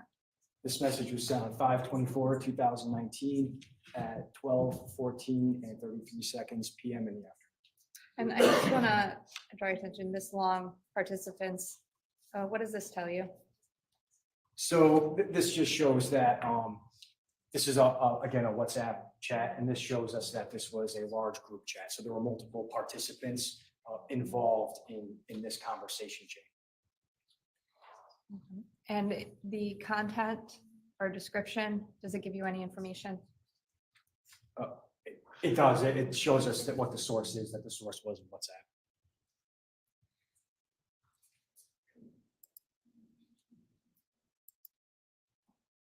Now, we talked about iMessages, SMS messages, and then third-party messages. What about call logs?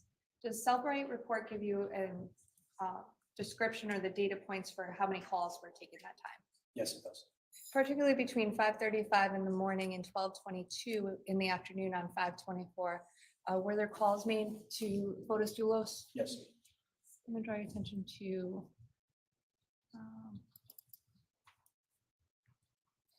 file 6. And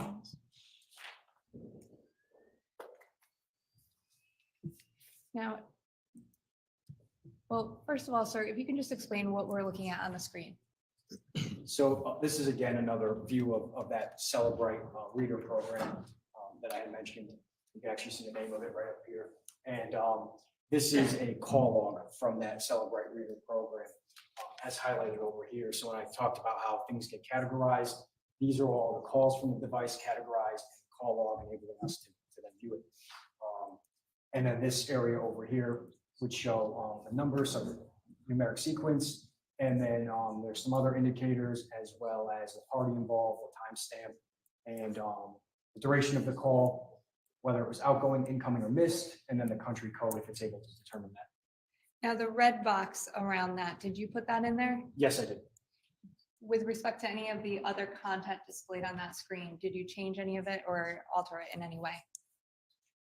The only other user-generated piece from this phone was this red dot, which was a manual tag that I had created. Why did you create that red dot? That was because it was the first outgoing call that I had observed within the time frame I was looking at. Okay.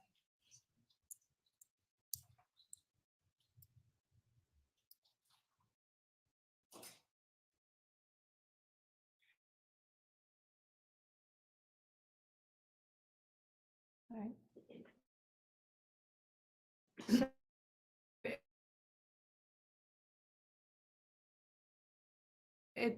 Does this start?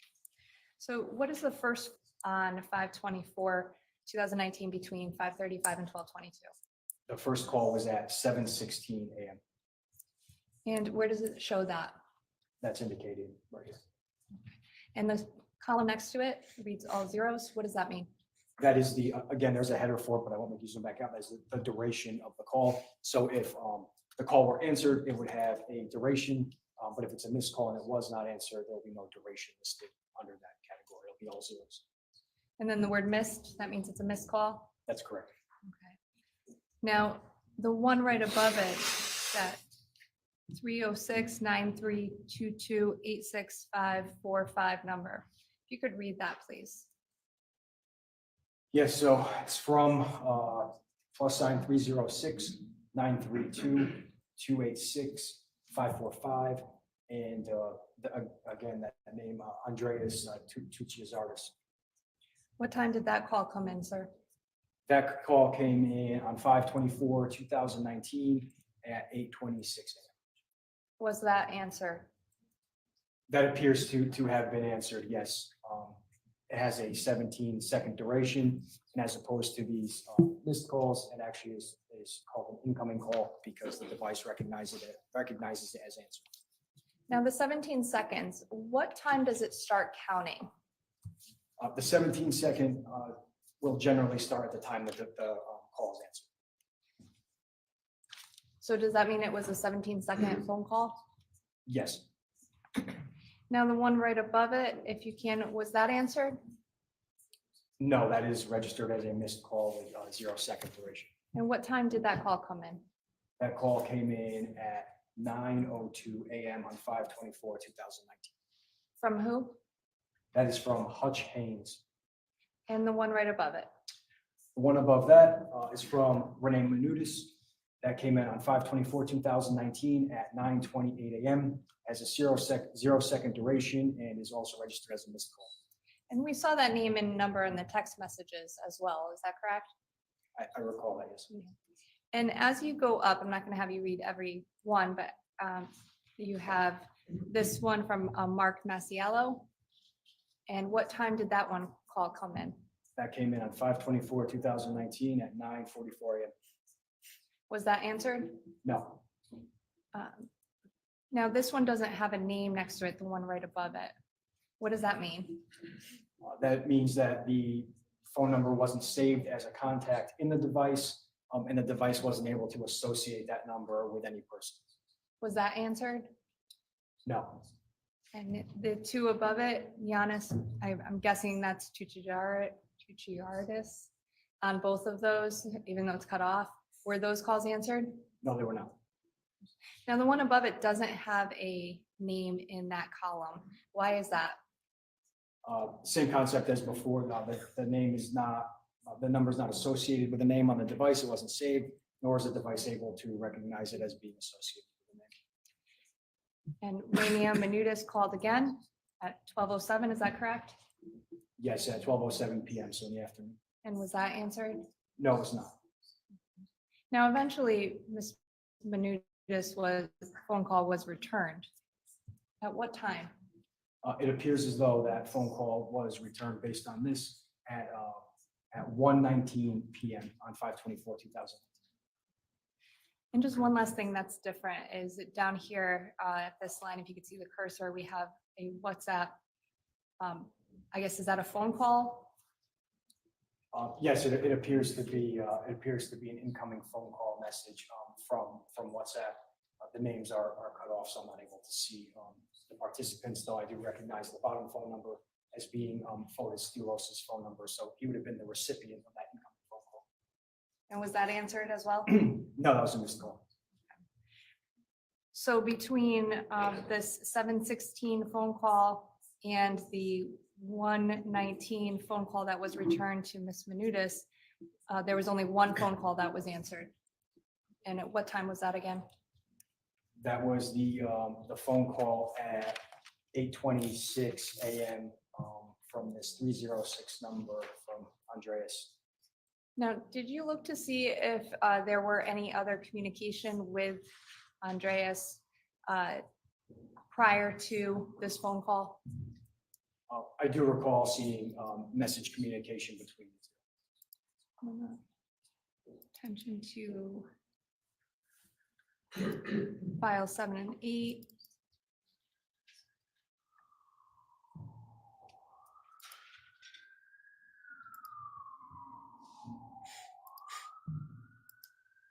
Okay, what are we looking at here, sir? So this is a different view of a Celebrate conversation. So the view that you guys had seen before was broken down by table. It's also capable of generating it in a format that makes it a little more familiar to us as we're used to viewing them. So we can see messages as more of a cohesive whole. And that's what this is. This is a view of a message string from WhatsApp in its entirety. And who is it from? This was from that number 306-932-286-545, which belonged to Andreas Tucciardis. By the way, is this in English? It does not appear to be, no. Okay. If you go up here, it says from and to. So who is actually sending this text message or WhatsApp message? So this particular message was sent from the device owner, from the device itself, from Fotis Dulos' device to the person labeled as Andreas Tucciardis. Okay. And what time was this message sent? This message appears to have been sent on 5/23/2019 at 5:53 and 21 seconds. Does it also indicate when it was read? This particular one does, so it appears as though this message was delivered to its recipient, which would have been Andreas, on 5/24/2019 at 2:46 and 3 seconds Eastern Standard Time or Eastern Daylight Time, and that it was read on 5/24/2019 at 2:46 a.m. and 20 seconds, again converted to Eastern Daylight Time. And just going down, just if the times, sorry, what time was this one sent? That message was sent on 5/23/2019 at 10:25 and 14 seconds p.m. And what time was it delivered and read? It was delivered on 5/24/2019 at 2:46 and 3 seconds a.m. and it was read on 5/24/2019 at 2:46 and 20 seconds a.m. And this one, if you can, the date and time? So this was sent on 5/23/2019 at 10:25 and 20 seconds p.m. Delivered on 5/24/2019 at 2:46 and 3 seconds a.m. again Eastern Standard Time, and read 5/24/2019 at 2:46 and 20 seconds a.m. And the responsor is what we saw on the other PDF, is that correct? Yes, we did view this on the other PDF. And when was this sent? This was sent to the device on 5/24/2019 at 10:23 and 42 seconds a.m.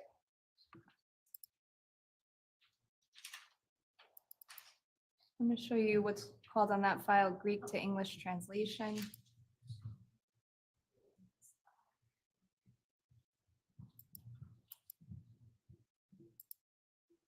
If you can, sir, you could just read what's on the screen as long as the time as well. I'm sorry, you wanted the time as well? Yes, please. Okay. So this is a message, a sent message from Fotis Dulos that says, "Call me tomorrow morning at mine and we'll talk." And that was sent at 5/23/2019 at 5:53 and 21 seconds. And the next one? Again, sent from the device owned by Fotis Dulos. It says 3:30 yours. That was sent on 5/23/2019 at 10:25 and 14 seconds p.m. And the final was sent again by Fotis Dulos. It says at the normal, sent on 5/23/2019, 10:25 and 26 seconds p.m. And again, we have that same, I guess, is this a meme? Would we call it a meme or a video? And what both- time? Both are accurate. That's on 5/24/2019 at 10:23 and 42 seconds a.m. Now, I just want to ask you, going back to the redacted chats, the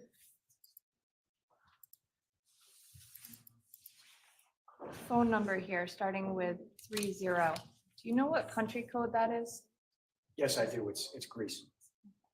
And we talked about UTC time, and you indicated the times at the bottom, going back to the Greek to English translation, where it says, for instance, here at 3:30 yours, 5/23/2019, 10:25, 14 p.m. UTC -4. What does the 10:25, 14 p.m. UTC -4 mean?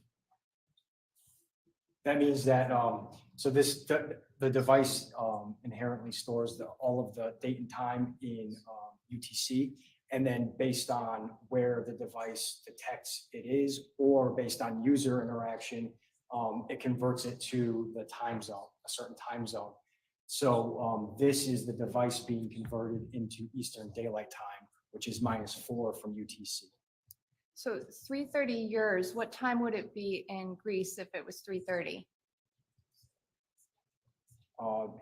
So if it's 3:30 in Greece, it would be 10:30 here. It's about a 7-hour difference. Okay, what would it be with respect to this phone number? If I can, I'm gonna actually draw your attention back to file. I can. 6 missed calls. We have that same number, sir, here. And the phone call came at, My conversion was incorrect. It would have been closer to 8:30. I can't hear. Could the witness please repeat his last name? My conversion on the time was incorrect. The call came in at 8:26. so if it's 8:26 in Eastern Standard Time, that would be what? 3:30 in Greece? That's correct. So I'm gonna go back to, actually, 4 and 5, please. Do you remember that video or meme that we played that was sent to Fotis Dulos' device? Do you recall what time that was sent? It's approximately 10 a.m. Is this were you able to get the video down from the extraction? Yes, this was the video that was in that attachment. May I play? All right, you have 2 choices. A, you can spend the rest of your life with your wife, or B. Was that the message that was sent to Fotis Dulos' device at around 10:20 on May 24th, 2019? Yes, that's correct. After the text message or WhatsApp message the night before indicating to make that phone call at 8:30 in the morning? Yes, that's correct. Now, are there, you can have a seat, sir. Thank you. I want to ask you some questions about user interaction with the device, with the cell phone itself. I think you testified before lunch that the Cellbrite report can document certain activities that occur on the cell phone. Could you please explain a little bit more what you mean? What are some things that we can learn from a Cellbrite report, or what is recorded on a Cellbrite report for user interaction? So, are you asking about user interaction, like things that the user is creating intentionally, or things that the device is? Well, I'll be more specific. Can you tell when the phone is turned on? Yes, there is a database that has powering events. And what about when you turn your phone from, I guess, portrait side to landscape? Does the phone record that? Yes, there is a database that records that. And are you able to parse that out through the Cellbrite report? Yes, so what you're referring to are called device events, and those events are something that Cellbrite is able to parse and make viewable to the examiner. Let me draw your attention to file 9. Did you create a report for the device events of Fotis Dulos' device between 5:25 or 5:35 in the morning to 12:22 in the morning on 5/24? Yes. Open file 9.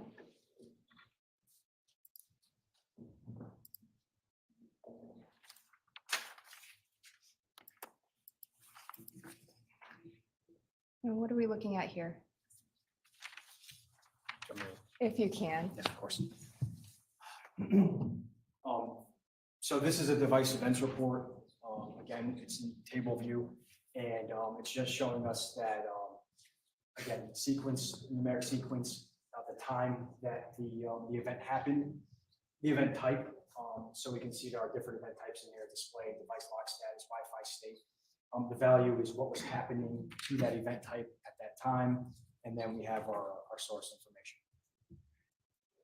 What time was the first event or user interaction on Fotis Dulos' device on May 24th, between that time frame? The first device event I was able to see was at 6:44 and 12 seconds AM. What happened? This was a display event, and it appears as though the display turned on. What does that mean, the display turned on? It could mean a variety of things. It could mean someone clicked on the device and actually turned it on. It could have received a notification and the device turned on, but it means that the display on the device actually activated. And line 2, sir, indicates the start time of that event. What time was the start time? For line 2, Yes, please. the start time for line 2 was 6:44 and 20 seconds AM. And the end time, Was 6:47 AM. what does that mean? So what it registers is how long the event type occurred for. So it appears on this that the screen, the display for the screen was on for approximately 2 minutes and 40 seconds. And line 3, please, if you could explain what that reads. Line 3 is our device lock status. So this is showing you that the event type was a device lock event and that the event was that the device was unlocked. And by unlocked, do you mean somebody entered a password? For the iPhone Model XS, it would have been a password or a face recognition if the screen had a lock screen password on it. Do you know if this phone had a facial recognition or a lock screen? I do know that the phone had a lock screen, as I observed that it had a lock screen. And you actually entered the password on that phone as well when you did the extraction, correct? That is correct. Okay, so when you entered the passcode that day to do the extraction, did that create a device event? It would have, yes. Okay, and it would have read similar to this, that line 3. That's correct. Now, line 4, what does that mean, sir? So again, our event is the Wi-Fi state, and it's showing that this device connected to Wi-Fi. Now, line 5 and 6 read orientation change. Could you just explain, first of all, the time and what that means? Yes, so our start time is 6:45 and 8 seconds AM with an end time of 6:45 and 12 seconds AM.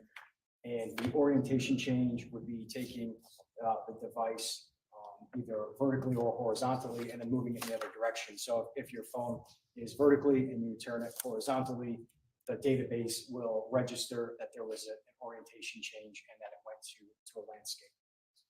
And that was between 6:46 and 36 and 6:46:48 for line 6? For line 6, yes, same thing. And line 5 was 6:45:08 and 6:45:12. Those are separate events, is that right? These two are separate events, that's correct.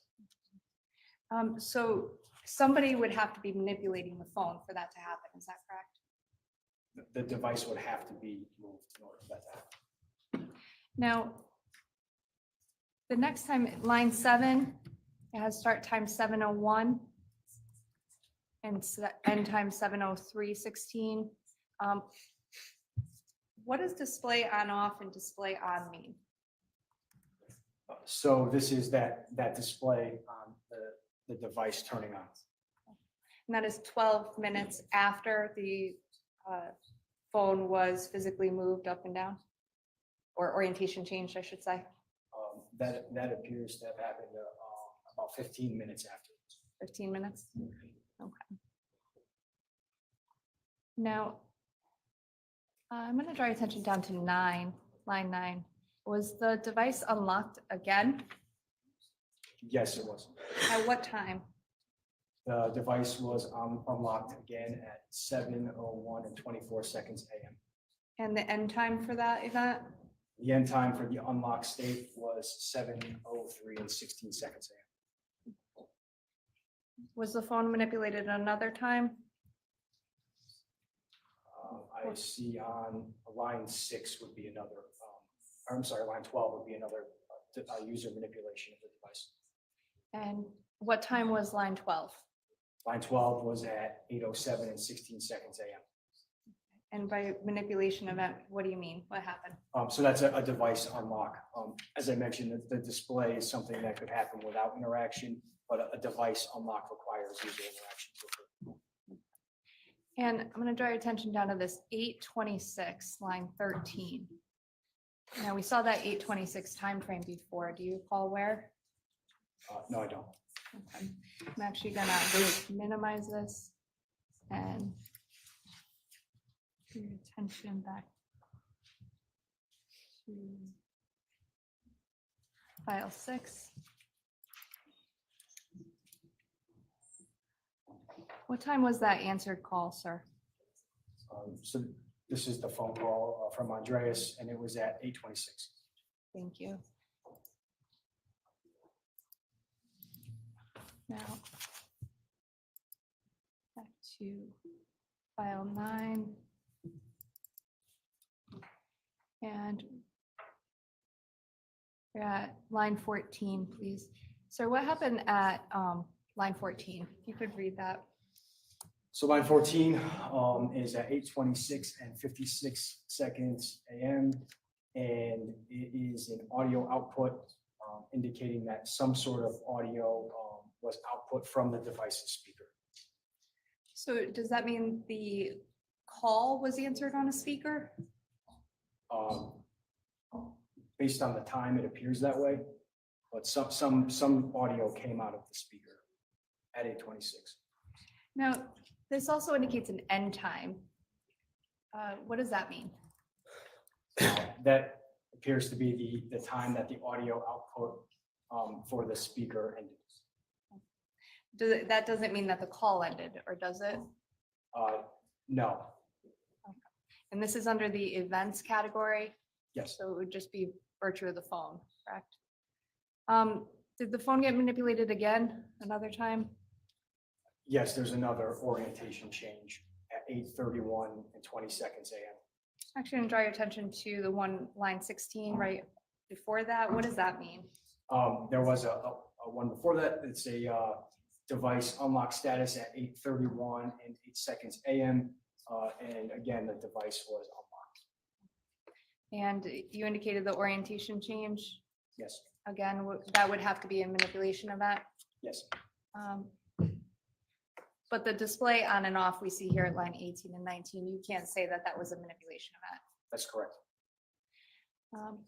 9:03, sir, what happened at line 20 at 9:03?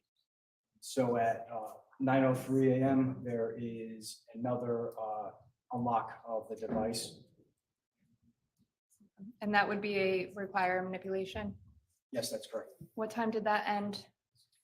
That device event ended at 9:04 and 40 seconds. And line 21, sir, is that a manipulation event? It is at 9:03 and 4 seconds AM. There's an orientation change to landscape. And what time did that end? That ended at 9:03 and 8 seconds. Now, going through the rest of the time period, we have the display events, but what's line 27? So at 9:20, the line 27 at 10:34 and 4 seconds AM, it shows that there was a camera state activity and that the camera state powered on. So something in the device called for the camera to activate. It will tell you that what caused that actually was a FaceTime, and that the camera that turned on was the front camera. Devices often have a front and rear camera. In this instance, the front camera is what turned on. Was that in connection with a phone call, or can you tell? I would say it's in connection with a FaceTime.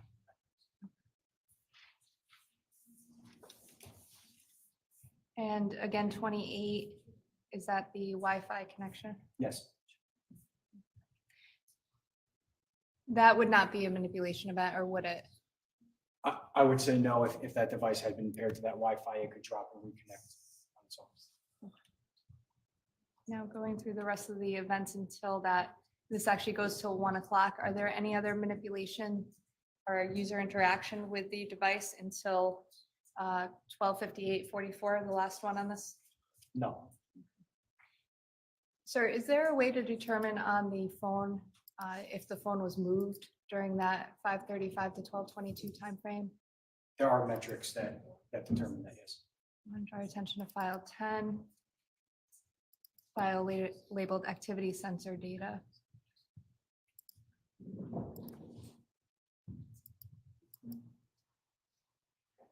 Okay, what are we looking at here?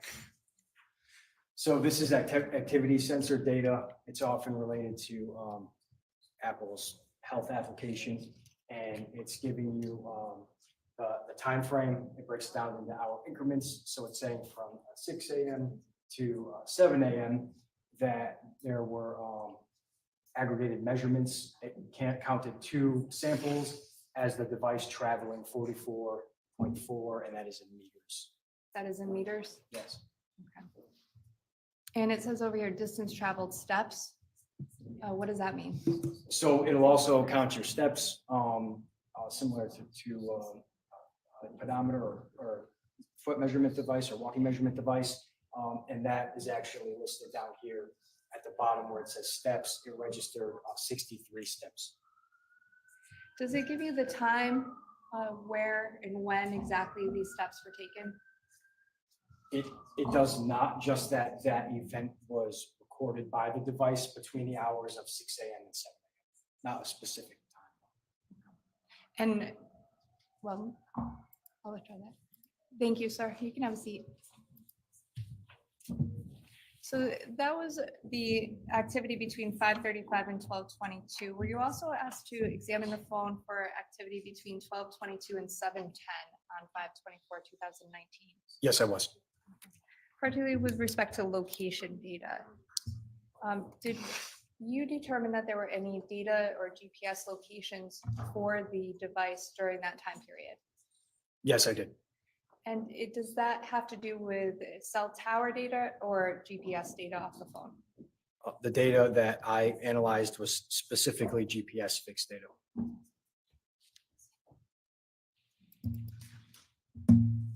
Now, I'm going to draw your attention, but I'm not asking you to get up, but if you can just take a look at the screen behind you, this would be file 11, redacted Fotis locations file.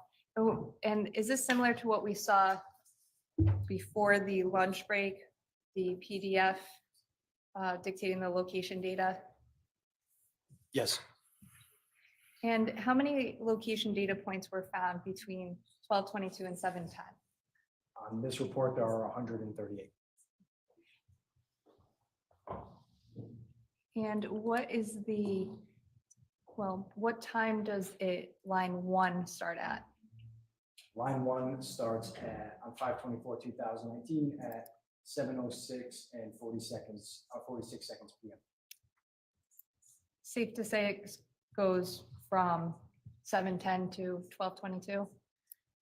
What's line 138? Line 138 would be the earliest time in this report, and that is 12:23 and 50 seconds in the afternoon PM. Did you create a video that mapped out each of those location points? Yes, I did. Can you just explain to the jury how you created that? Yes, so what I'm able to do within Celebrite is export the longitude, latitude, and date and time into a file format called a KML, or KMZ format, and that is able to be ingested into a mapping program. I was trained by the FBI to use Google Earth Pro, and that's what I used. So I'm able to take those location data points, ingest them into the mapping program, and then use a video editing software to screen record the locations in what's known as a time lapse. So I used a program called Camtasia, which again, I was trained by the FBI to use, and created the time lapse, which starts to move a time bar over time, and you'll be able to see the data points start to move in a direction or location as time moves on. Did you utilize this document to create that report? This document was created from the same data set that was used to create that report. I'm going to play the video.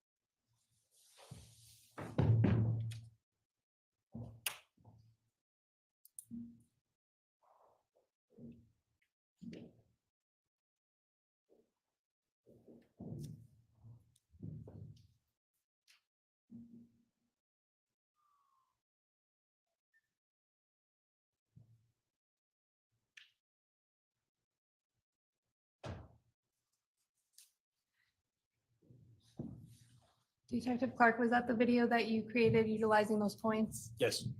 Actually, just gonna ask you a couple questions on it. I can.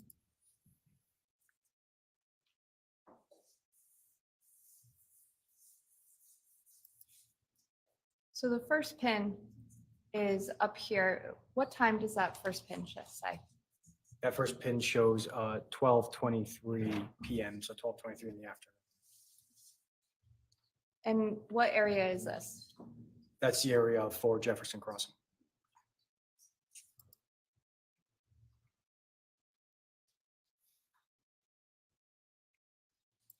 Now, as you go through, I pause it at 12 seconds, these pins appear.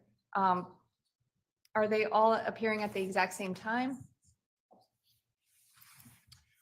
Some of them are, so as a device, if it is moving, you may see within a period of time, a period of a minute, which does not record seconds on here, that the device may record multiple points in multiple locations.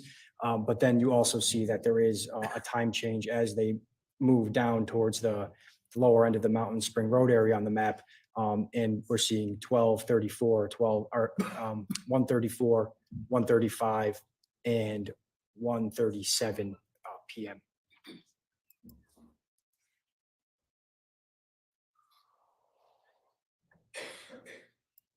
And by Mountain Spring Road, is that what area we're looking at right now at 20 seconds?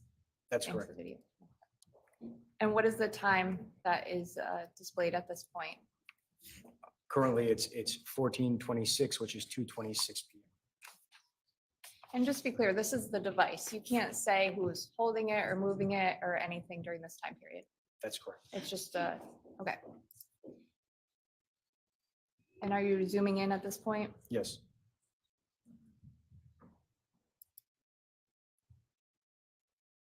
Now, some of these timeframes are the same. You have 14:25 here, 14:26, 14:25 up here. Is that similar to what you were talking about as the phone was moving, the data points? Yes, it's within that 1 minute time span between 14:25 and 14:26. There were multiple recordings of GPS location data.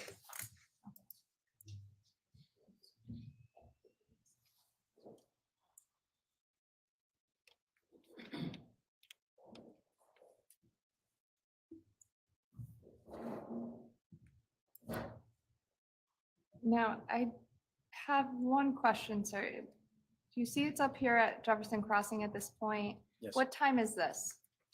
That is 16:16, which is 4:16 p.m. Okay, now we saw back in the earlier part of the video, the pins go down towards Mountain Spring Road. We didn't see the pins come up, or did I miss it? Are there any location data traveling from Mountain Spring Road back up to Jefferson Crossing? There does not appear to be. Okay, why is that? That could be for a multitude of reasons. It could be cellular connectivity. It could have happened from if the device goes into a low power mode, it may not have been able to generate the location data. Whatever was calling for that location data didn't call for it anymore. So there are a multitude of reasons why that could happen.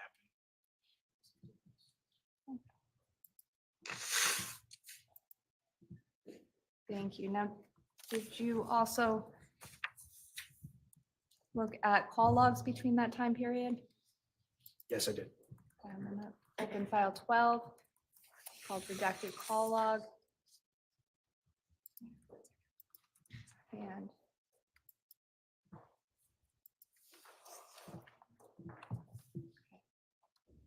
what is the first call between 12:22 and that 7:10 time period? The first call in this report is at 1:19 and 23 seconds p.m. And I'm gonna draw your attention to Line 9, sir. Who did that phone call go to? This was an outgoing call to 1-305-331-5232, Michelle Troconis. What time did that call commence? That call commenced at 1:53 and 56 seconds PM. Was it answered? It indicates it was, yes, How long was that phone call? 23 seconds.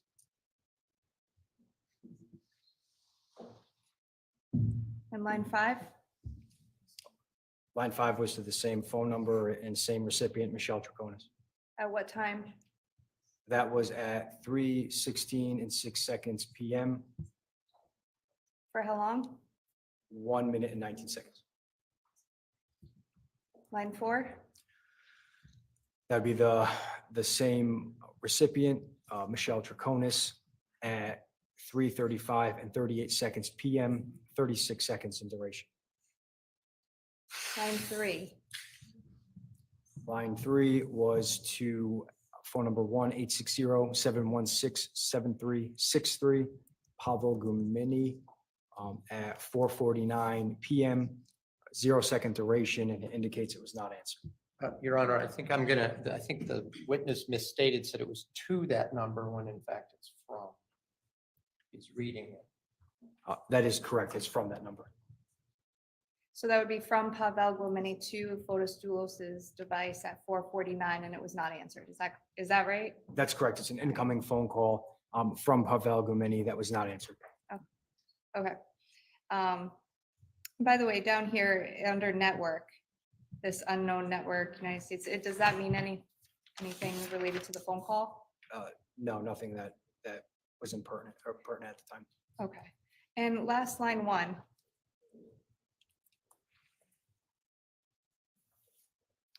If you can. I'm sorry, can you please. repeat the question? If you can, what was the last phone call? The last phone call on this report was to Michelle Troconis at 5:16 and 15 seconds PM. The duration was 46 seconds, or 47 seconds. And that was answered? Yes, Now that was between 12:22 and 7:10. Did you also examine location data between 7:10 and 8:30 for 524? yes, I believe I did. Briefly, I'm going to open file 13, show you redacted device locations. Is this that same PDF we saw with respect to the locations for the other time periods? Yes, Did you take this document and place it in a video similar to what you created for the 12:22 to 5:10 time period? that's Or correct. 7:10 time period? That's correct. I'm going to draw your attention to the screen, sir, and play video.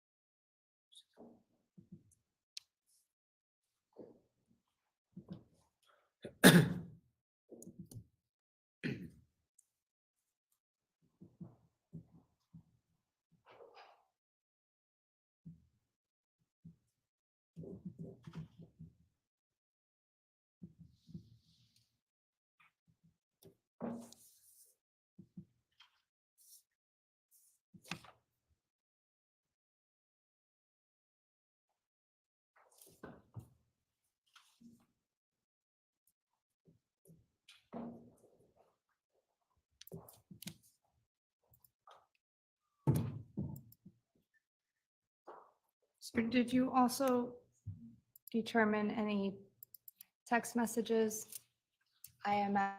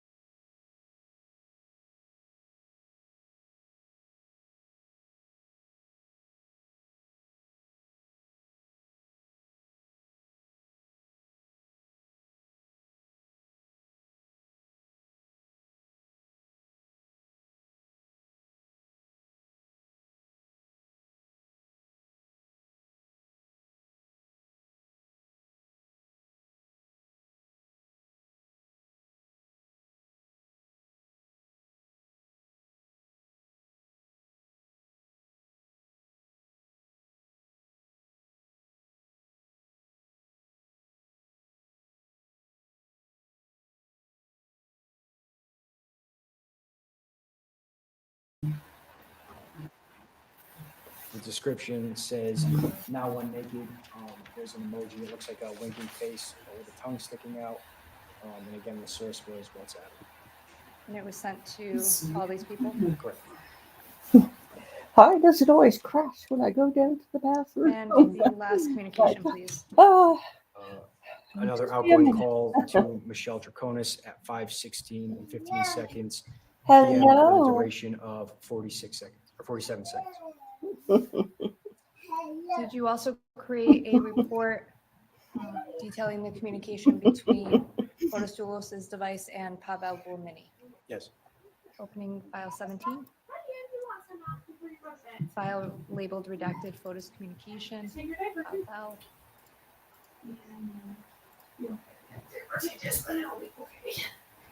Mhm. How many communication events were there that day? 11. I don't know if I would say excellent, but well enough. And what time do they start? Well, before we start there, Attorney Mayor, state intends to run through all 11. We're going to take our afternoon recess. Thank you. And resume at 3:30. Please do not discuss the case.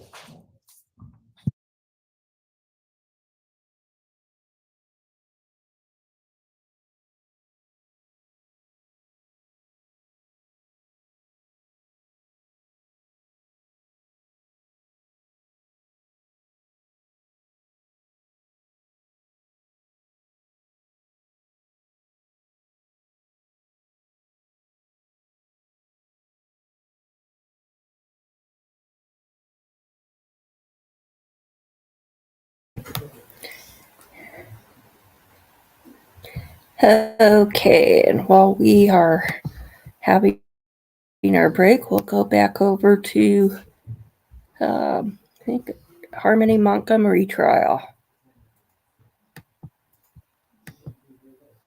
Can you tell the jury how he told her to get back inside? He was Adam was forcive. He just basically told her to go in, and he kind of walked her up to the door and shut it. About how old was Harmony when you saw her that day? I want to say maybe 5, something like that. 5. How would you describe her when you saw her come out for those 4 seconds? She was just standing there, just looking. No real body movement, just standing there. And when the defendant forcefully told her to go back inside, did she obey? Yes. If I could have just a moment. Yes. Thank you, Mr. No additional questions, Your Honor. Counsel, No questions, Your Honor. you may step down. And we'd ask that this witness be excused, Your Honor. Any objection? No. You may be excused.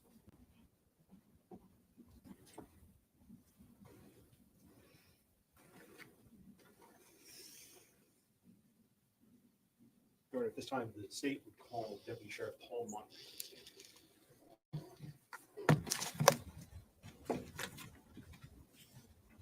Sorry, just a moment.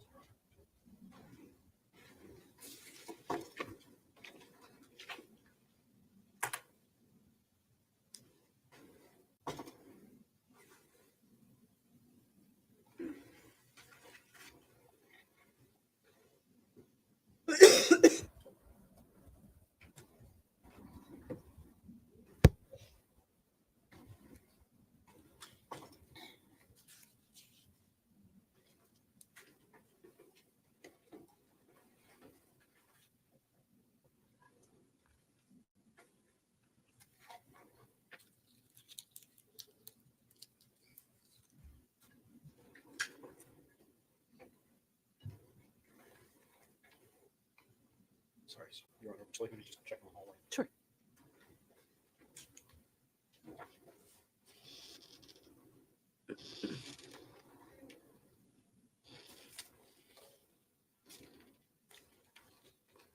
I'll say, Your Honor.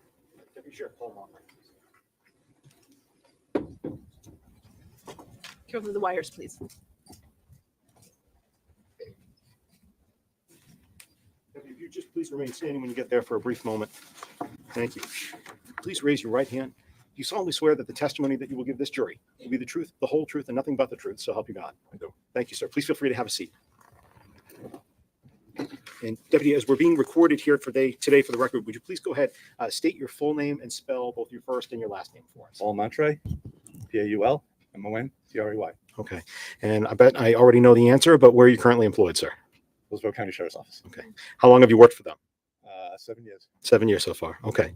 And with regards to your employment with them, did you ever work in any other sort of law enforcement before working for the sheriff's office? I started in New York City in 1985, NYPD, Whereabouts in the city? Lower Manhattan and Brooklyn. Okay. How long were you there? 5 years. 5 years. Okay. And after that, any other sort of law enforcement Town of experience? Henniker for 5 years. Okay. Merrimack County Sheriff's Office for 20. State for 2. And now I'm here part-time. And when you say state for 2, what agency did you work for those 2 years? Patrol DMV. Okay. And what were some of your day-to-day duties for them? We basically dealt with trucks and inspection stations. All right. So with regards to your duties now for the Hillsborough County Sheriffs, you said you're working for them part-time, is that correct? Yes. All right. So what are your day-to-day duties? What do they look like? Primarily transporting prisoners to and from the jail and the prison. Okay. To the courts. And let me ask you, do you ever, I'm going to say, when did you come back to do part-time again? 2019. 2019. Okay. I want to, and on that particular day, I'd like to ask. 2017. Sorry. 2017 is when you came back. Yes, Okay, Hillsborough County. that's all right. Let me be specific though. Let me steer you to one day in 2019, just before Thanksgiving, November 27th, 2019. Did you help serve or were you present for an eviction notice at 77 Guilford Street in Manchester that day? I was. Okay. And I wondered if you could explain a little bit for the jurors, just for an eviction process, what is the role of the deputy sheriff? What are you there to do? So we have a court order that's evicting whoever's there on the premises. I was a second deputy. I'm assisting the primary deputy. Usually we send 2 guys. And for some reason, I don't know what, his partner was tied up with something else, so they sent me over. I just assisted with posting the property and having the people leave. And typically, how long does this process take to do an eviction? Just typically in your experience, I mean. We usually give them 10 to 15 minutes to get some belongings and skedaddle. Okay. And on this particular one at Guilford Street, do you have any recollection of roughly how long that took? Probably 10 to 15 minutes, the ordinary time. Was there anything about that eviction that necessarily stands out to you, or was it just a very typical eviction for you? Pretty much the same as all others. Okay. There were a lot of clothes around. It was kind of dirty. And there were a couple children there. And there was a male and a female. Okay. And when you say a male and female, and you say male, female, and children, so the male and the female, are they both adults? Adults, yes. Okay. And then the children, do you remember how many there were? I couldn't tell you for sure. Okay. There were a couple. I would say at least 2, but I can't tell you if there was any more than that. Okay. Where did they go at the end of the eviction? They got into their vehicle and they left. Okay.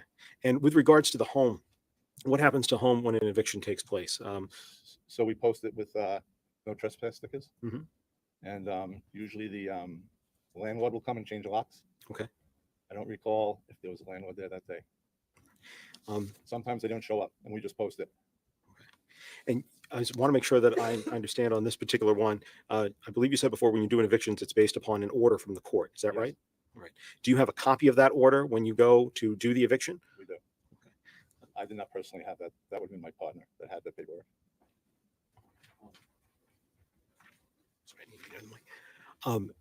Is that a routine practice of being a of the let me try this in English. Is that a routine practice of the sheriff's office to make sure that a copy of that order is in hand before the eviction is done? In our hand, yeah. In your hand? Yeah. Okay. And do you have any reason to believe that's not what happened that day? Not at all. Just a moment, please, Ron.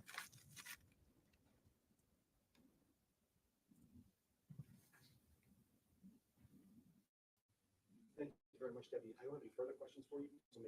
Okay. No questions, thank you. All right, let me sit down. Thank you, Ron.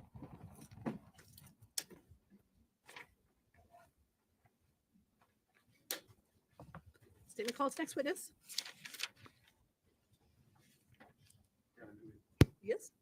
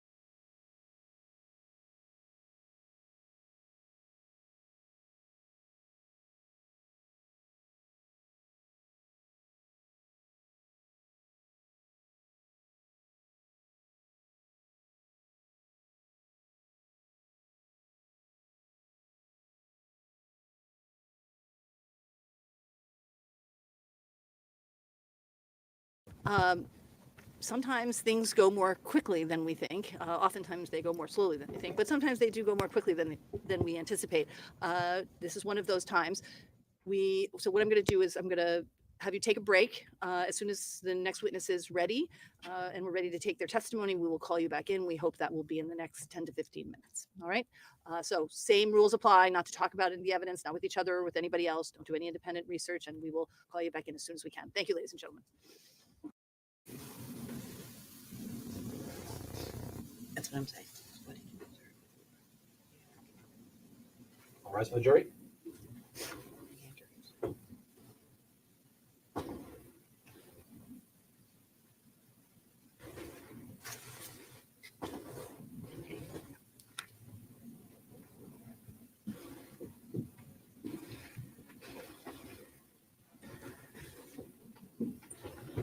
Please be seated.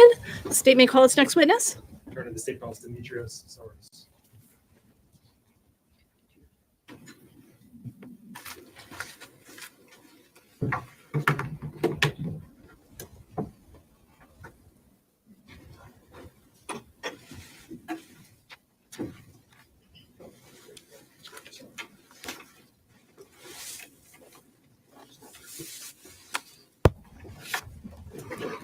And Mr. Soros, you do anything. Raise your right hand. You swear that the testimony you heard also provides you the truth and the whole truth and the pains and penalties of perjury. I do. You can make yourself comfortable. Can you start by by stating and spelling your full name for the record? Yes. My name is Demetrius Tsaros. First name is Demetrios. Last name is Tsaros. And Mr. Soros, I'm just going to ask that you speak as loud as you can. Yeah, thank you. Hello. Mr. Soros, what city do you live in? I live in Concord, New Hampshire. I apologize. I just moved. Pembroke, New Hampshire. How long have you been a New Hampshire resident? All my life. And what do you currently do for a living? I am a career level letter carrier for the Postal Service. The U.S. Postal Service? Yes. Yes. And how long have you worked in that capacity? Since September of 2021. Prior to September 2021, how were you employed? I was employed as a CPSW, a Child Protective Service Worker with the state of New Hampshire for DCYF. And that acronym that you just gave, CPSW, can you tell the jurors what that means? Yes, Child Protective Service Worker. How long did you work for DCYF? Approximately 10 years. And in your capacity as a caseworker for DCYF, did you have occasion to interact with someone named Adam Montgomery? I did. And calling your attention specifically to 2019, the summer of 2019, did you receive a report regarding Adam Montgomery? I did. Are you aware of whether or not he had children? Not when I first received the report. Was the report regarding one of his children? Yes. Which child was that? Specifically, it was Harmony. Harmony Montgomery. I'm sorry, Harmony Montgomery. And was that report regarding an injury to Harmony Montgomery? Yes. Do you know who made that initial report? I do not. It was anonymous.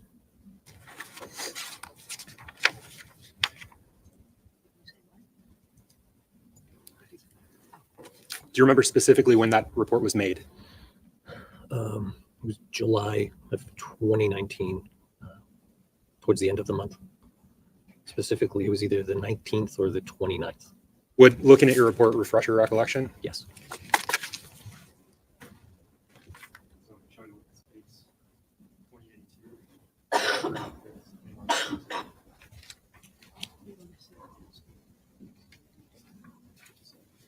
Yes, July 29th, 2019. Did that refresh your recollection? Yes. Okay, so if you could just turn that over. Let's face down.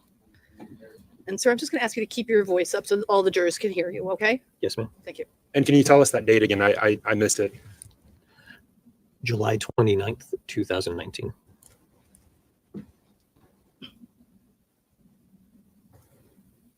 And what did you do after your involvement on that call began? I apologize. Could you be more specific? So you got a report. What did you do after you received that report? When I received the report, I initiated trying to make contact with the family in order to see them, see the family, see the children, ascertain safety. And is that generally what you do, or is that what you did in this specific case? Generally, that was the standard practice.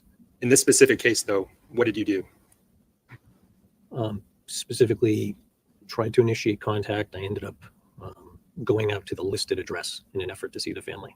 Do you recall what that address was? I believe it was 77 Guilford Street or Guilford Ave. Tell us about that trip out to the 77 Guilford Street or Ave. So I drove to the location, and as I pulled up, to the location, I noticed a person who I recognized as Adam Montgomery getting into a car. And let me stop you there. Yes. Yes.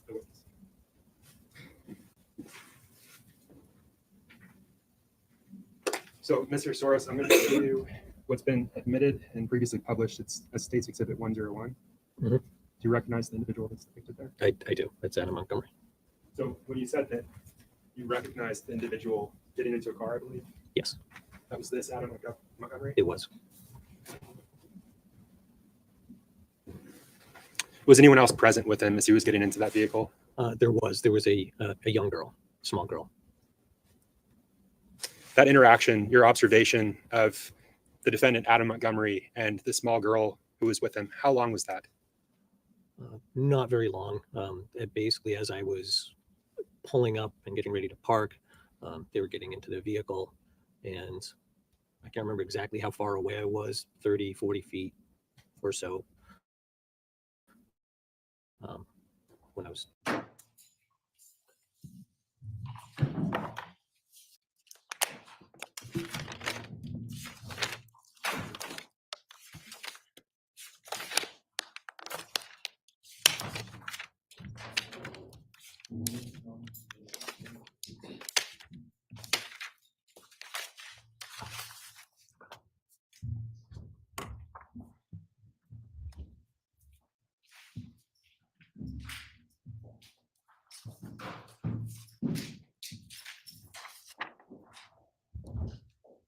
Would counsel stipulate, please?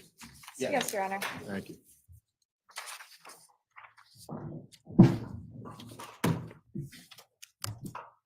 Now, Detective Clark, when we let off prior to the break, I think I asked you if we had, or you had done a, let me just see, did we view the communication that was done between Fotis Dulos and Pavel Gomini on May 24, 2019? Yes. And that would be file 17.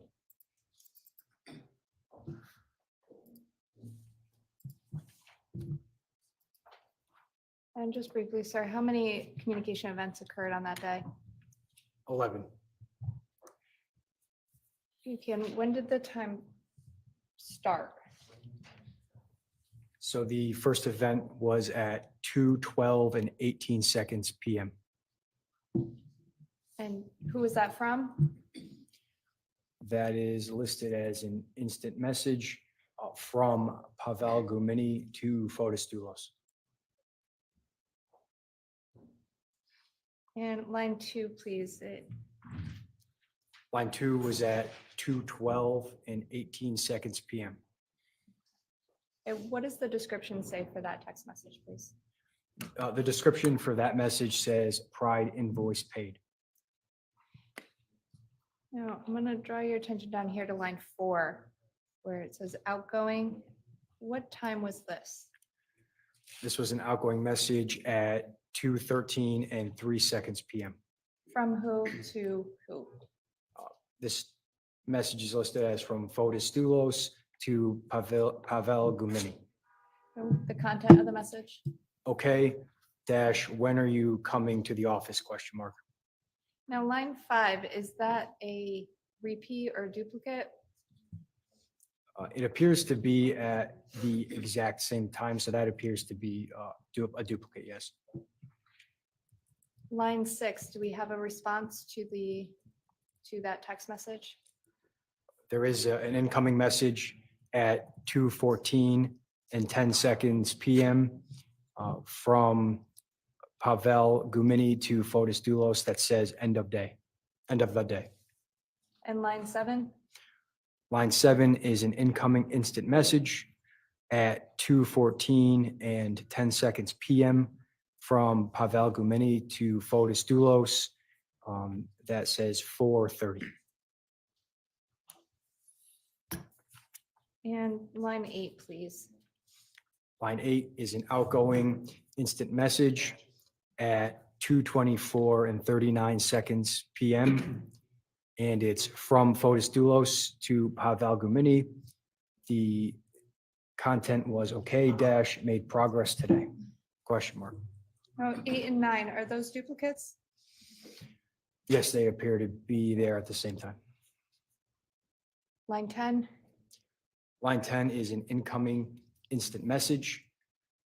It is at 3:02 and 19 seconds PM from Pavel Gumini to Fotis Dulos, and the content is yes. and line 11. Line 11 is from the call log, so it would be a phone call incoming at 4:49 PM, and that's from Pavel Gumini. It does not appear to be answered as the duration is 0 seconds. Thank you. Now, did you get an opportunity to examine Fotis Dulos' second phone? Yes, Did that phone, the second phone, contain the time or data extracted from the time period of May 29th, 2019? yes, that device did. Did that phone on May 29th, 2019 contain location data? Yes, it did. If I may, it's 133. That's the big one.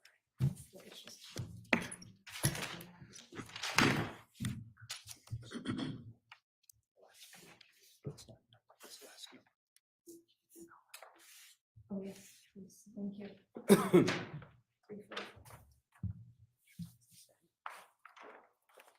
No objection.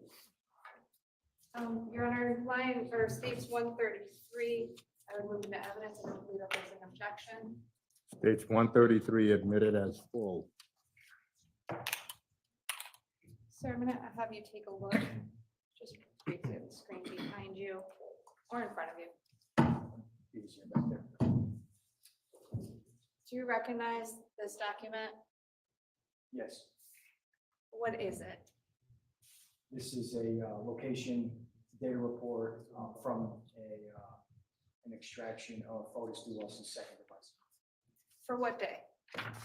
This was on 5/29/2019. How many location data points were collected that day? 344. Now, what did the location data points look like with respect to the second phone? As far as their appearance in Celebrate Physical Analyzer or UFED Reader, Yes, please. it would be the same as the others we viewed. So there'd be a data table at the bottom with a map that has a pinned location for the specific device or location you're looking at. Actually, gonna draw your attention. This is many pages.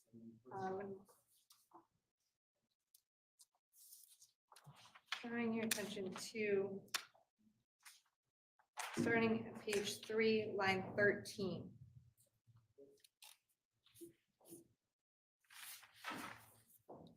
Yeah, so that's location data for 5/29/2019 at 1:43:21 PM. Let me ask you this, sir. At line 12, what is the time for the location data?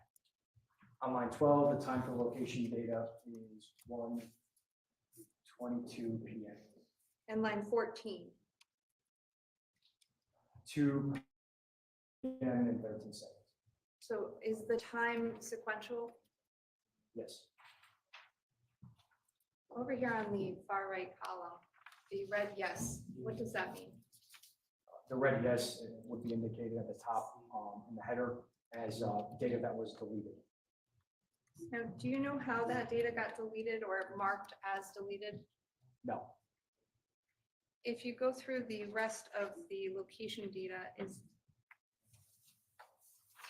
through the time period, I may just have one moment. From 1:43:21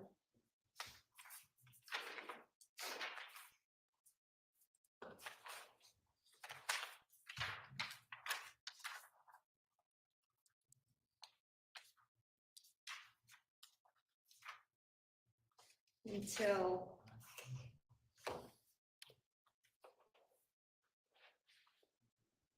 line 25. Do you see that time period? Line 95? 95, I'm sorry. Yes. And what is the time for that deletion? That device time is 2:44 and 53 seconds. For that So- location. The Cellbrite report indicates that that time period has these markers that were deleted, sir. Do you know why that is written like that? I do not. It could be either from a system process that deleted them in an automated fashion. It also could have been through user interaction, but just based on this alone, I'm not able to tell that. Now, there's one that is not deleted here, line 96. And then the deletions pick up again. Do you know why that is? No, I do not. Now, did you examine the location data for May 29th, 2019 at around the 2:40 mark? Yes, I believe I did. If I can. And for the record, the screen to the jury is off. And I'm going to draw your attention to the screen in front of you, sir. Do you recognize what's depicted on that screen? I don't see anything. I think that's still on. Oh, that one's on. I'm on. It's on. Two. I may just have one.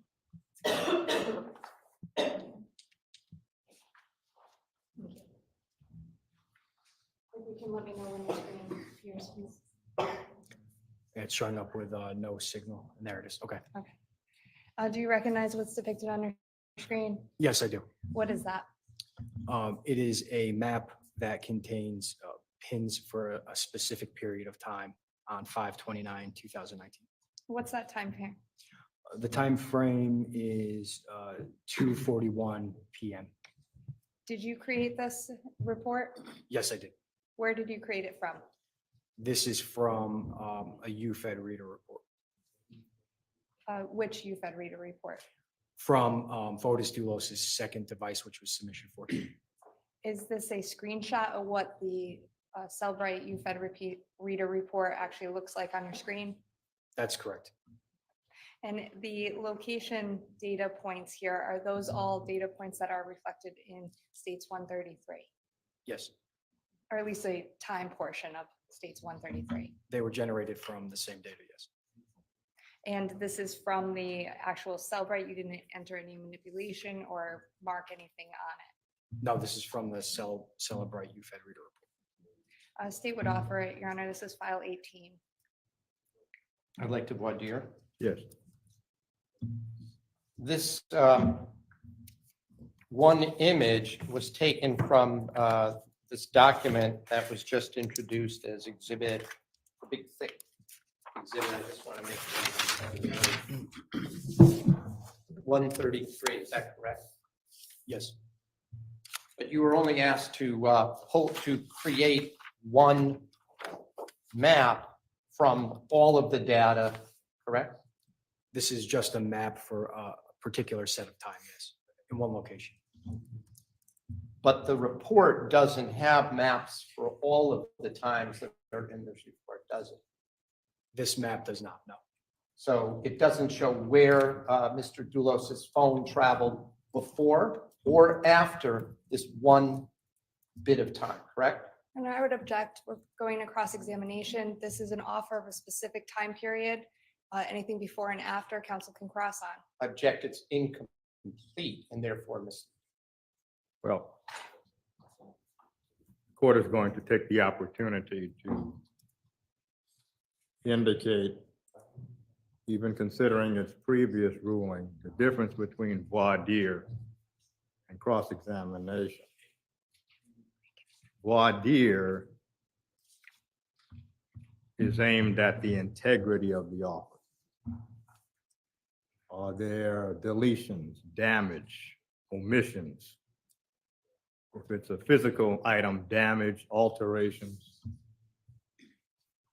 does it fairly inaccurately show what this item looked like on a certain date or what the scene looked like in this photo on a certain date? Because Attorney Schoenhorn said there are omissions, the court is going to allow the voir dire because it goes to the integrity of the offer. If I may just respond, Your Honor, briefly, just for the record, to be clear on the offer of proof, this is not a offer encapsulating the entire day. This is an offer encapsulating the time period of 2/41 on 5/29. And that is all that offer is. And that is all that image is for the offer, not the entire day. So the court wants to understand whether Attorney Schoenhorn is claiming that even for the period of time captured in the offer, it is incomplete.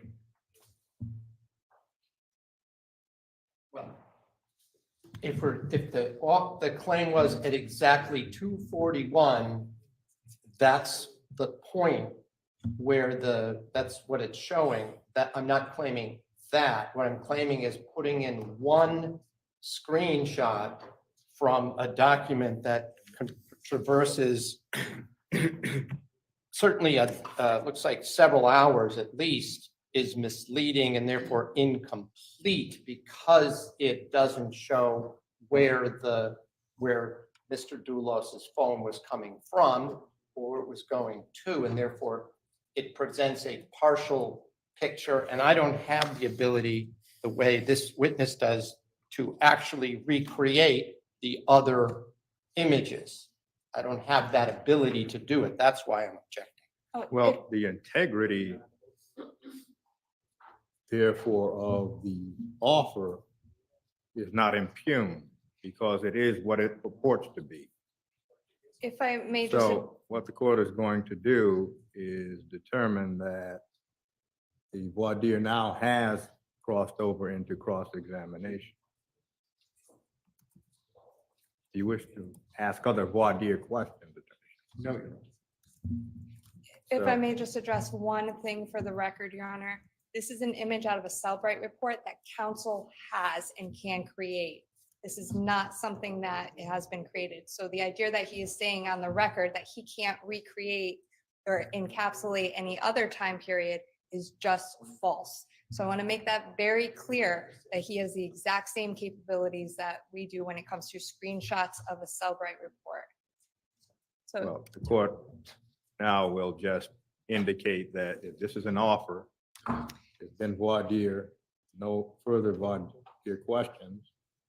What's the number of the exhibit, please? this would be file 18 out of states 131. File 18 out of states 131 admitted as full. Thank you. Sir, if you could take a look at the screen behind you.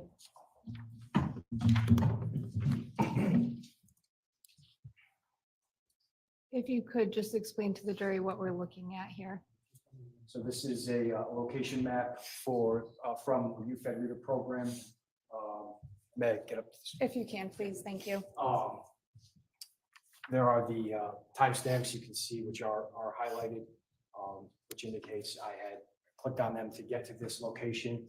This location shows multiple data points with a timestamp here of 14:41, so 2:41 p.m.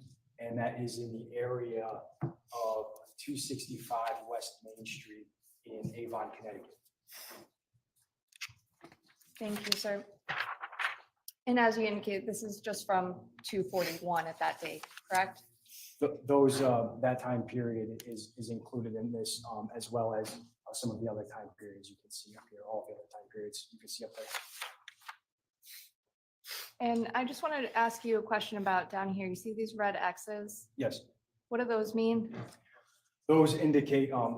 This one doesn't say it in this type of report, but the X up here indicates that the data was deleted. And that's the same deletions. You can't say where that came from or if that was intentional or by be processing or, That's correct. thank you, sir. You can have a seat. With respect to that same day, 529, in that same phone, did you create a report with respect to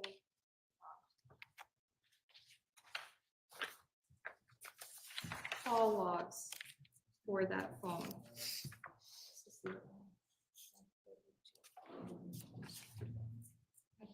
I know.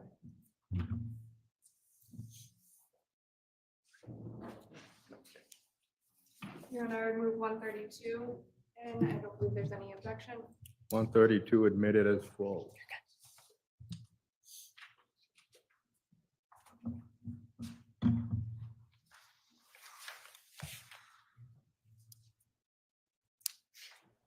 Briefly, sir, if you can, just take a look behind you. What are we looking at? So this is a timeline report with currently call log data on it from 5/29/2019, with the first instance being at 8:08 and 20 seconds a.m. And this is from Fotis Dulos' second phone, is that correct? That's correct. And there was, can you please read line 1?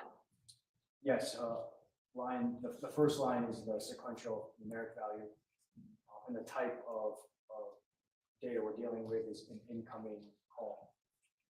And who is that from? Michelle Troconis. Was it answered? It does not appear to be, as there are all zeros for the duration. Now I'm going to draw your attention to line 3. Line 2 and 3, are those both calls from and to Michelle Troconis, or what is listed as Michelle Troconis on the device? Line 2 is an incoming call from, and line 3 is an outgoing call to what's listed as Michelle Troconis. Now, we also have these markings for on the deleted column, if you will. Can you answer for how those got marked deleted? No, I cannot. And is that the same? Could they be both either manual or process? Yes.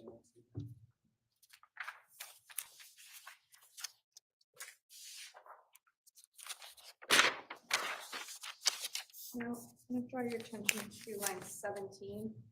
Actually, we have 15 and 16 who have that deleted message, and then at 17, there is no deleted message. Your Honor, I'm going to object to referring to it as a deleted message. The witness testified that it doesn't mean it was deleted. The report indicates it as deleted. Well, the testimony so far has been that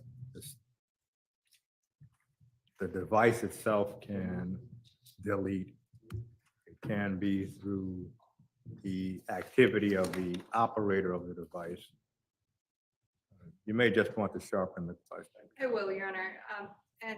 Sir, with respect to line 17, under the deleted column, is there any marking? No, there's not. Now, one question with these columns that are marked as deleted, even if they are marked as deleted, does Cellbrite still able to retain or grab that data point? Yes, it is. Is that always the case? No, it's not. As long as the data is still on the device, it would be able to, but there are ways that the system would completely remove the data, at which time we would not be able to recover it.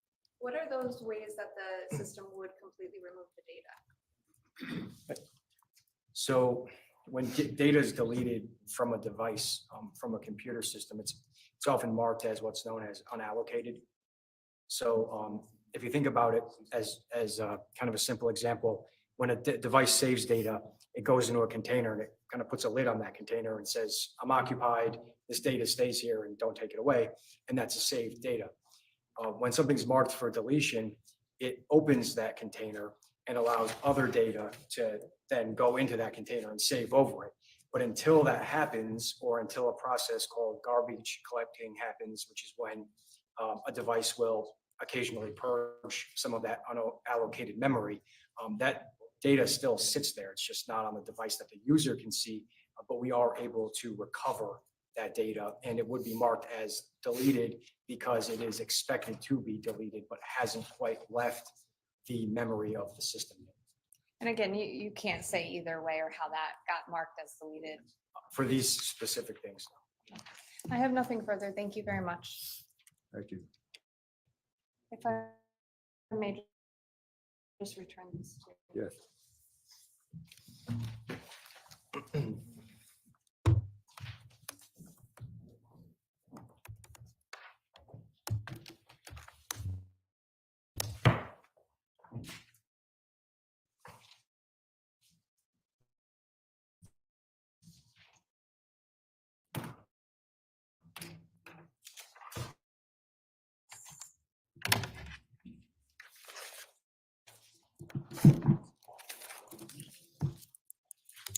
Good afternoon, sir. Good afternoon, sir. So as I understand it, you were told to provide reports for very specific, narrow periods of time, correct? I generated reports for specific periods of time throughout a specific days. And that was at the request of the state's attorney's office, correct? That's correct. You had more data over a longer period of times than that was. As PDF reports and exhibits for certain sets of data from those UFED reports. And just for the, I'm not sure you explained, unless I missed it, but just explain what UFED means, UFED. Yeah, so UFED, which is one of the programs I use. It's a Celebrate extraction tool, and I utilize that to conduct either an extraction or a report. You can put in very precise dates and times to present a report, to produce a report, correct? Yes, you are able to put in specific timeframes within the physical analyzer program, which actually generates the UFED reader report, and that those specific timeframes would only create a report within that program.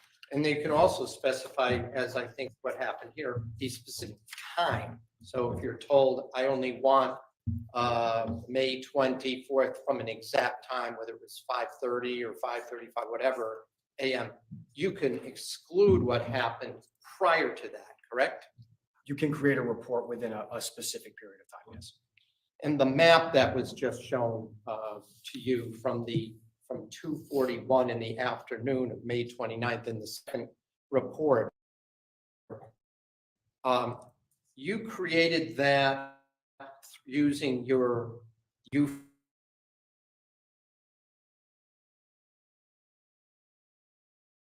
but you need the actual program in order to produce that kind of an image showing an exact time, correct? You would need to view it in UFED reader to be able to access that image I created. But I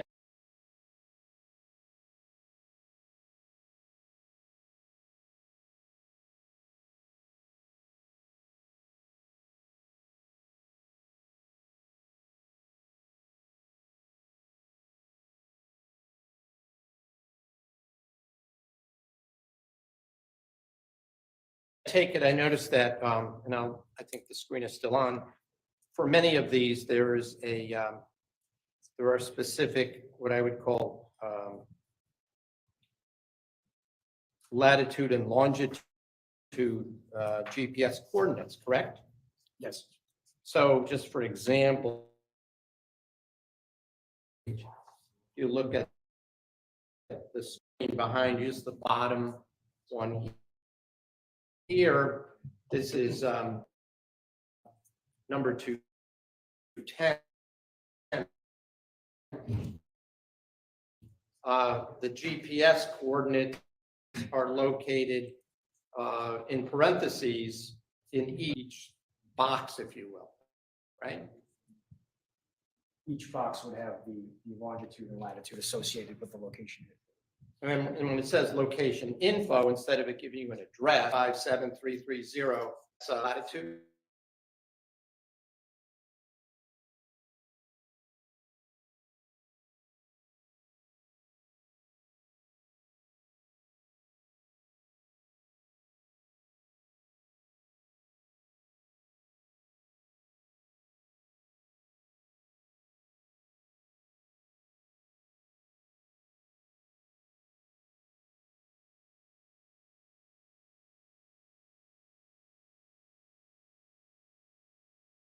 the latitude and longitude that you have, the UFED program, and put it into a map, correct?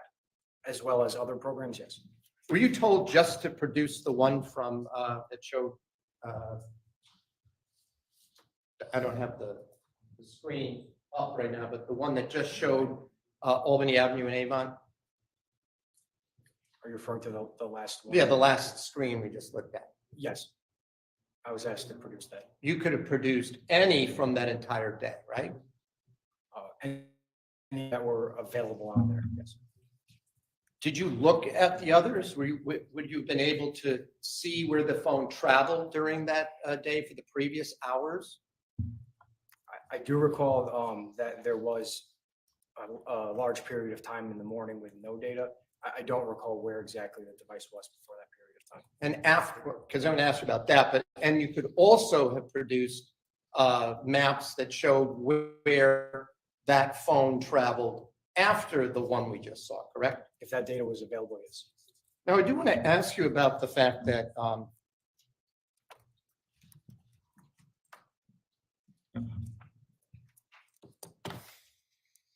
there seems to be an absence. I'm going to show you page 1 of exhibit 133. And let me just jump ahead for a second. If I jump to lines, for an example, lines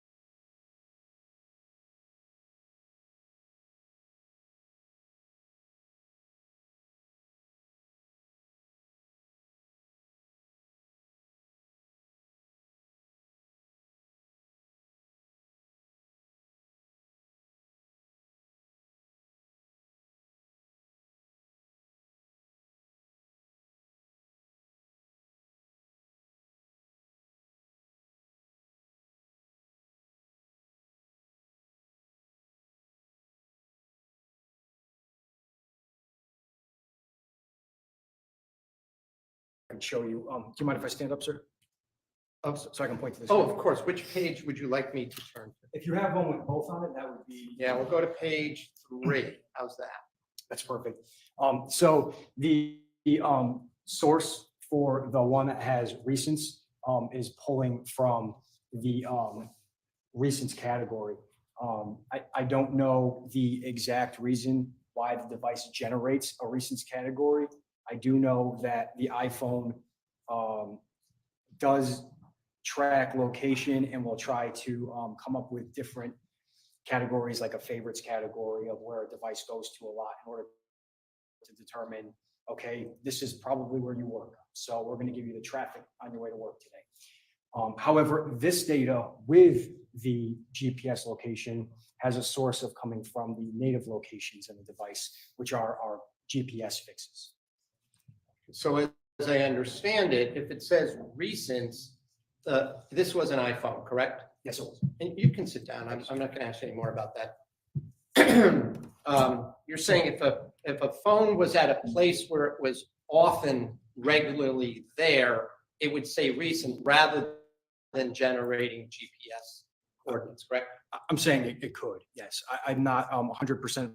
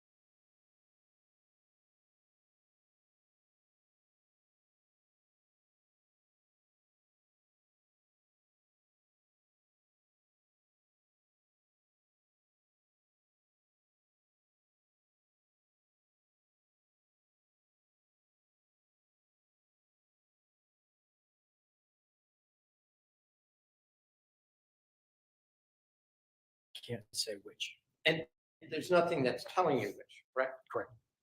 And this lists the, if it says 0000, that means a call was placed but nobody answered, correct?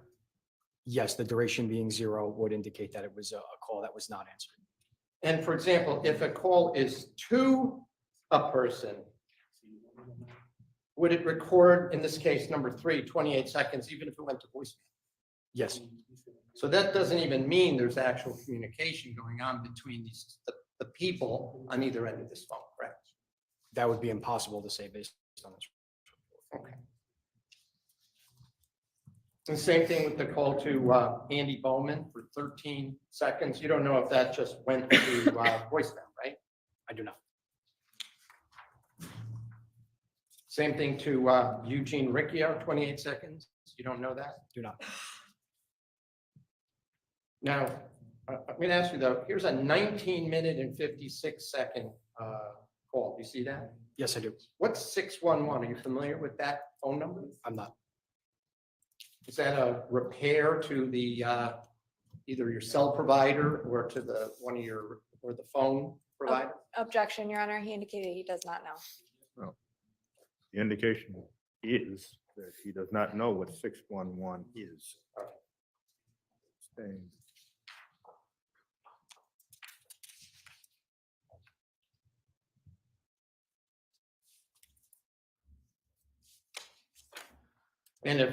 And without knowing exactly what, you don't know anything about what was communicated if it's a longer period of time, like so for example, number 10 to to Pavel Gumieni shows that the call was 6 minutes and 2 seconds, right? Yes. There's no way to determine from this anyway, where the individuals were when they were discussing that, right? From this specific report, no. Okay.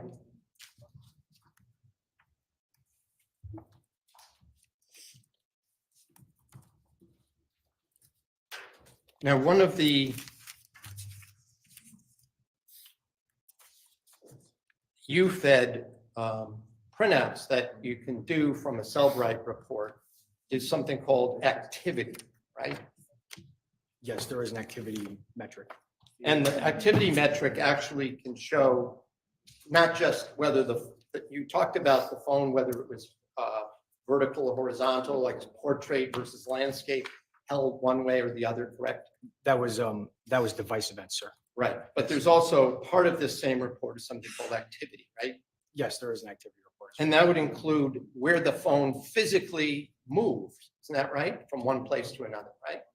It has the activity report, if you're referring to the steps and movement in meters, would tell you how many meters the device calculated it moved and how many steps. And so for those of us who grew up forgetting the metric system, a meter is approximately 3 feet, right? A little shorter, but yes. I'm just going to mark this for identification.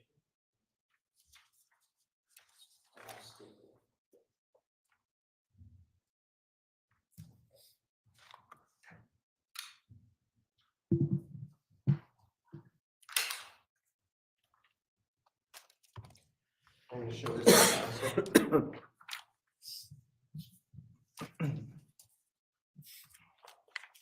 And while she's looking at that, so you had access to more than just the time frame of 5:30 onward for this device, the original device. We'll call it Dulos's first phone, correct? Yes, I had access to more data than just the time frame you specified. So you had actually data that would go back to at least midnight of May 24th at 12:01 a.m. on the 24th, right? Without seeing it, I wouldn't be able to answer that. And into May 23rd as well, the previous day? If the data was stored on the device, it would have been available. Objection. Well, you need to authenticate it as well. Yes. Showing you exhibit DD. Are these 2 pages from the earlier giant report that you had from Cellbrite of that same phone?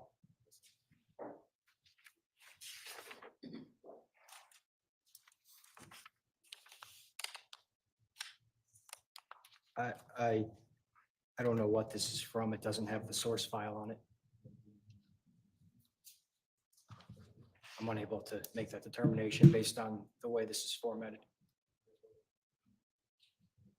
When you say the way it was formatted, do you know how this was sent to council? No, I don't. All I know is there's no source file on this, so I can't authenticate which device it came from.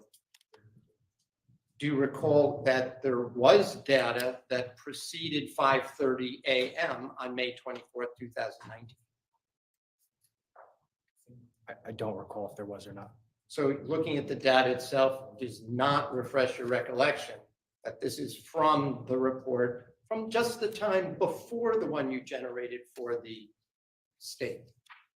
It is activity data for the time frame, but I can't determine whether or not it was from the device I examined or not, based on this specific report. Well, is there going to be objection? Because then I'll have to just recall the witness when I have printed 100 pages. Your Honor, he needs the source file to authenticate it. If he has the source file, I think that's where the witness is going. Not putting words in his mouth, but I might have the first page, but not printed, Your Honor. So let me just.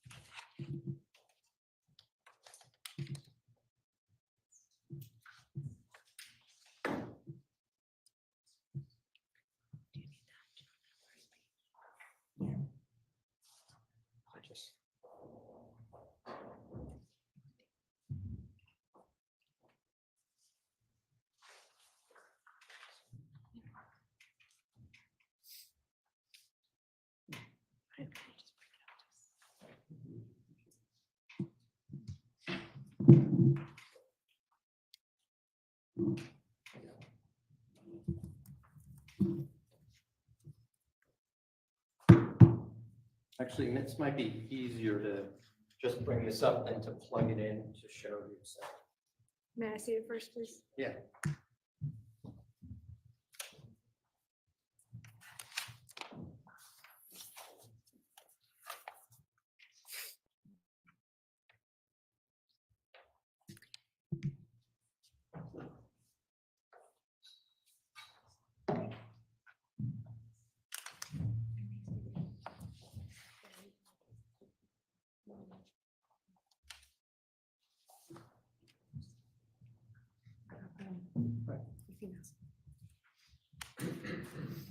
I'm going to show you just on a laptop here. And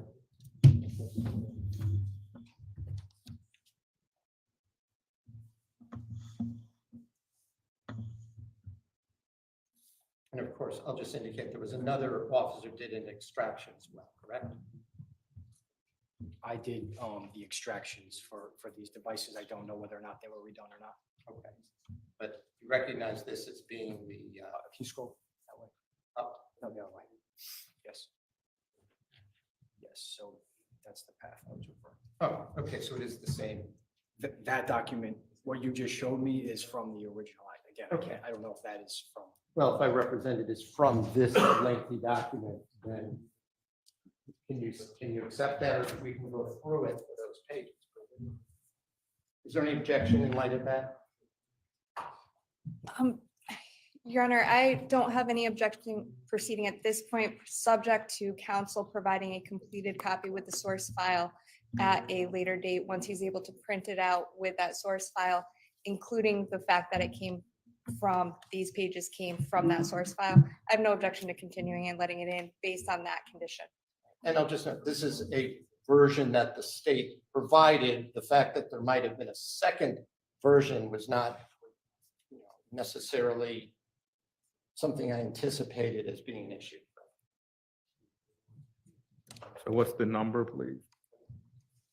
Is there a number? Or a letter? Letter. Yes, sir, I'll let you read it. DD. DD admitted as full, subject to essentially an entire printout of the source file.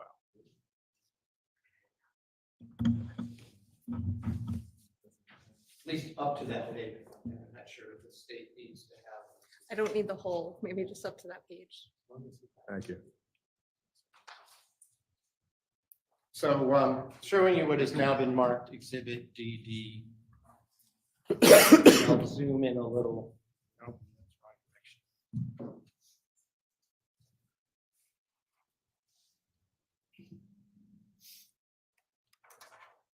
direction. And I just want to indicate how there are numbers on the left column, but the way this report was printed, it's in reverse chronology, correct? Yes. So that as the numbers go up, the time goes backwards. Yes. So I want to call your attention, first of all, to the first column. First of all, could you just explain? And again, this is not the full report, so you're familiar with this report, though, or this kind of report, right? Yes, I am. So let me just make it a little bit, zoom out a little bit.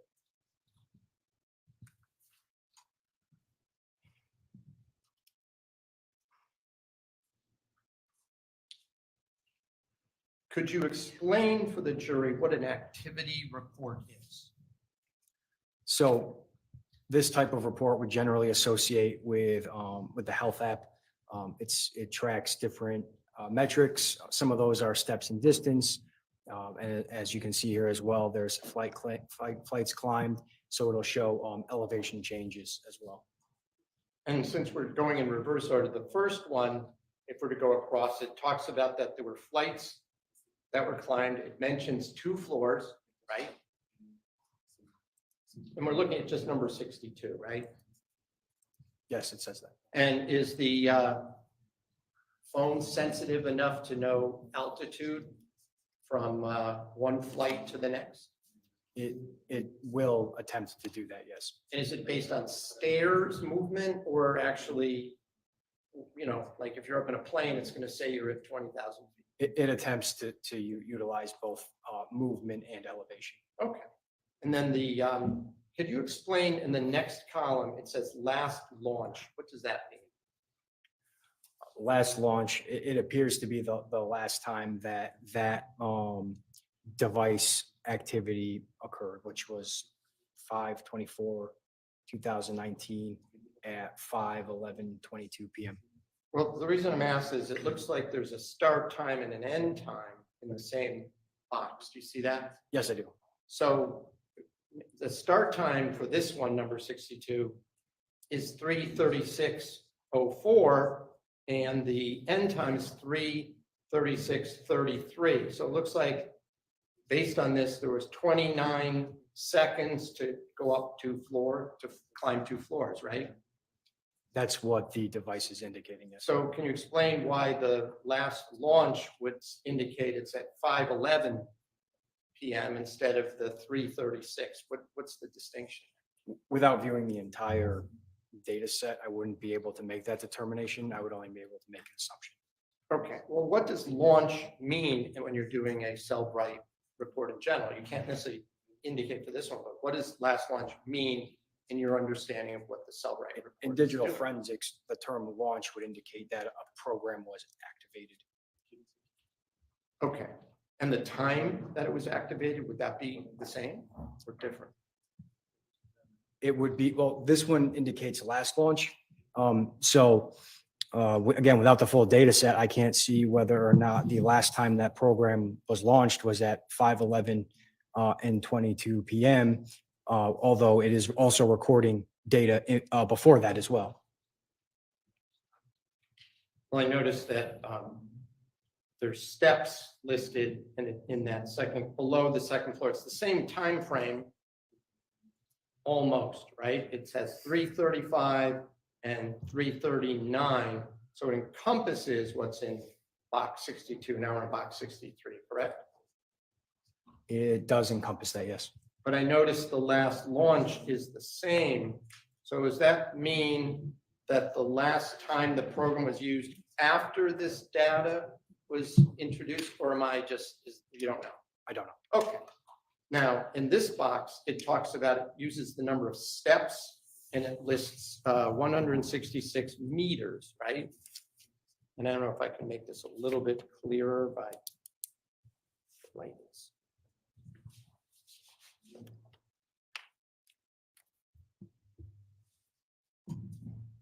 This a little brighter.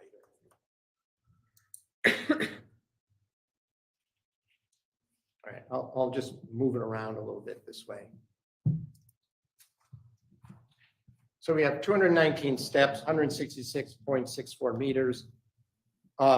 This data, again, the steps are based on a health app movement, correct? Yes, the device trying to determine when steps were taken. And the 166.64 meters is also based on GPS coordinates that people are moving in one direction or another. I'm not certain what measures that metric. As an examiner, we would look at that and determine that that's what the device had determined that it moved. A person could be on a treadmill and still come up with 219 steps, right? I believe that's possible. And it could be move 166 meters, which is what, about 50 some odd feet, 50 some odd yards. No, about 170 yards, right, more or less, on a treadmill, correct? Could be. Objection, Your Honor, relevance, treadmill. Well, court is not clear as to whether this is just general education about the terms or whether this is cross-examination based on the direct.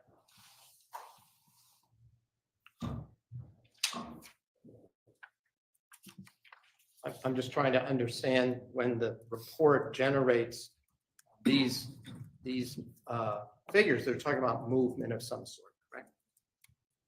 Yes. Okay. So I want to turn now to, in reverse order,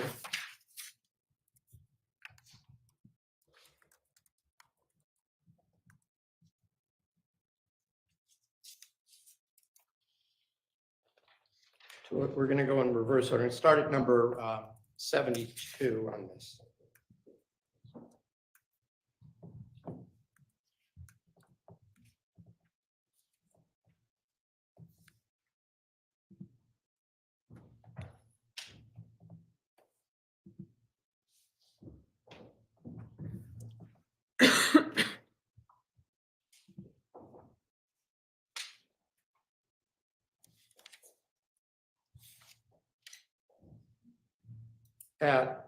At 1:01 and 30 seconds a.m. on May 24th, this device moved up, according to the data, a flight of stairs, correct?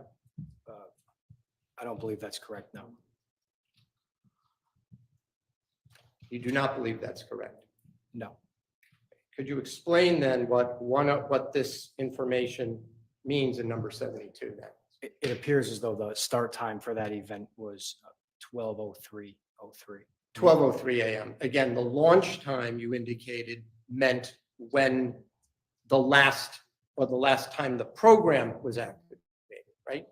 I stated that was an assumption, but I'm not certain what the last launch indicates. However, the start time for that event would be the time that event started. Okay, so the next one is number 71 would be the next one chronologically, correct?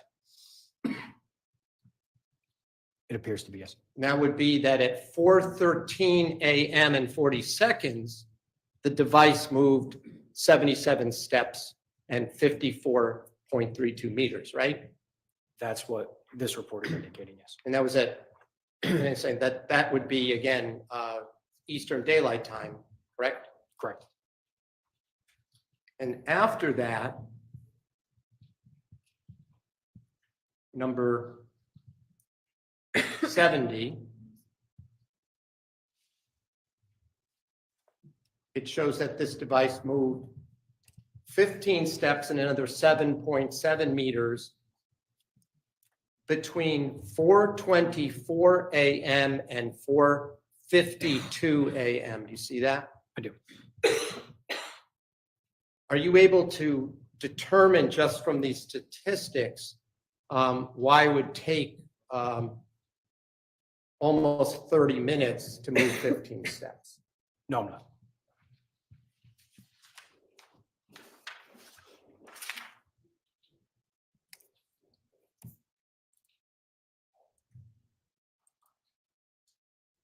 And then if I go down to number 69,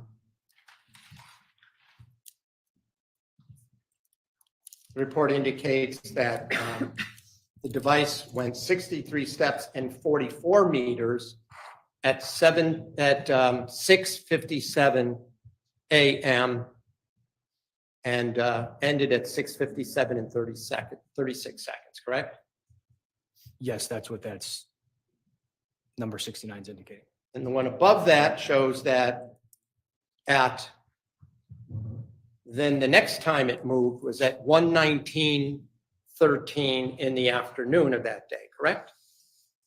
Yes, that's correct. And it shows at that point 427 steps and 266.95 meters that device traveled, correct? Yes.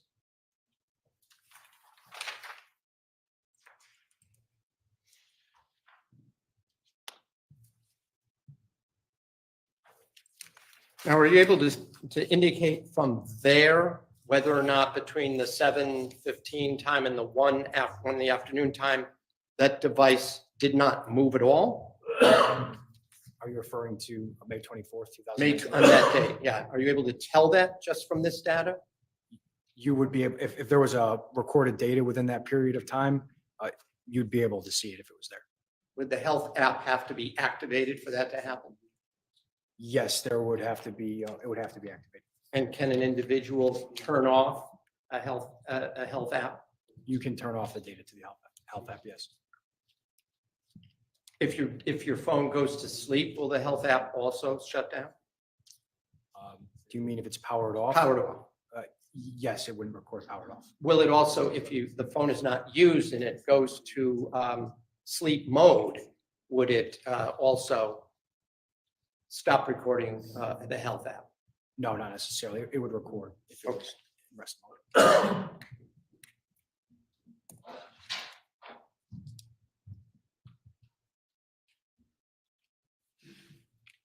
I just have a couple more questions and I'll be done. When it comes to the times for when there were phone calls, were those the times for the sender or the recipient? It would depend. That's all from Fotis Dulos' device. So the time that would be recorded would be specific to his, either when his sent that call or when his received that call.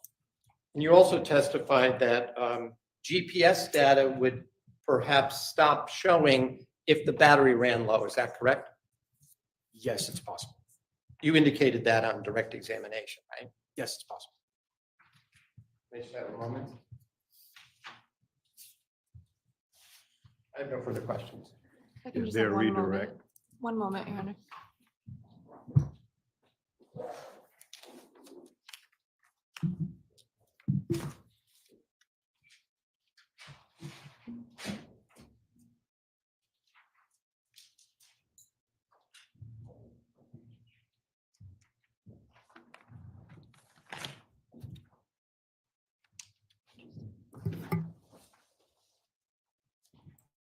Just a couple questions if I can.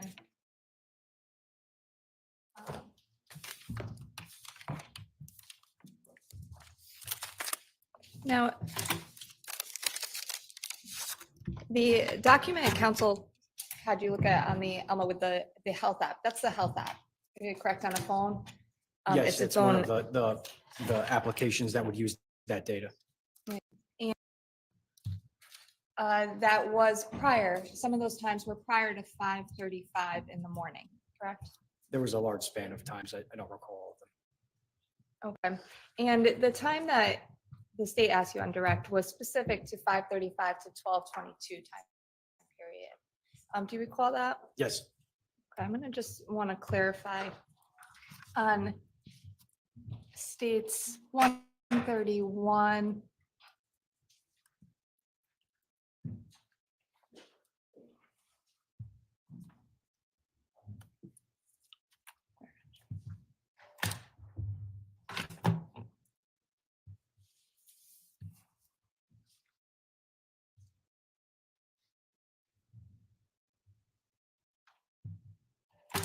Well, I would if this worked. So let me just ask you, sir. Between 5:35 in the morning and 12:22 in the afternoon, did the phone move? I don't recall whether or not it moved. Okay, do you recall the report generated on the activity? Yes. No. And in that activity log, did it move a certain amount of meters or steps? Without seeing the report, I wouldn't be able to answer that. Okay.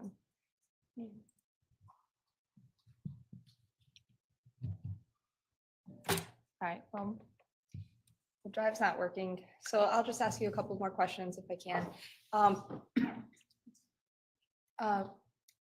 With the movement on the phone prior to 5:35, there was movement. After 12:22, there was movement on the phone, correct?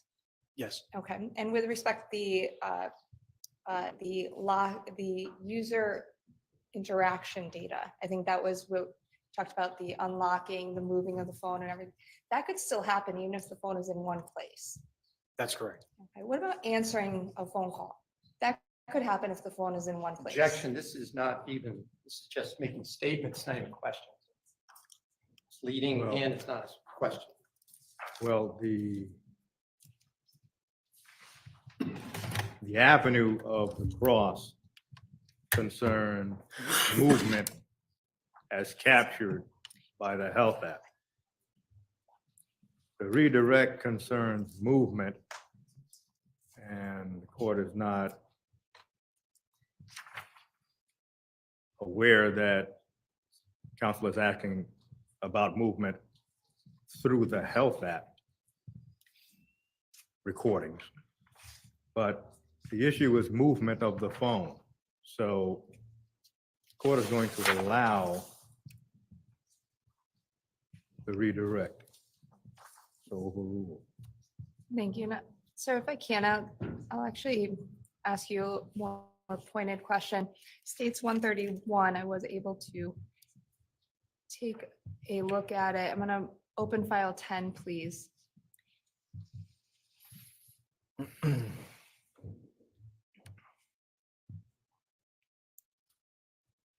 Now, this is what exactly is this again? This is much more data-filled report regarding the activities of data. Does this have anything to do with the health app? Yes, this is what the health app would use in order to gather data for these things. And this is encapsulates just the time period from 5:35 to 12:22. Right? Well, I'm going to object. It's from 6 to 7. Well, the witness can either agree or disagree.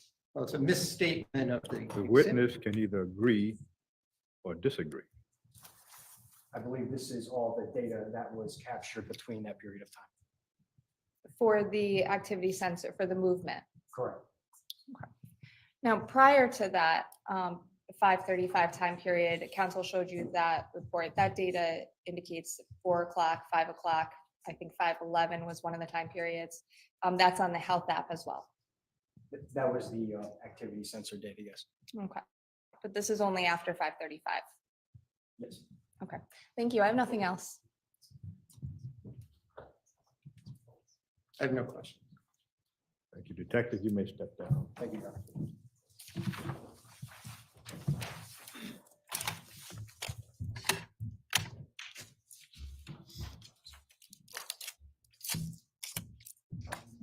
Well, the court assumes that's the last witness for today. Yes, Your Honor.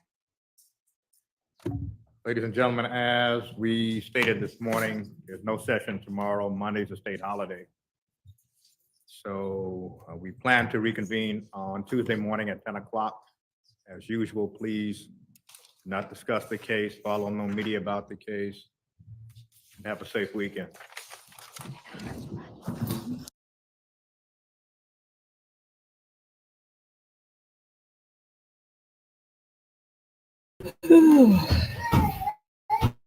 Okay, I stepped out of the room because my niece is not happy, and I was debating if they were done for the day, and it looks like we are. So, no trial tomorrow. I didn't understand why not, but he said there was holiday on Monday, and so we don't come back for this until Tuesday. That's convenient for me because tomorrow's going to be a busy day with the funeral and so forth. So, wish you a happy and long weekend, and we'll see you Tuesday for where we'll pick this back up. And thank you very much for joining me. Have a pleasant afternoon today. Bye-bye.